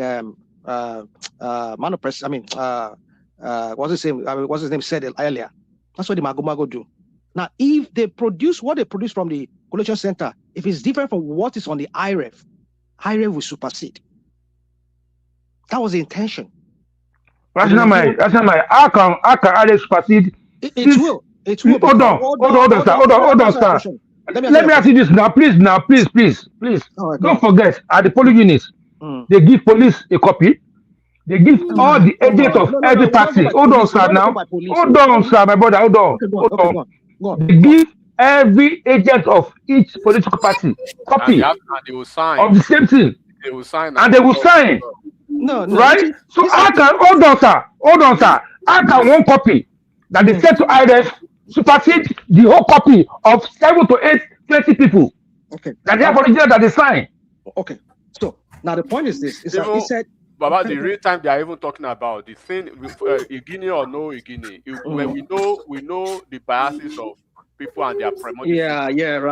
Right. But when we are talking, let's talk about that real time. What people are really talking about. For instance, so we go to talk with that.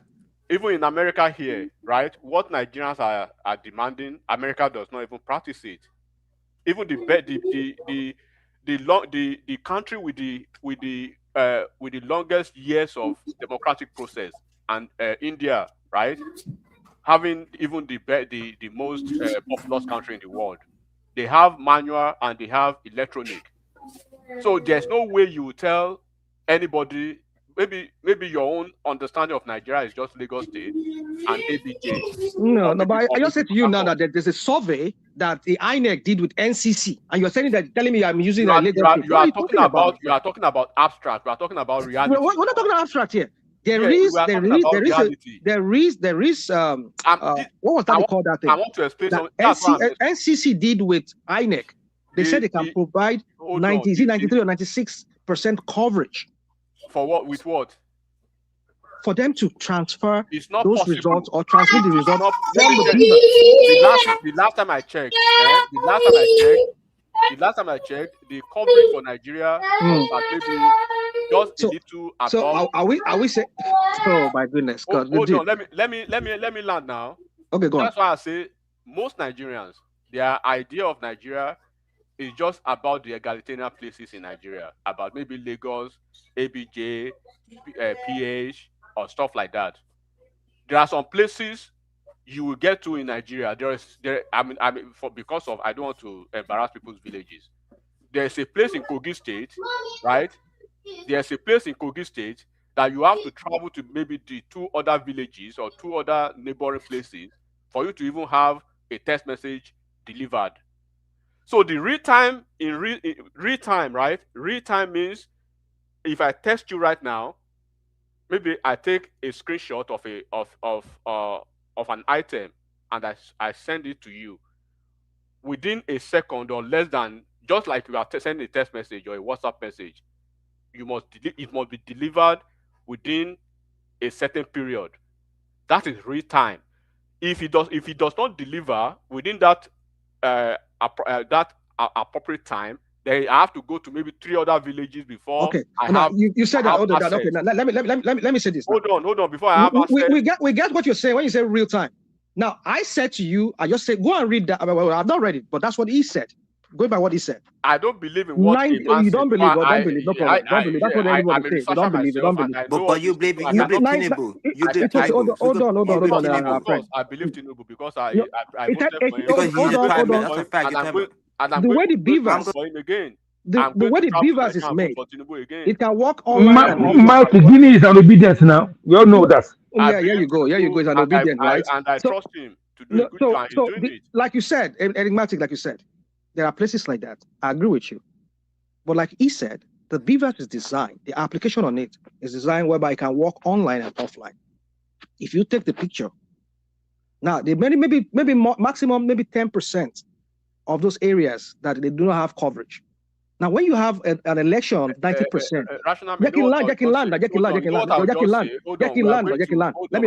just a second. If you have 90% of the result already going in real time, and you only have 10%. Real time is not possible in Nigeria. It's possible. You see, this is what we're doing. This is what we're doing. Technologically, it is not possible. It is possible. It is possible. Technologically, it is not possible. It is possible. They bought enough. They bought enough space. Not. Even when why is it not possible? Enigmatic. What are you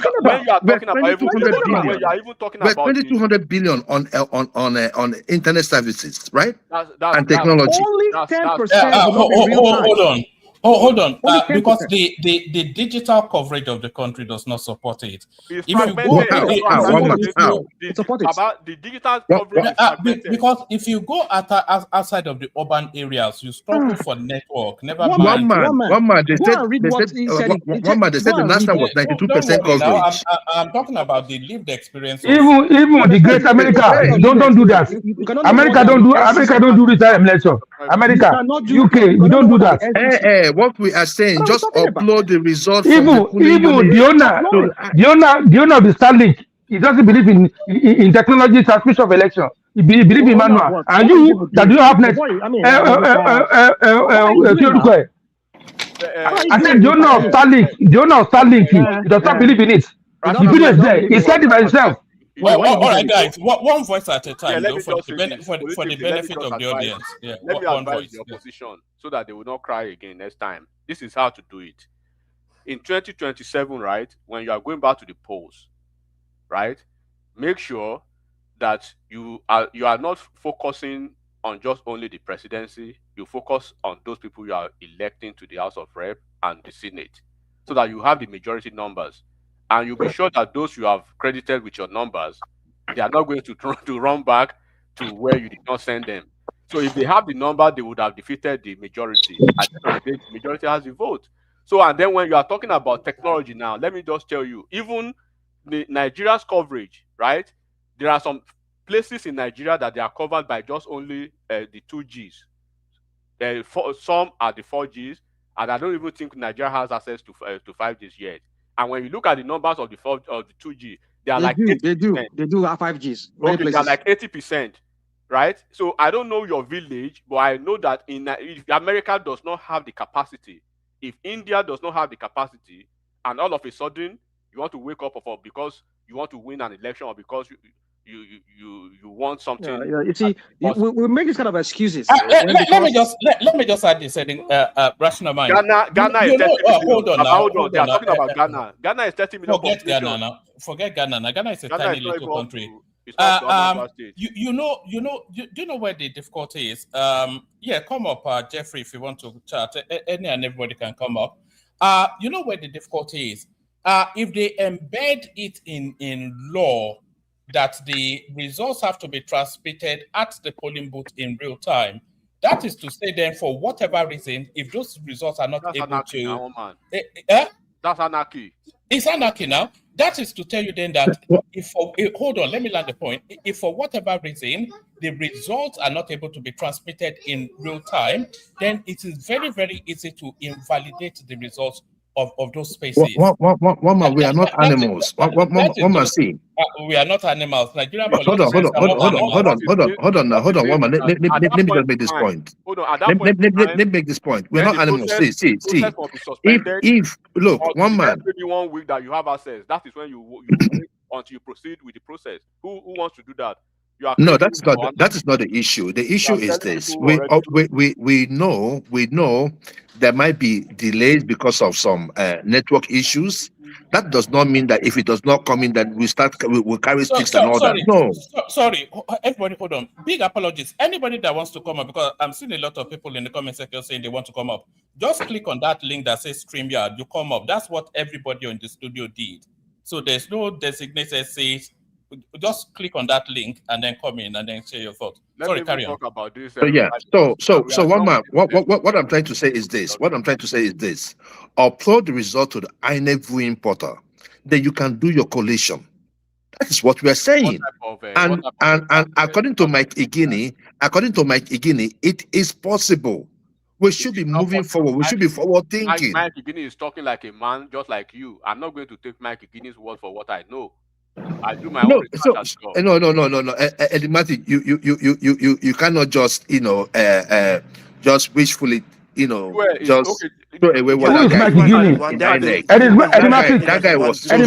Mike Ogini is an obedience now. We don't know who he is. Guy now who don't know. So what are you saying?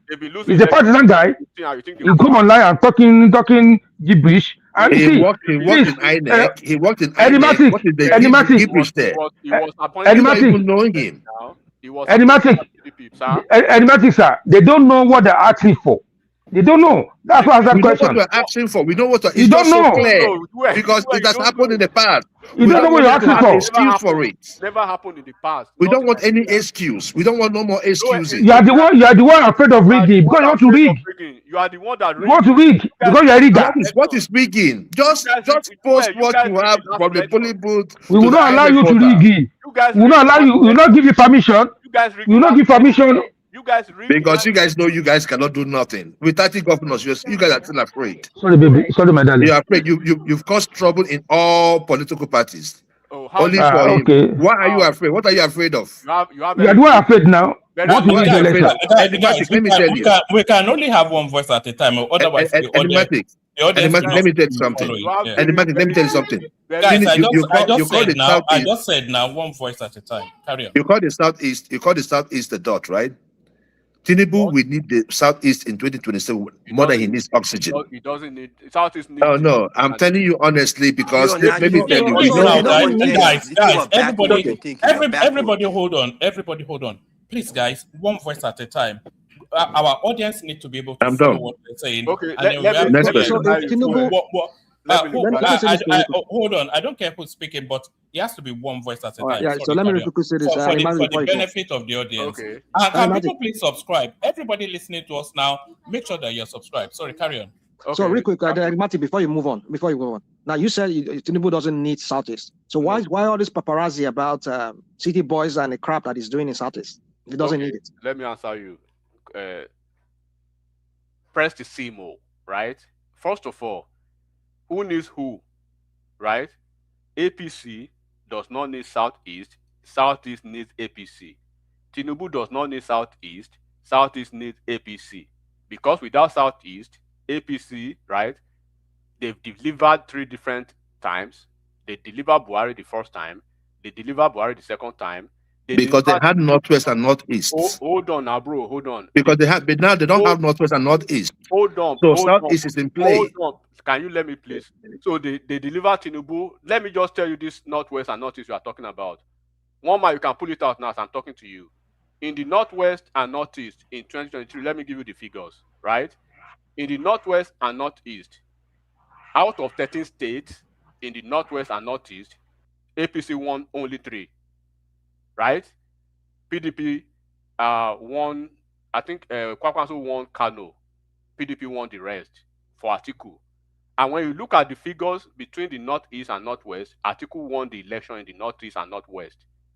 Tinubu had to go back to North Central to cushion the effect of that. Do not forget, right? Going into 2023 election, there were a lot of sabotage. There were a lot of internal pushback. There are a lot of people who worked against APC, Tinubu, to say by extension, the likes of Malami that you are seeing now. In fact, all the folks you are seeing in the opposition now who are in ADC that are just coming out as opposition now, they were the same opposition that worked internally against Tinubu then. And they delivered most of the states for Atiku, while most of those folks were working for Atiku in the north, right? Do not forget traditional APC states in the north. The APC lost them, but no state that APC never lost, state that APC never had issues to lose. Katsina state that was Buhari state, APC lost most of those traditional states because there were people working from behind, right, that never wanted Tinubu and they worked for Atiku. And coming to the southern part of the country, right, the entire Buhari's cabinet from the southeast, they work for Peter Obi. The entire Buhari's cabinet from south, they work for Peter Obi. Then there were sabotages everywhere. Regardless of all the sabotage, this guy pulled through. So the northwest and northeast, Tinubu knows that Atiku is on the ballot. He knows at the end of the day, they are going to favor Atiku, just like they did last time. Hold on, let me Enigmatic. It still does not change the fact that Tinubu got 58% of his vote. Tinubu got 58% of his vote from the north. And if he's not getting that northwest, even though he did not win those states, at least he got numbers in those states. Guys, you're not helping me at all. But land it quickly as well, Enigmatic. And then hold on. And then after you land it, I want to hear from Titus, who is a new voice that's just joining us. Back to you. So when you are talking about the numbers, I just gave you the figures again. But when you are talking about the figures now, the northwest and northeast, right? They voted for Atiku. Atiku won the northwest and northeast. If Tinubu had not won the north central, right? And the number that was what I told you, that if Tinubu remains competitive just like he did the last time, that's all he needs. Where Atiku was winning, Tinubu was coming second, and he was not coming distant second. For instance, in Katsina State, Atiku won Tinubu just by less than 10,000 votes. But when Tinubu went to Kano State, right, Atiku had 100 and something thousand. Tinubu had over 500. Kwakwanso had maybe like 900. So Tinubu had like a deficit or a gap of almost 400 in Kano State alone to cushion what he lost, right, in Kano State and in some other states. Then when you go to Kaduna State, where PDP won, Atiku had like maybe 300,000. All right, enigmatic. You have to land it so we can move it around. So when you look at the numbers, it is a clear game that Tinubu has gone through Southwest, South, and North Central. Then whatever he can get from Northeast and Northwest, that is it. Southeast is irrelevant. Whatever they bring, we take them.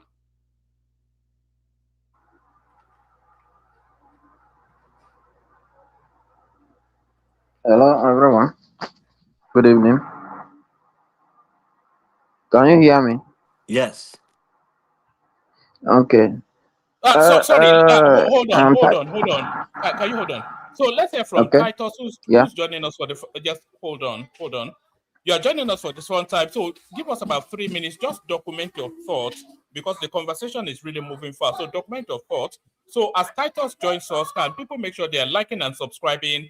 Jeffrey, click on that link and then come into the studio. That's what Titus did, and he's in the studio. So the link works. So I'm not sure what you are doing, but click on the link if you want to come in. So give us about 3 minutes of what you've heard from the conversation so far, Titus. Thank you so much. The more I listen to the conversation, the more I begin to ask the simple question: are we truly interested in having an election system that works?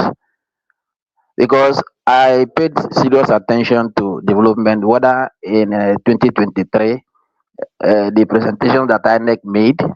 The BVAS is designed to work even when there is no network. I've worked with an NGO that I use an app that I can capture all the data that I need, and as soon as I come to an environment where there is network, what I capture will be uploaded, and that's exactly how the business has been designed.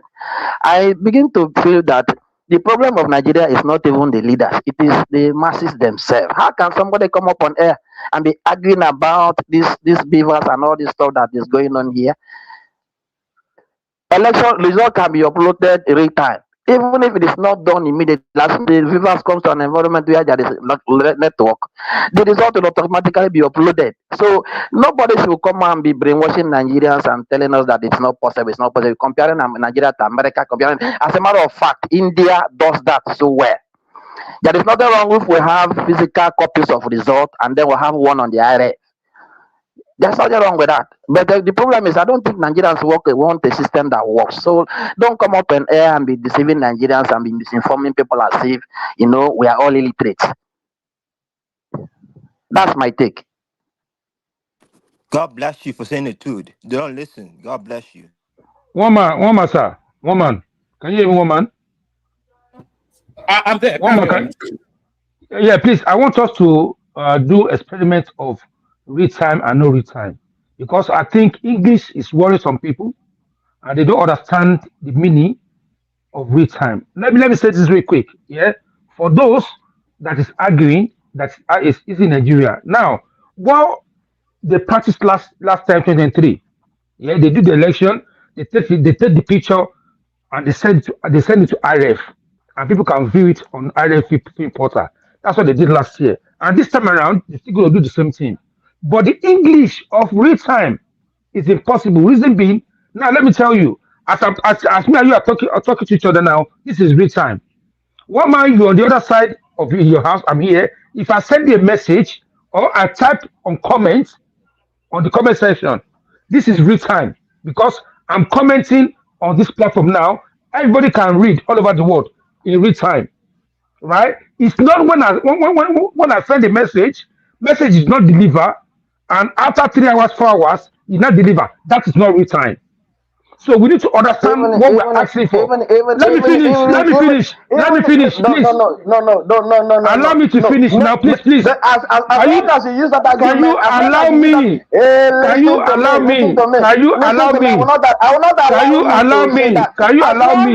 Woman, control this platform now. Allow an expert to teach you. To advocate for a process where you are not there. You allow systems to be rigged. You don't know what you're talking about.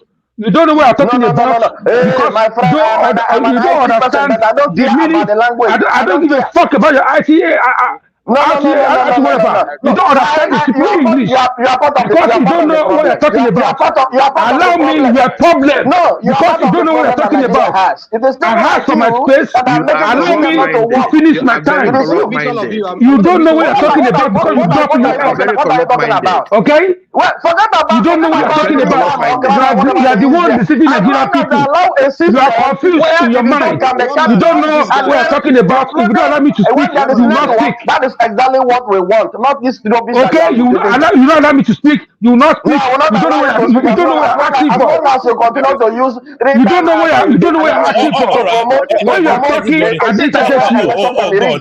Everybody, hold on. Everybody, hold on. Let's hear from David. David, on mute. Let's hear from you, David. Okay. Good evening. Yeah. Good evening, everyone. Good evening to you. Yeah. Can you hear me, please? Can you hear me? Carry on. Give us about 3 minutes. Yeah, I understand that everybody has his own sentiment, but I'm going to speak outside everybody's sentiment. I believe that every party supposed to have their own mechanism where they should be able to keep record of election. If I'm going to be voted for, I will not. I don't trust INEC. How would I not trust INEC to keep record that I'm going to use to prove my case in court? What I expected each party to do is to build their own platform, and this platform should be for themselves alone so that they can keep record. These things are, in law, all these things, there are ways you keep evidence, and this evidence may not be something you can tender in court. So the truth of the matter, each party should keep this evidence on their own. They should not be waiting for INEC to present evidence to prove their own case. So hold on, David. So what I'm trying to say is just that we should not rely on INEC to keep record. David, hold on. You still have the floor. You have to be careful when you're quoting law. Just on this screen alone, we have about 3 people with masters in law. We've got a professor of law. So don't quote law. People will destroy you. But INEC is the umpire of the election. So by design, you may say in application that's not the case, but by design, they're meant to be the neutral arbiter of that election. So the standard of how that election runs resides with INEC, and that is what the law I agree with you, but it seems as if everybody is not trusting INEC now. That's why we're having this argument. What do you mean, everybody? Who's going to declare the That's what some people are saying in real time. That's why people are protesting now, that they want to see the election results. That's what we don't trust INEC. Mr. David, let me say. What are you talking about? We don't trust INEC. Hold on. Let David land. But do you remember? What I'm saying is that the reason why we're having this argument is because we want the law to guide INEC accordingly. But I'm saying that each party should be able to find a way to keep their own evidence that they can use to prove their case in court.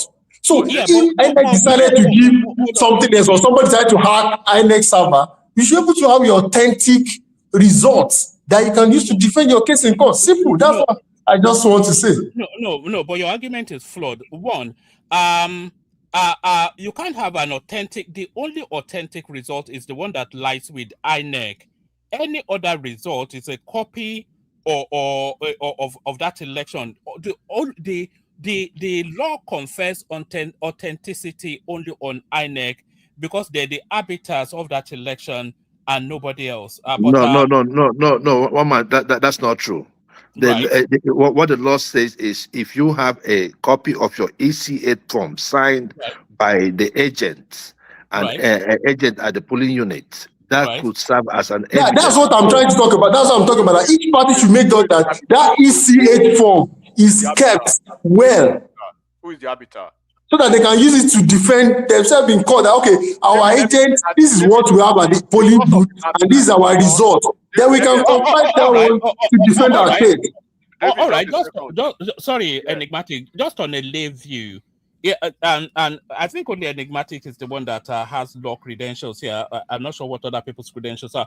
But if you were judging a case and a party comes and presents you a set of results, and INEC presents a different set of results, as a judge, which one do you lean towards more? The independent arbiter or a partisan point of view?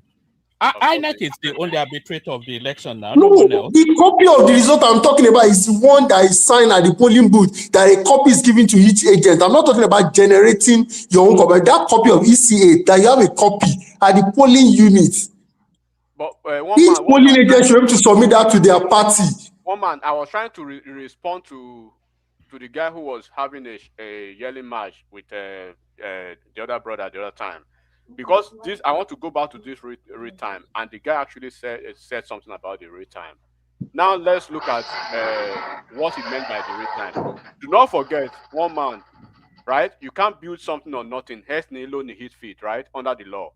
Now, when you come to the court, and like the guy said, that even if there are issues of if there are encumbrances, right, for reasons of transmission of internet connectivity or stuff like that, take the picture and then you can save it, or I don't know how he said it, and then maybe you can make a request to it later.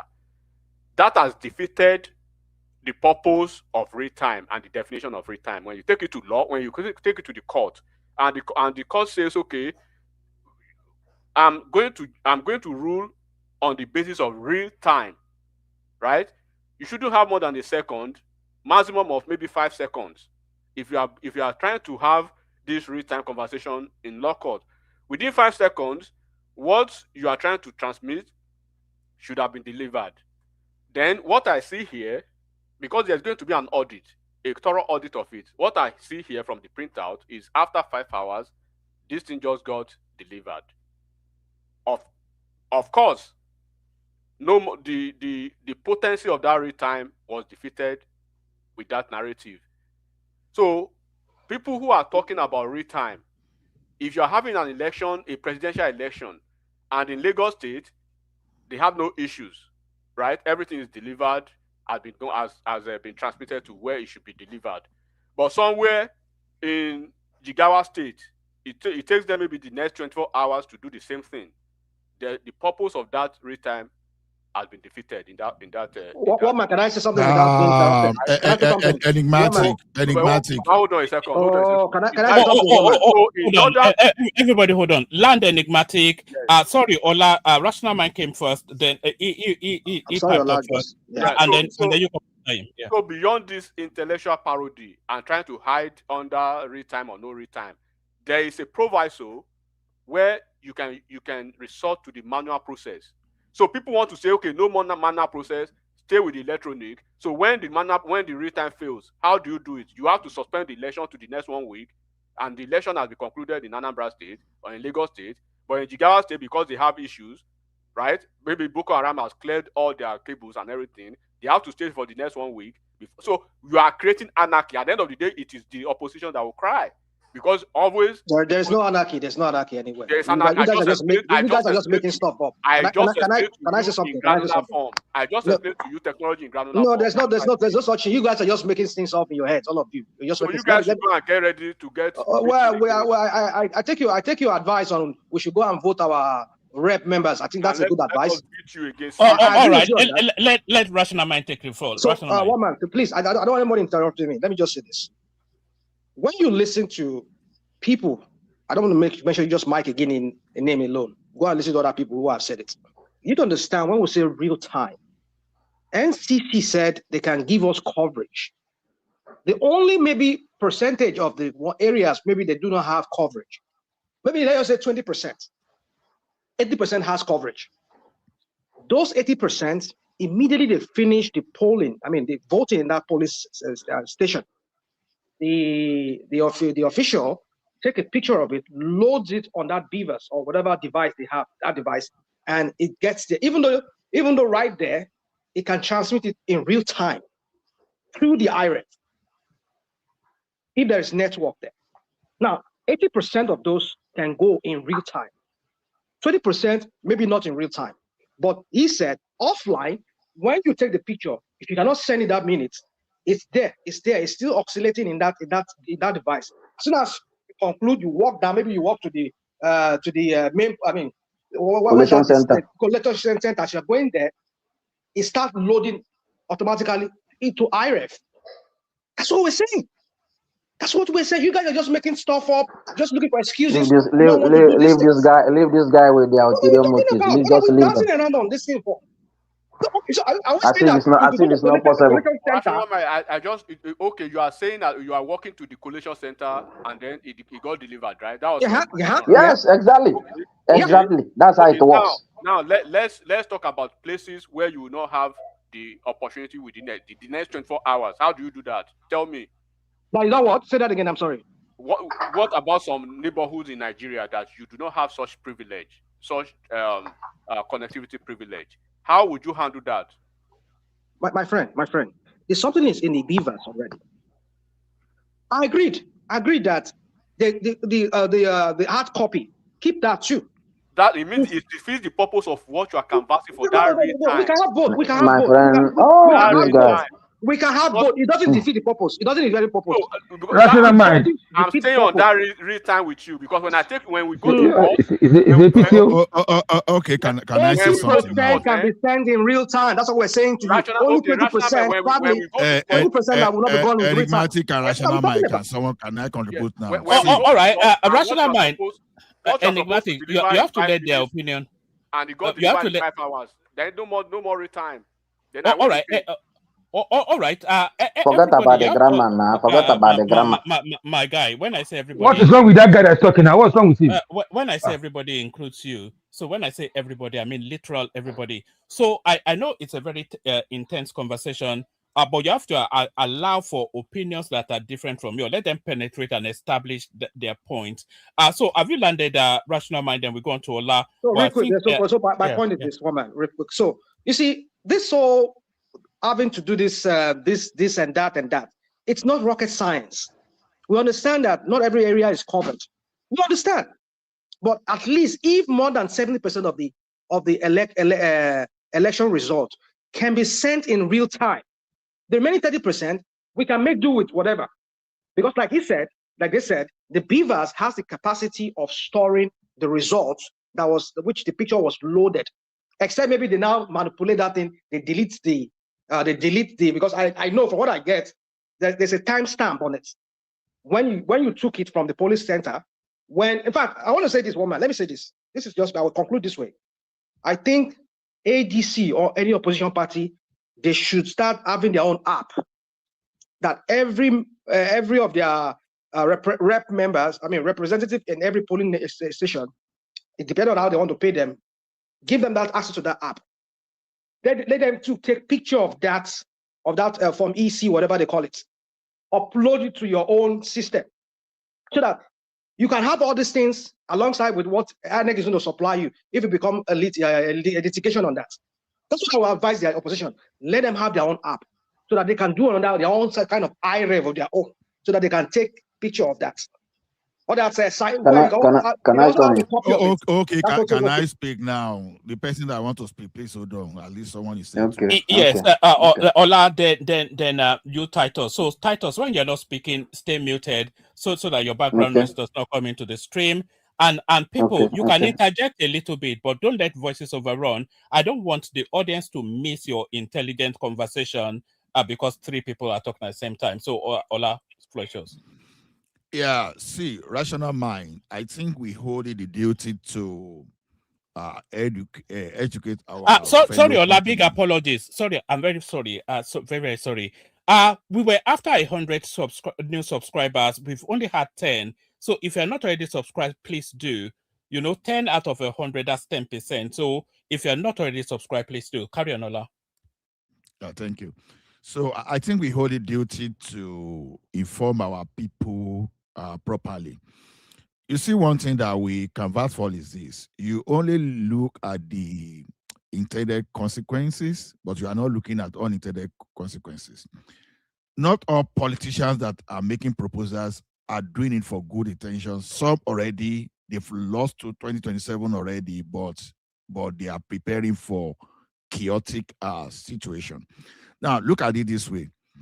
Even in the real business where they are doing transaction real time online, they always have like a business continuity plan where they fall back on something like a manual. Just imagine you went to your branch the servers are not working, you cannot log on to your system, does that mean that people in the bank will not be able to withdraw or deposit money? No, they'll be able to do.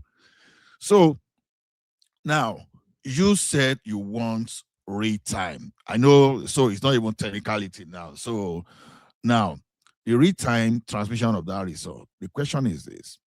Yes, I think they've considered that okay, you can do it. But the problem here is this. What happens when the system breaks down and you cannot transmit online? That's just the problem. I think the transmission, you understand, that's the purpose of your agent.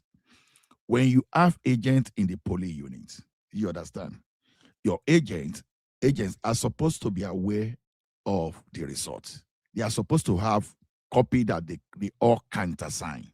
And that copy of countersigned copies are what they are going to upload, isn't it?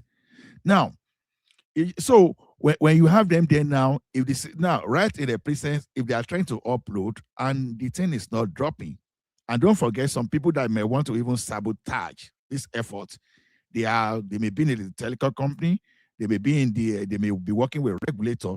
Do you know some people can cause some kind of a data drop just to sabotage whatever, so to make your election inconclusive? Then I say, okay, where you cannot do this just for your business continuity to make sure that nobody is trying to sabotage this effort, you are going to use manual. So where online transmission is possible. Have you heard about cyber securities? You said you're a cyber guy, right? When did I tell you that cyber security? Let me finish. When did I tell you that I'm a cyber guy? I mean, you said you work in IT. That's what you said. I work in IT. So what's the work of cyber security guys? Hold on. If your NSA has the kind of people who can prevent people from hacking their system, you are trespassing now. Why can't you have people that don't say what you don't know? I know someone that is raising shoulder here that is from IT. Hold on. Hold on.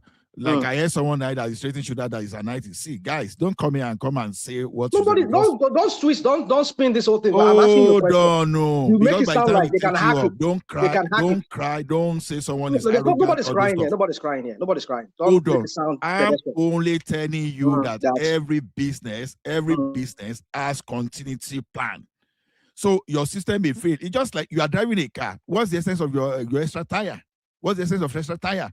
So if you bought the most expensive car, because you bought a car for $500,000 or pound sterling, then don't have extra tire, or because you bought that car, you speed anyhow on this. You understand? A system is still a system. A system can fail. Haven't you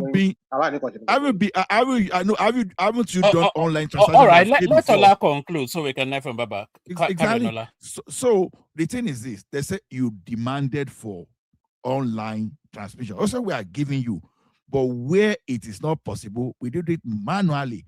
The valid result is the one that the agent can't assign. You understand? You are only archiving. So what's the problem there? You are archiver of results is what you are fighting for, not even the collation of results. Come on, guys. Let us not waste energy. Thank you, woman. I think that's what most people don't understand. That IREF is not for collation. I think people want to use IREF for collation, and the law does not provide for that.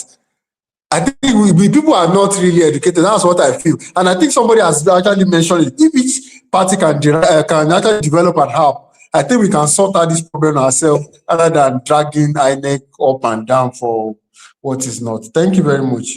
Why can't they make the IREF the collation? I mean, that thing to decide the election. Why can't they use the IREF? The IREF should decide the election. Yeah. What sort of psychedelic idea is that? What sort of have you been smoking some of Solly's wacky? Let's not start this psychedelic whatever qualification you're trying to make about this. I'm asking you, what is the difference between you take a picture, you upload that, and you go straight into the IREF, and the IREF tabulate that result? So what you have in collation center, it should match, right? Did you not match? The IREF is a viewing portal. It's a viewing. Is that not what it is? Is it not a viewing portal? It's a viewing. Everybody can see it. But at least you should match. No. Rational mind. So you're asking them to repurpose it. Are you then? You know they have to legislate for that. Yeah, but do you know they have to legislate? If you want the IREF to be the election decider, they have to legislate for that now. That's what I'm saying. That was what the Supreme Court said. I know. That the IREF to decide the election. Yeah, rational mind. Because the results from the collation center should match. Should match what is on the IREF. And if it doesn't rational match, mind, I've IREF told is you supersede. before, IREF is not a tabulator. If you want something, that will give that kind of this thing, you need a tabulator. Tabulator, immediately you are scanning, it be sorting to individual candidates that according to the party. So IRF is not a tabulator. So you need a tabulator to do that. So stop. Don't let us be trespassing into what we don't even know. Thank you. All right. Let Baba come up. Baba, floor is yours. Okay. Yes, thank you, one man. I salute your panelist. I just get a little bit irritated. I've been from the word get-go. I joined already. I just choose to remain in the commentariat, but I get irritated as long as this drags on. We behave as if we don't have an understanding of electioneering process all over the world. There is no real time. India, Estonia, New Zealand, they upload at the close of polling. At the close of polling is when they upload. And that is one. Two, in our own case, the question we are not asking ourselves is that when there is that stopgap, that delay, when there is no airtime to go into IREF, that is an opportunity for the hackers to feast.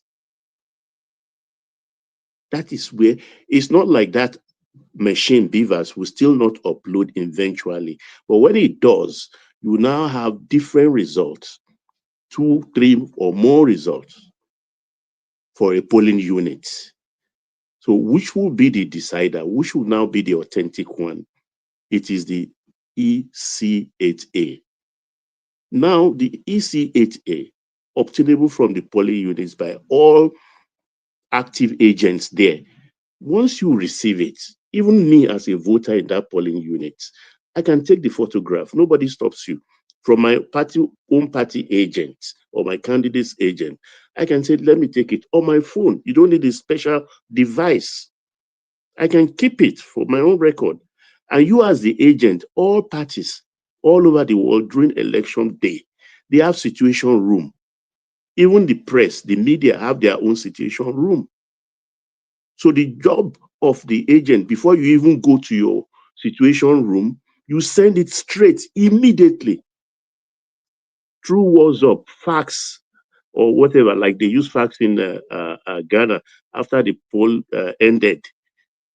You send it straight to your situation room. By midnight hours or 2 a.m. thereabout in the 2023 election, we already knew Asiwaju won. We already knew Asiwaju won because of the activeness of their situation room. So don't let's discount the fact that look, Elon Musk, a man who has been coding since he was 19, today is 54. So he has a coding experience of over 30 years. He said he himself cannot trust his devices, which he created, because any device can be hacked. Elon Musk is on record to say that. He's a genius in that field. Nobody can deny that. He said it. So we should not discount INEC. I don't believe these numbers are correct. Said that 20 million hits from hackers in the last election. I don't believe that numbers, actually. But were there hackers? Were they trying to hack the system? Yes, because we saw people even posting their photographs on IREF. In Edo State, people were posting the EC8A of Obaseki's own election, I think in 2019, just to cause disruption. The thing here the opposition are trying to do is to, because they know they don't have funding. So when they now rely solely on IREV and day 3, the results are not forthcoming, there will be anarchy. They will start calling for interim government, that since it's inconclusive, Asiwaju cannot continue. He has to step aside. Let an interim government come to sort everything out. It's not going to work. It will not work. Supervise your votes. The laws are good. If have you noticed no more snatching of boxes? Because when you do that, it's to no avail. Because the moment you snatch the box, that election in that booth is cancelled. Vote buying is the way to go, yes. But I don't like it that the law now says only the giver of the money will be prosecuted. No. The taker too, the man selling his vote or the woman selling her vote should also be prosecuted. Should also be prosecuted. It cut both ways.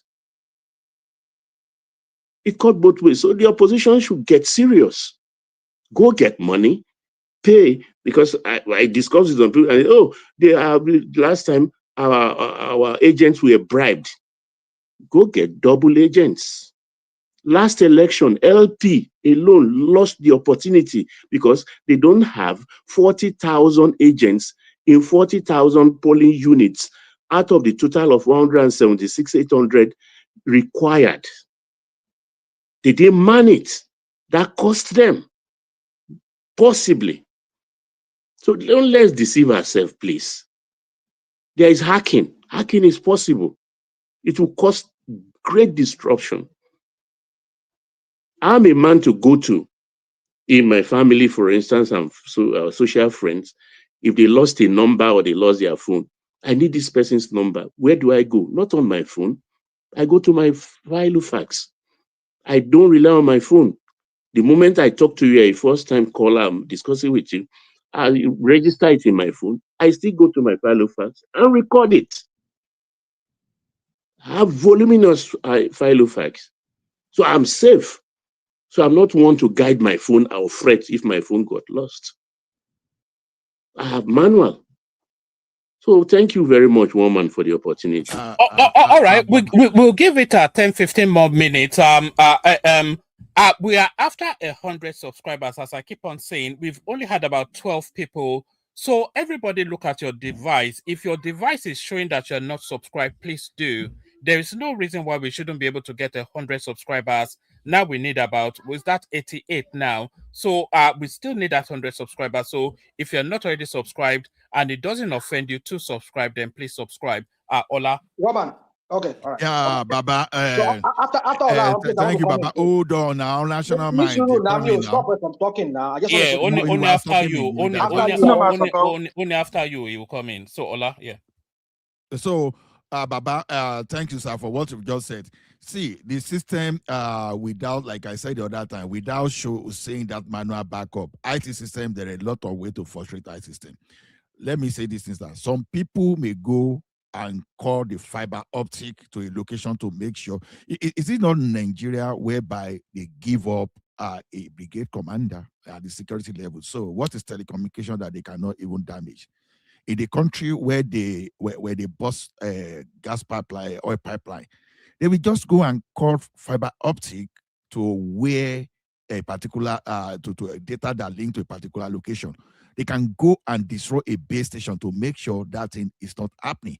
At the end of the day, they will create a situation whereby they will say the election is inconclusive because some people already know they are not going to win, but they are ready to scatter everything. So I think when people are talking of this free time, they are not even looking at the danger. That is why Rational Mind is telling me about cybersecurity. Look, there's a way there are different level of insecurity. They can start from the hardware, where they will blunt the base station that will not get signal. They can even bribe some people within the telecom that they will only increase the voice and they will decrease data services. And at the end of the day, you won't be able to do anything. Let us be very careful of what we ask for. Sometimes we don't even know what we ask for. We don't know the inherent risk. We just say, go and do this, go and do this. Those people that want to quantum that 2027 election, they know exactly what they are doing. But we Nigerians, unfortunately, or well, not unfortunately, it's what you know. What you don't know, you don't know. We don't really know the evil plan of these people. Thank you, woman. Woman, let me tell you something. Rational mind. It's so nauseating to hear. After himself, sir. Yeah, no problem. It's so nauseating to hear people here come here and just mentally abuse us like as if we don't even know what we're talking about. Somebody was saying to us here that they hacked it. That was why they were able to upload people's pictures. What are we talking about? What the heck is this? Said that you can No, woman, that's up to you. If you want to say anybody's name, I'm not mentioning anybody's name. What the heck is that? Like they hack somebody and then they put. Oh my goodness! Did you not see it? No. There are people who uploaded their pictures, but that is not hacking. That is not hacking.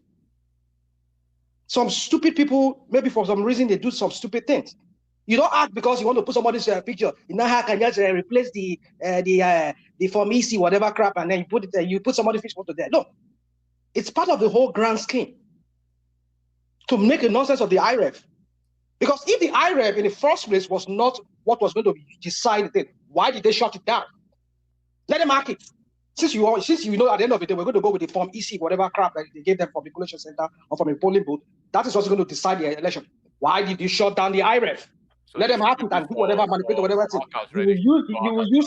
Hold on. You will use the form EC whatever as a proof because that's going to be the basis.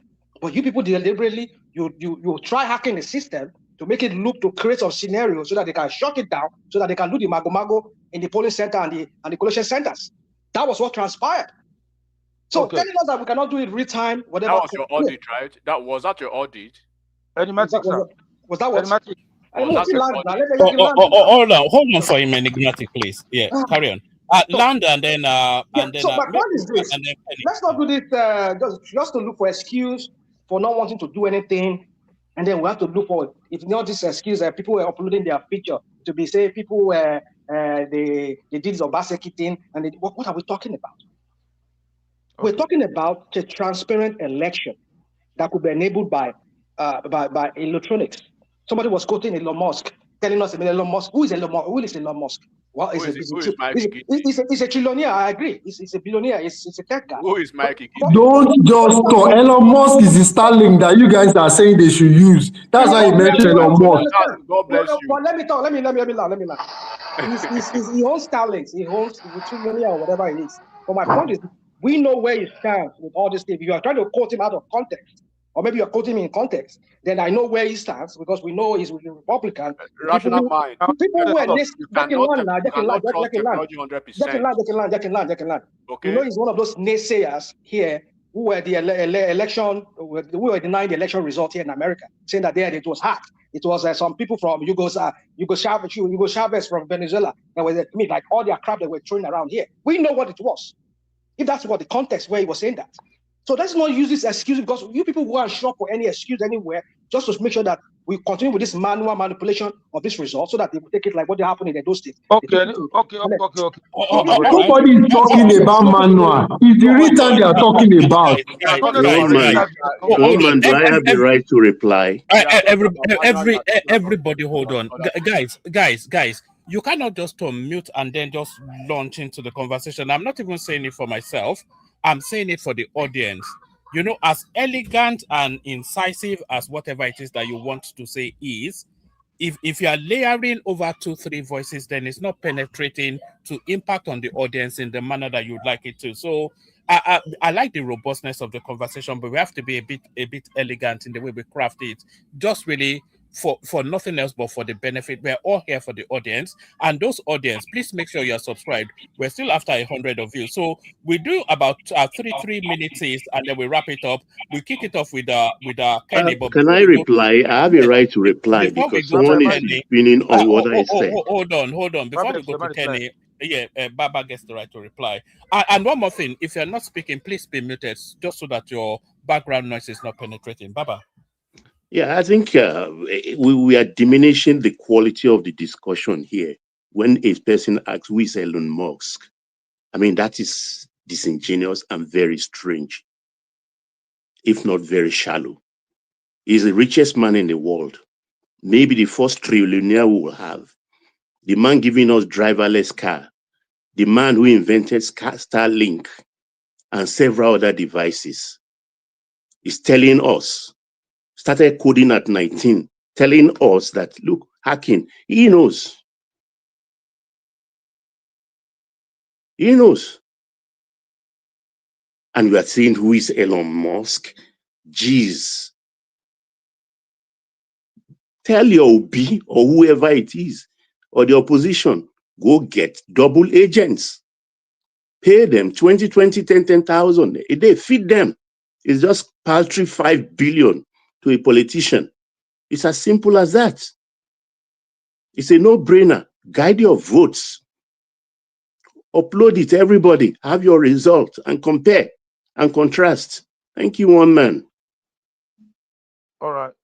All right, we do the 3 minutes now, and we're going to be a bit rigid with it. We go with you, Kenny to Enigmatic to David to Titus, etc. Arrogance is with us as well. So 3 minutes, Kenny. All right, thanks. I'm watching my time. I'll finish at 19:55. Yes, Baba, please thank you for your wisdom. Listen, one man, we are in a country. We are in a country when we have a medical fact or video. When somebody boasts that, don't worry, we rig this election for you in 2023, and they are still bragging that they're going to do the election. You understand? Baba said, they know that they don't have the capacity, they don't have the money. They are looking for a way to a ground for litigation. That's what they're doing this thing. Like I said before they didn't allow me to finish. Simple English is worry all of obedience and opposition. Simple English, real time. We are saying the same thing practically. Take picture, send it to IRF, wherever it deliver. You understand? That is just it. But because they know that they don't have the capacity, they know that they don't have the money to prosecute their election. You understand? They're looking for something else. Then we are just arguing for arguing's sake. See, there's no point for us to insult each other. The best advice that anybody can give is what Baba has given, right? Gather yourself, look for agents, pay them good money, feed them, have your own situation room. If you have your own situation room, you will know whether it's day or night. You will know whether you lose or you win. So there's no point for anybody to come and hide behind one finger and start insisting return, as if we are the one that invent English. If English is worrying you, go back to school and learn what is the meaning of real time. I just demonstrate on this platform, to me, and to the best of my knowledge, real time is, I will repeat again, real time is, I'm chatting, I'm sending message on this platform. One man went to more, and I say one man hi. One man can see, Baba can see, anybody can see. In real time, that is real time. But when you take a picture, and that picture become PDF, and you send it to another platform, which is IRF, and it's hanging, it's not delivering, that is not real time anymore. So even if 90% of Nigeria have coverage and 10% of Nigeria don't have coverage, you cannot deny them that election. That means you want their vote to go wasted. So what is the point? So if you not ask them to submit to from EC8, that real time is already defeated. There's no point of arguing. What you are fighting for already defeated, because there's no way we don't have coverage. There's some places in Safara which bandits, they demolish the post of internet. They don't have no internet in my village, in Ilesa, Eredesa. I'm saying it. There's no network in Eredesa, in Ilesa. There, it's not far from Idebujisa. We don't have network. If you call, nobody can hear you. Thank you very much. God bless you. All right, brilliant, excellent. Well done, Kenya, and well done also for keeping rigidly to the timing. We're 70 people away from that target of 100 people in the 100 new subscribers. It is easily achievable if everybody now listening that is not subscribed, if you subscribe now, we will hit those figures easily. So 70 more people to subscribe before we come to the end. Enigmatic, you're up next. Give us just 3 minutes to condense the conversation. Enigmatic, Hondi. Okay, starting at 155 for 158, I should drop. So now, let's look at what people are asking for in Nigeria. Real time, right? We are not talking about anything else. The real time. Does Nigeria have the capacity for that? The answer is absolute no. America does not even do that. Even the biggest democracy with the biggest population, India, does not have that, right? And that is the reason for the proviso, because once you follow it through the law, it becomes sacrosanct. Legally, constitutionally becomes sacrosanct. So if you tell me that 70% of them could be like Rational Mind was positing the other time, that if you're able to upload 70%, then the remaining 30% can be done later. It defeats the purpose of real time. If you take it to court, they are going to knock you down, because the sanctity of the law and the constitutionality of that is that it must be real time. It means you cannot postpone it 5 minutes later or 5 hours later, or maybe in Agbabu, right, where they don't have network. In the next 1 week, you are not transmitting to the to INEC, and in Lagos they've concluded last week. In Yobe they've concluded last week. So that defeats the purpose constitutionally. That One man, sorry, after Enigmatic, can I call me? I just quickly ran out of my office. I wanted to say something. Okay. All right. But Enigmatic gets an extra minute, but yes, carry on. Yeah. So then when you are looking at they'll be talking about the cybersecurity. I may not really have too much time to lecture a lot of people, to tell them about because what people are hoping for is dramatically, right? They want Nigeria's political process to be exposed to hacking, to interception, spoofing, right? And this DDoS attack every time. They wanted to do it the last election. In fact, they actually did it, but they were not successful, right? And when we are talking about rigging, we are going to go back to it. When we are going to rigging, we've seen the algorithm of the last election, the region that actually rigged the most, right, in Nigeria. So people who are scared of rigging, they are the ones who are scared of their shadows. They were the one who actually rigged the election, but it did not pan out for well. So go back, like Baba told you, go and invest. Don't be going everywhere and be buying granite. Invest if you want to win election at the presidential level. Thank you, one man. All right, excellent put. We were going to come to you, David, but with your permission, we go to Patrick first. Like I said, they came out of the office just to come and interact with the platform. On our way to Patrick, we're still after those 70 new subscribers. It is easier to get a date from a supermodel than to get some of you to subscribe. So stop playing hard to get and just subscribe. Just 3 minutes to you, Patoski, and then we go to David. Yeah, thank you, one man. Let me just use like first 20 seconds to apologize to the new guy on our platform. You see the way Rational Mind was talking and calling everybody idiots. That's not our practice here. Calling Simba idiot from Saudi Arabia, calling this one. That's his own nature. It's not what we all do. So I'm sorry for that.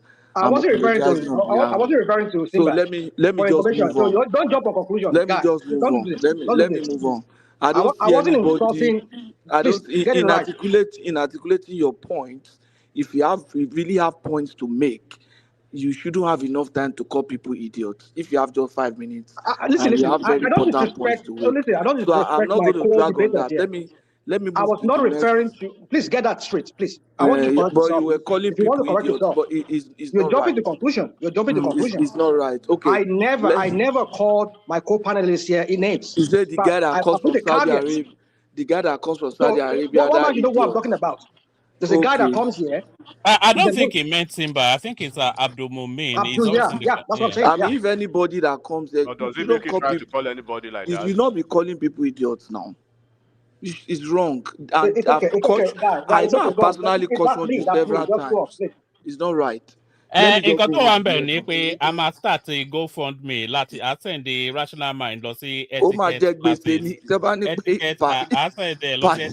Etiquette classes.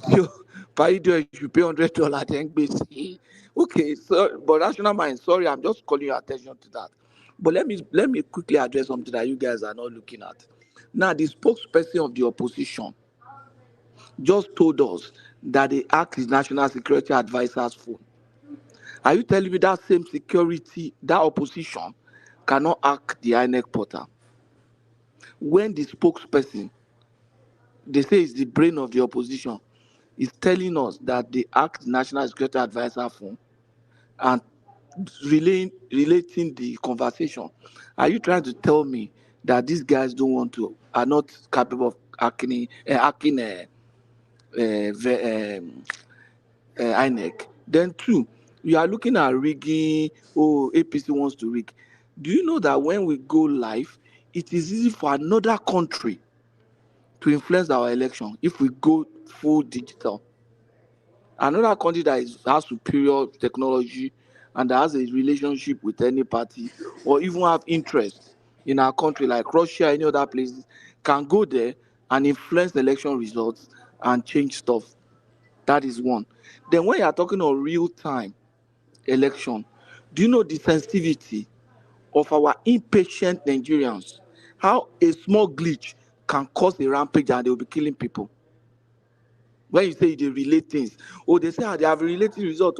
Oh, Tinubu is winning. Oh, they stop it. Oh, these people, they want to cause wala. Then people are out there killing people because of what?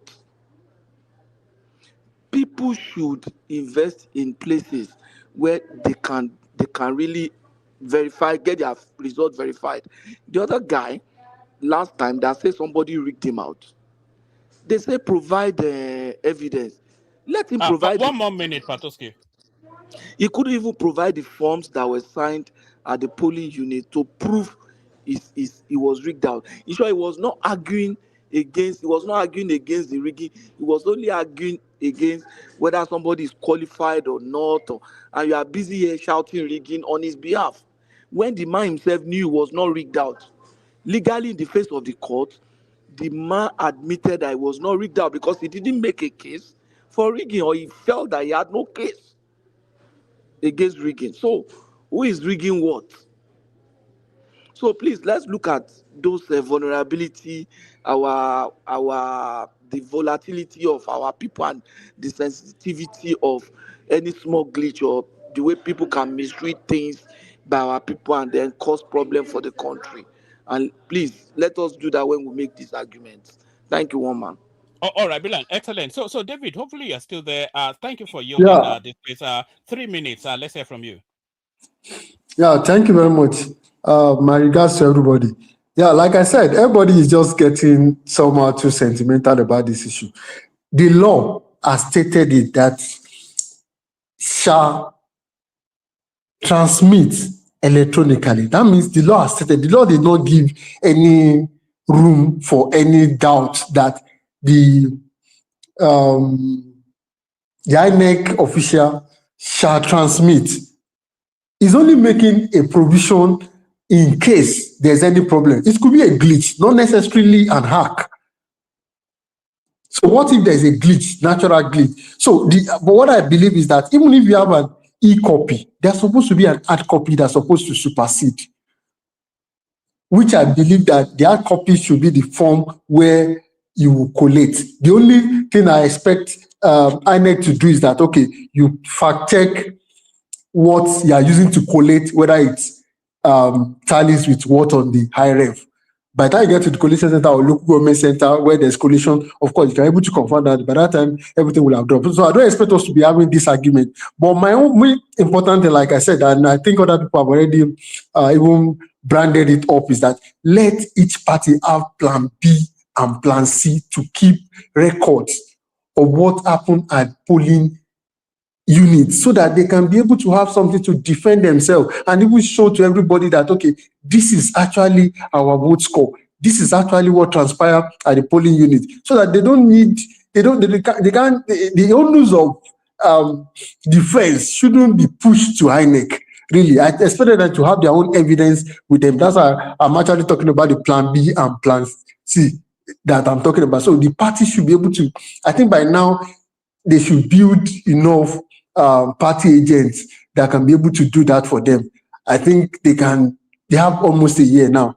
I believe the opposition can do that, and the of course, I believe APC has been running situation room for the past 10 years now, so they should be able to. So we shouldn't now put that thing on INEC. We should have plan B, contingency. That, okay, what if INEC IRM fail? Not even due to hack, let's say due to glitch. System can fail. It's not 100%. So that's what I expect everybody to understand, that we shouldn't be dragging this thing too much. Once your agent snap it, you have a copy.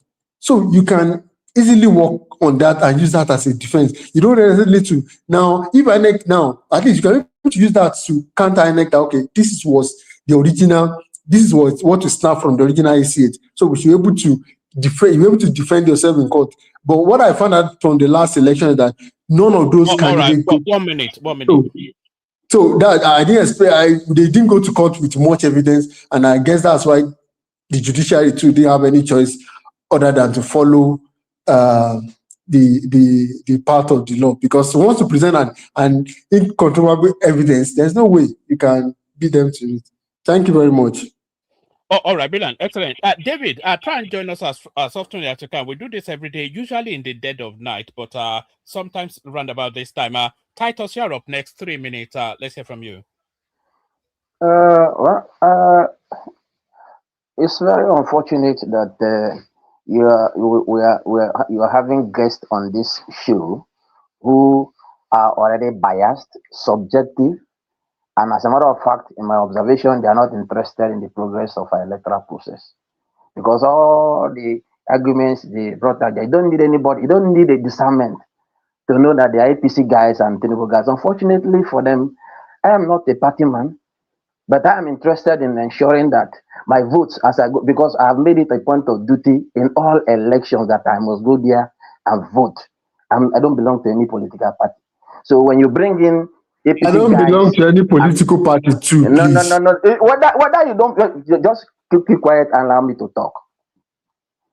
When you come up on here, whether you are an APC carrying card member or not, I already know that you are a Tinubu person by all the subjective statements you have made so far. But my question is, based on what someone once said in the course of the discussion, is there anywhere in Nigeria that it will take 72 hours for you to get to a collation center in the local government? There is none. You can't find that. So stop being disingenuous in this discussion. You are not interested. I wish I can sue you for that statement, telling me I'm a Tinubu person. Hold on.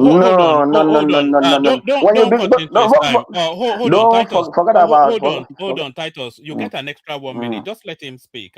Titus, bring it home. No, I'm Titus that is talking. It's Titus that is talking. Yes, I said you get an extra. I said you get an extra minute because somebody. Okay. That's fine. That is fine. That is fine. Now let's just agree on the issue of terms or whatever that you take out or return. My question is it possible for election to be conducted, people voted in the polling unit, and then the Beaver stores all the records, both for validation of voters, and then maybe you capture the result of the election in the polling unit? Is it possible for you to take that to a collation center? We know the answer. Then secondly, I want to ask, well, Nigeria is a corrupt place. That's just the truth. If not, all this argument we shouldn't be having it, because if the intention is to give us an election that is free from rigging and all that, there is nothing wrong in making both the result that is captured in the polling unit and then the hard copy, whether from ECA or whatever you call it, to make this to the primary source of validity of election result. When you make it, bring a proviso and make it look like, where there is no network, you can use the form and write this. You already know what the outcome is going to be. That is a deliberate plan to rig an election. That's my submission. Oh, all right, brilliant. Excellently put. As I said to David, join us whenever the time spares you. We're here every day. So thank you. That's Titus now, a new but equally elegant voice that adds to this table. Arugidigba, of course, your favorite and mine, one of your favorites and mine. Arugidigba, Obalola. Obalola, that you want to put me for there. I beg, no for trouble. Good day, everyone. Am I being heard in real time? Yes, in real time, not in real time, We had the real time, my brother. real time. No, hold on. You have to define that. Are we talking about the INEC real time, the obedient real time, or the Tinubu real No, time? we don't need a definition again. That has been trashed out already. So really, I think what I've seen is that all of us want the same thing. Yeah. Some individuals are disingenuous in the way they are interpreting the facts. And there's actually rampant ignorance about the electoral laws and the electoral process. So I think for clarity, we need to all understand that we do not have electronic voting. And the gentleman last there, I can see there that he himself does not have some, it does, I don't think anybody is just being mischievous.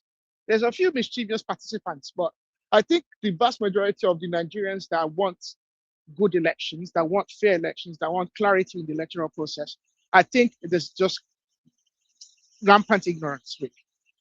We do not have electronic voting. The form ECHA is the form that will be filled. So after I think most people have, I think maybe one of these days, I think we have enigmatic and we have a few lawyers, we have a few experts. I think it'll be good just for public, because I think that's one of the things I don't see a lot of the news and news channels and all this channels, they need to actually do something about enlightening to enlighten the general public about how the voting actually goes on, the process. You arrive there, you get you get the accreditation, you receive your ballot, you go there, you put your your thumbprint, you drop your ballot into the ballot box. After all the voting is completed, the electoral officer is going to count one by one in public view of every single individual, one by one, all the ballots, okay? And the ballots will be allocated to each party, okay? After that there, in the presence of all the observers, including a security agent, which will be deployed, the security agent which will be a police officer, I believe maybe NSCDC possibly, but the person will be of rank in the police, okay, or the army, I'm not sure, but of the police at least, I know that for a fact. They will fill out the ECH form, which is actually legally really is the coalition, the tool for collating electoral results. So remember, the voting is done manually. Accreditation also is actually in a form somewhat manually, however, it's aided with an electronic tool, and I'll explain why. People think that accreditation, that when you go there and you put your thumb there and the biometric, they think that the biometric is communicating with a server. No, what happens is the BVAS is actually configured for each polling unit, and the BVAS will be loaded with the data of all the individuals who are legally allowed to vote at that polling unit. So if you actually are not allowed to vote at that polling unit and you arrive with your voter's card, when you actually put your voter's card into the BVAS, your data would not be on that BVAS. So the data is actually locally on the BVAS. For accreditation, it does not communicate live there's no live communication between the BVAS and the server during the accreditation. The only time the BVAS communicates with the server, or it's meant to, if everything works right, is when you take a picture. Remember, a picture, which will most likely be a JPEG, or what other formats you take, the pictures get uploaded in. There might be some form of encryption, but the picture will be taken and uploaded. That is the only time the BVAS is going to be communicated. I think the BVAS has a tracking tool as well that tracks the BVAS with GPS. But beyond that there, it doesn't have real-time communication with the server unless you are doing the uploading a picture. Remember, a picture. So in order for you to even upload the picture to transmit, as these individuals are claiming that they want to do, you need to 2 more minutes, Aro. 2 more minutes. Yeah. So let me land on this. In order for you to even transmit, to do what these individuals are raging that they want, you need to fill out the form EC8A. So the prerequisite for doing what they are claiming they want to do is to fill out the form EC8A. And I think it's because of the Senate. The Senate have used too much language to do what is very simple. It is simple. There shall be a form EC8A filled out. The Form ECA will be made available to all electoral participants and stakeholders at the polling units. The Form ECA will be transferred to the ward level for collation, and it will be transferred. I think there's ECA B, ECA C, and it goes upwards. But you need to also understand that the results of every election will be put out on a broadsheet and actually put up on a place that is publicly available for everybody at the polling unit to see. So I think it's just the Senate have used too much language for something that is very simple. The one thing they need to make clear is we do not have electronic voting. And as long as we do not have electronic voting, we cannot have electronic collation. What is uploaded to the IREV is not a digital count. It is just a JPEG image, a picture. That is all. It is no more than taking a selfie. So people need to understand it. No one is going to put a tabulated value into the IREV. No. What you are going to see on the IREV is a picture, an image. That is nothing more than that. So the only way. Let him land now, woman. No, we're still listening. I think his system glitched. This is what we're talking about, so real time and glitches. Aru, are you there? Saying that people they use WhatsApp they cut and they want. This guy is in the UK, by the way. His system is. I'm trying not to confuse and use too much difficult language. I'm trying to simplify it, and I think a lot of Nigerians do not understand the simplicity of this process. So it's up to us as individuals to make sure that what we put in the ECHA is what is true, and every individual who is a participant of the election at that polling unit is going to witness what is going to be done when the ECHA is being filled out. And I think that is where all of us need to be vigilant. So thank you very much. All right, brilliant, excellently put. So I'm done one, man. Thank you. I'm not sure if you can hear us, but we can hear you.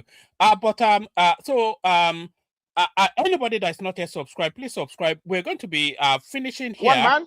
Yeah, no, it can't hear us. That's the thing. I think we're going to be finishing here, but the conversation will still go on in the background. So if you want to come and join us in the background, you can come in. I'll send the link again for anybody that wants to come up. But we're likely to come out later in the evening again.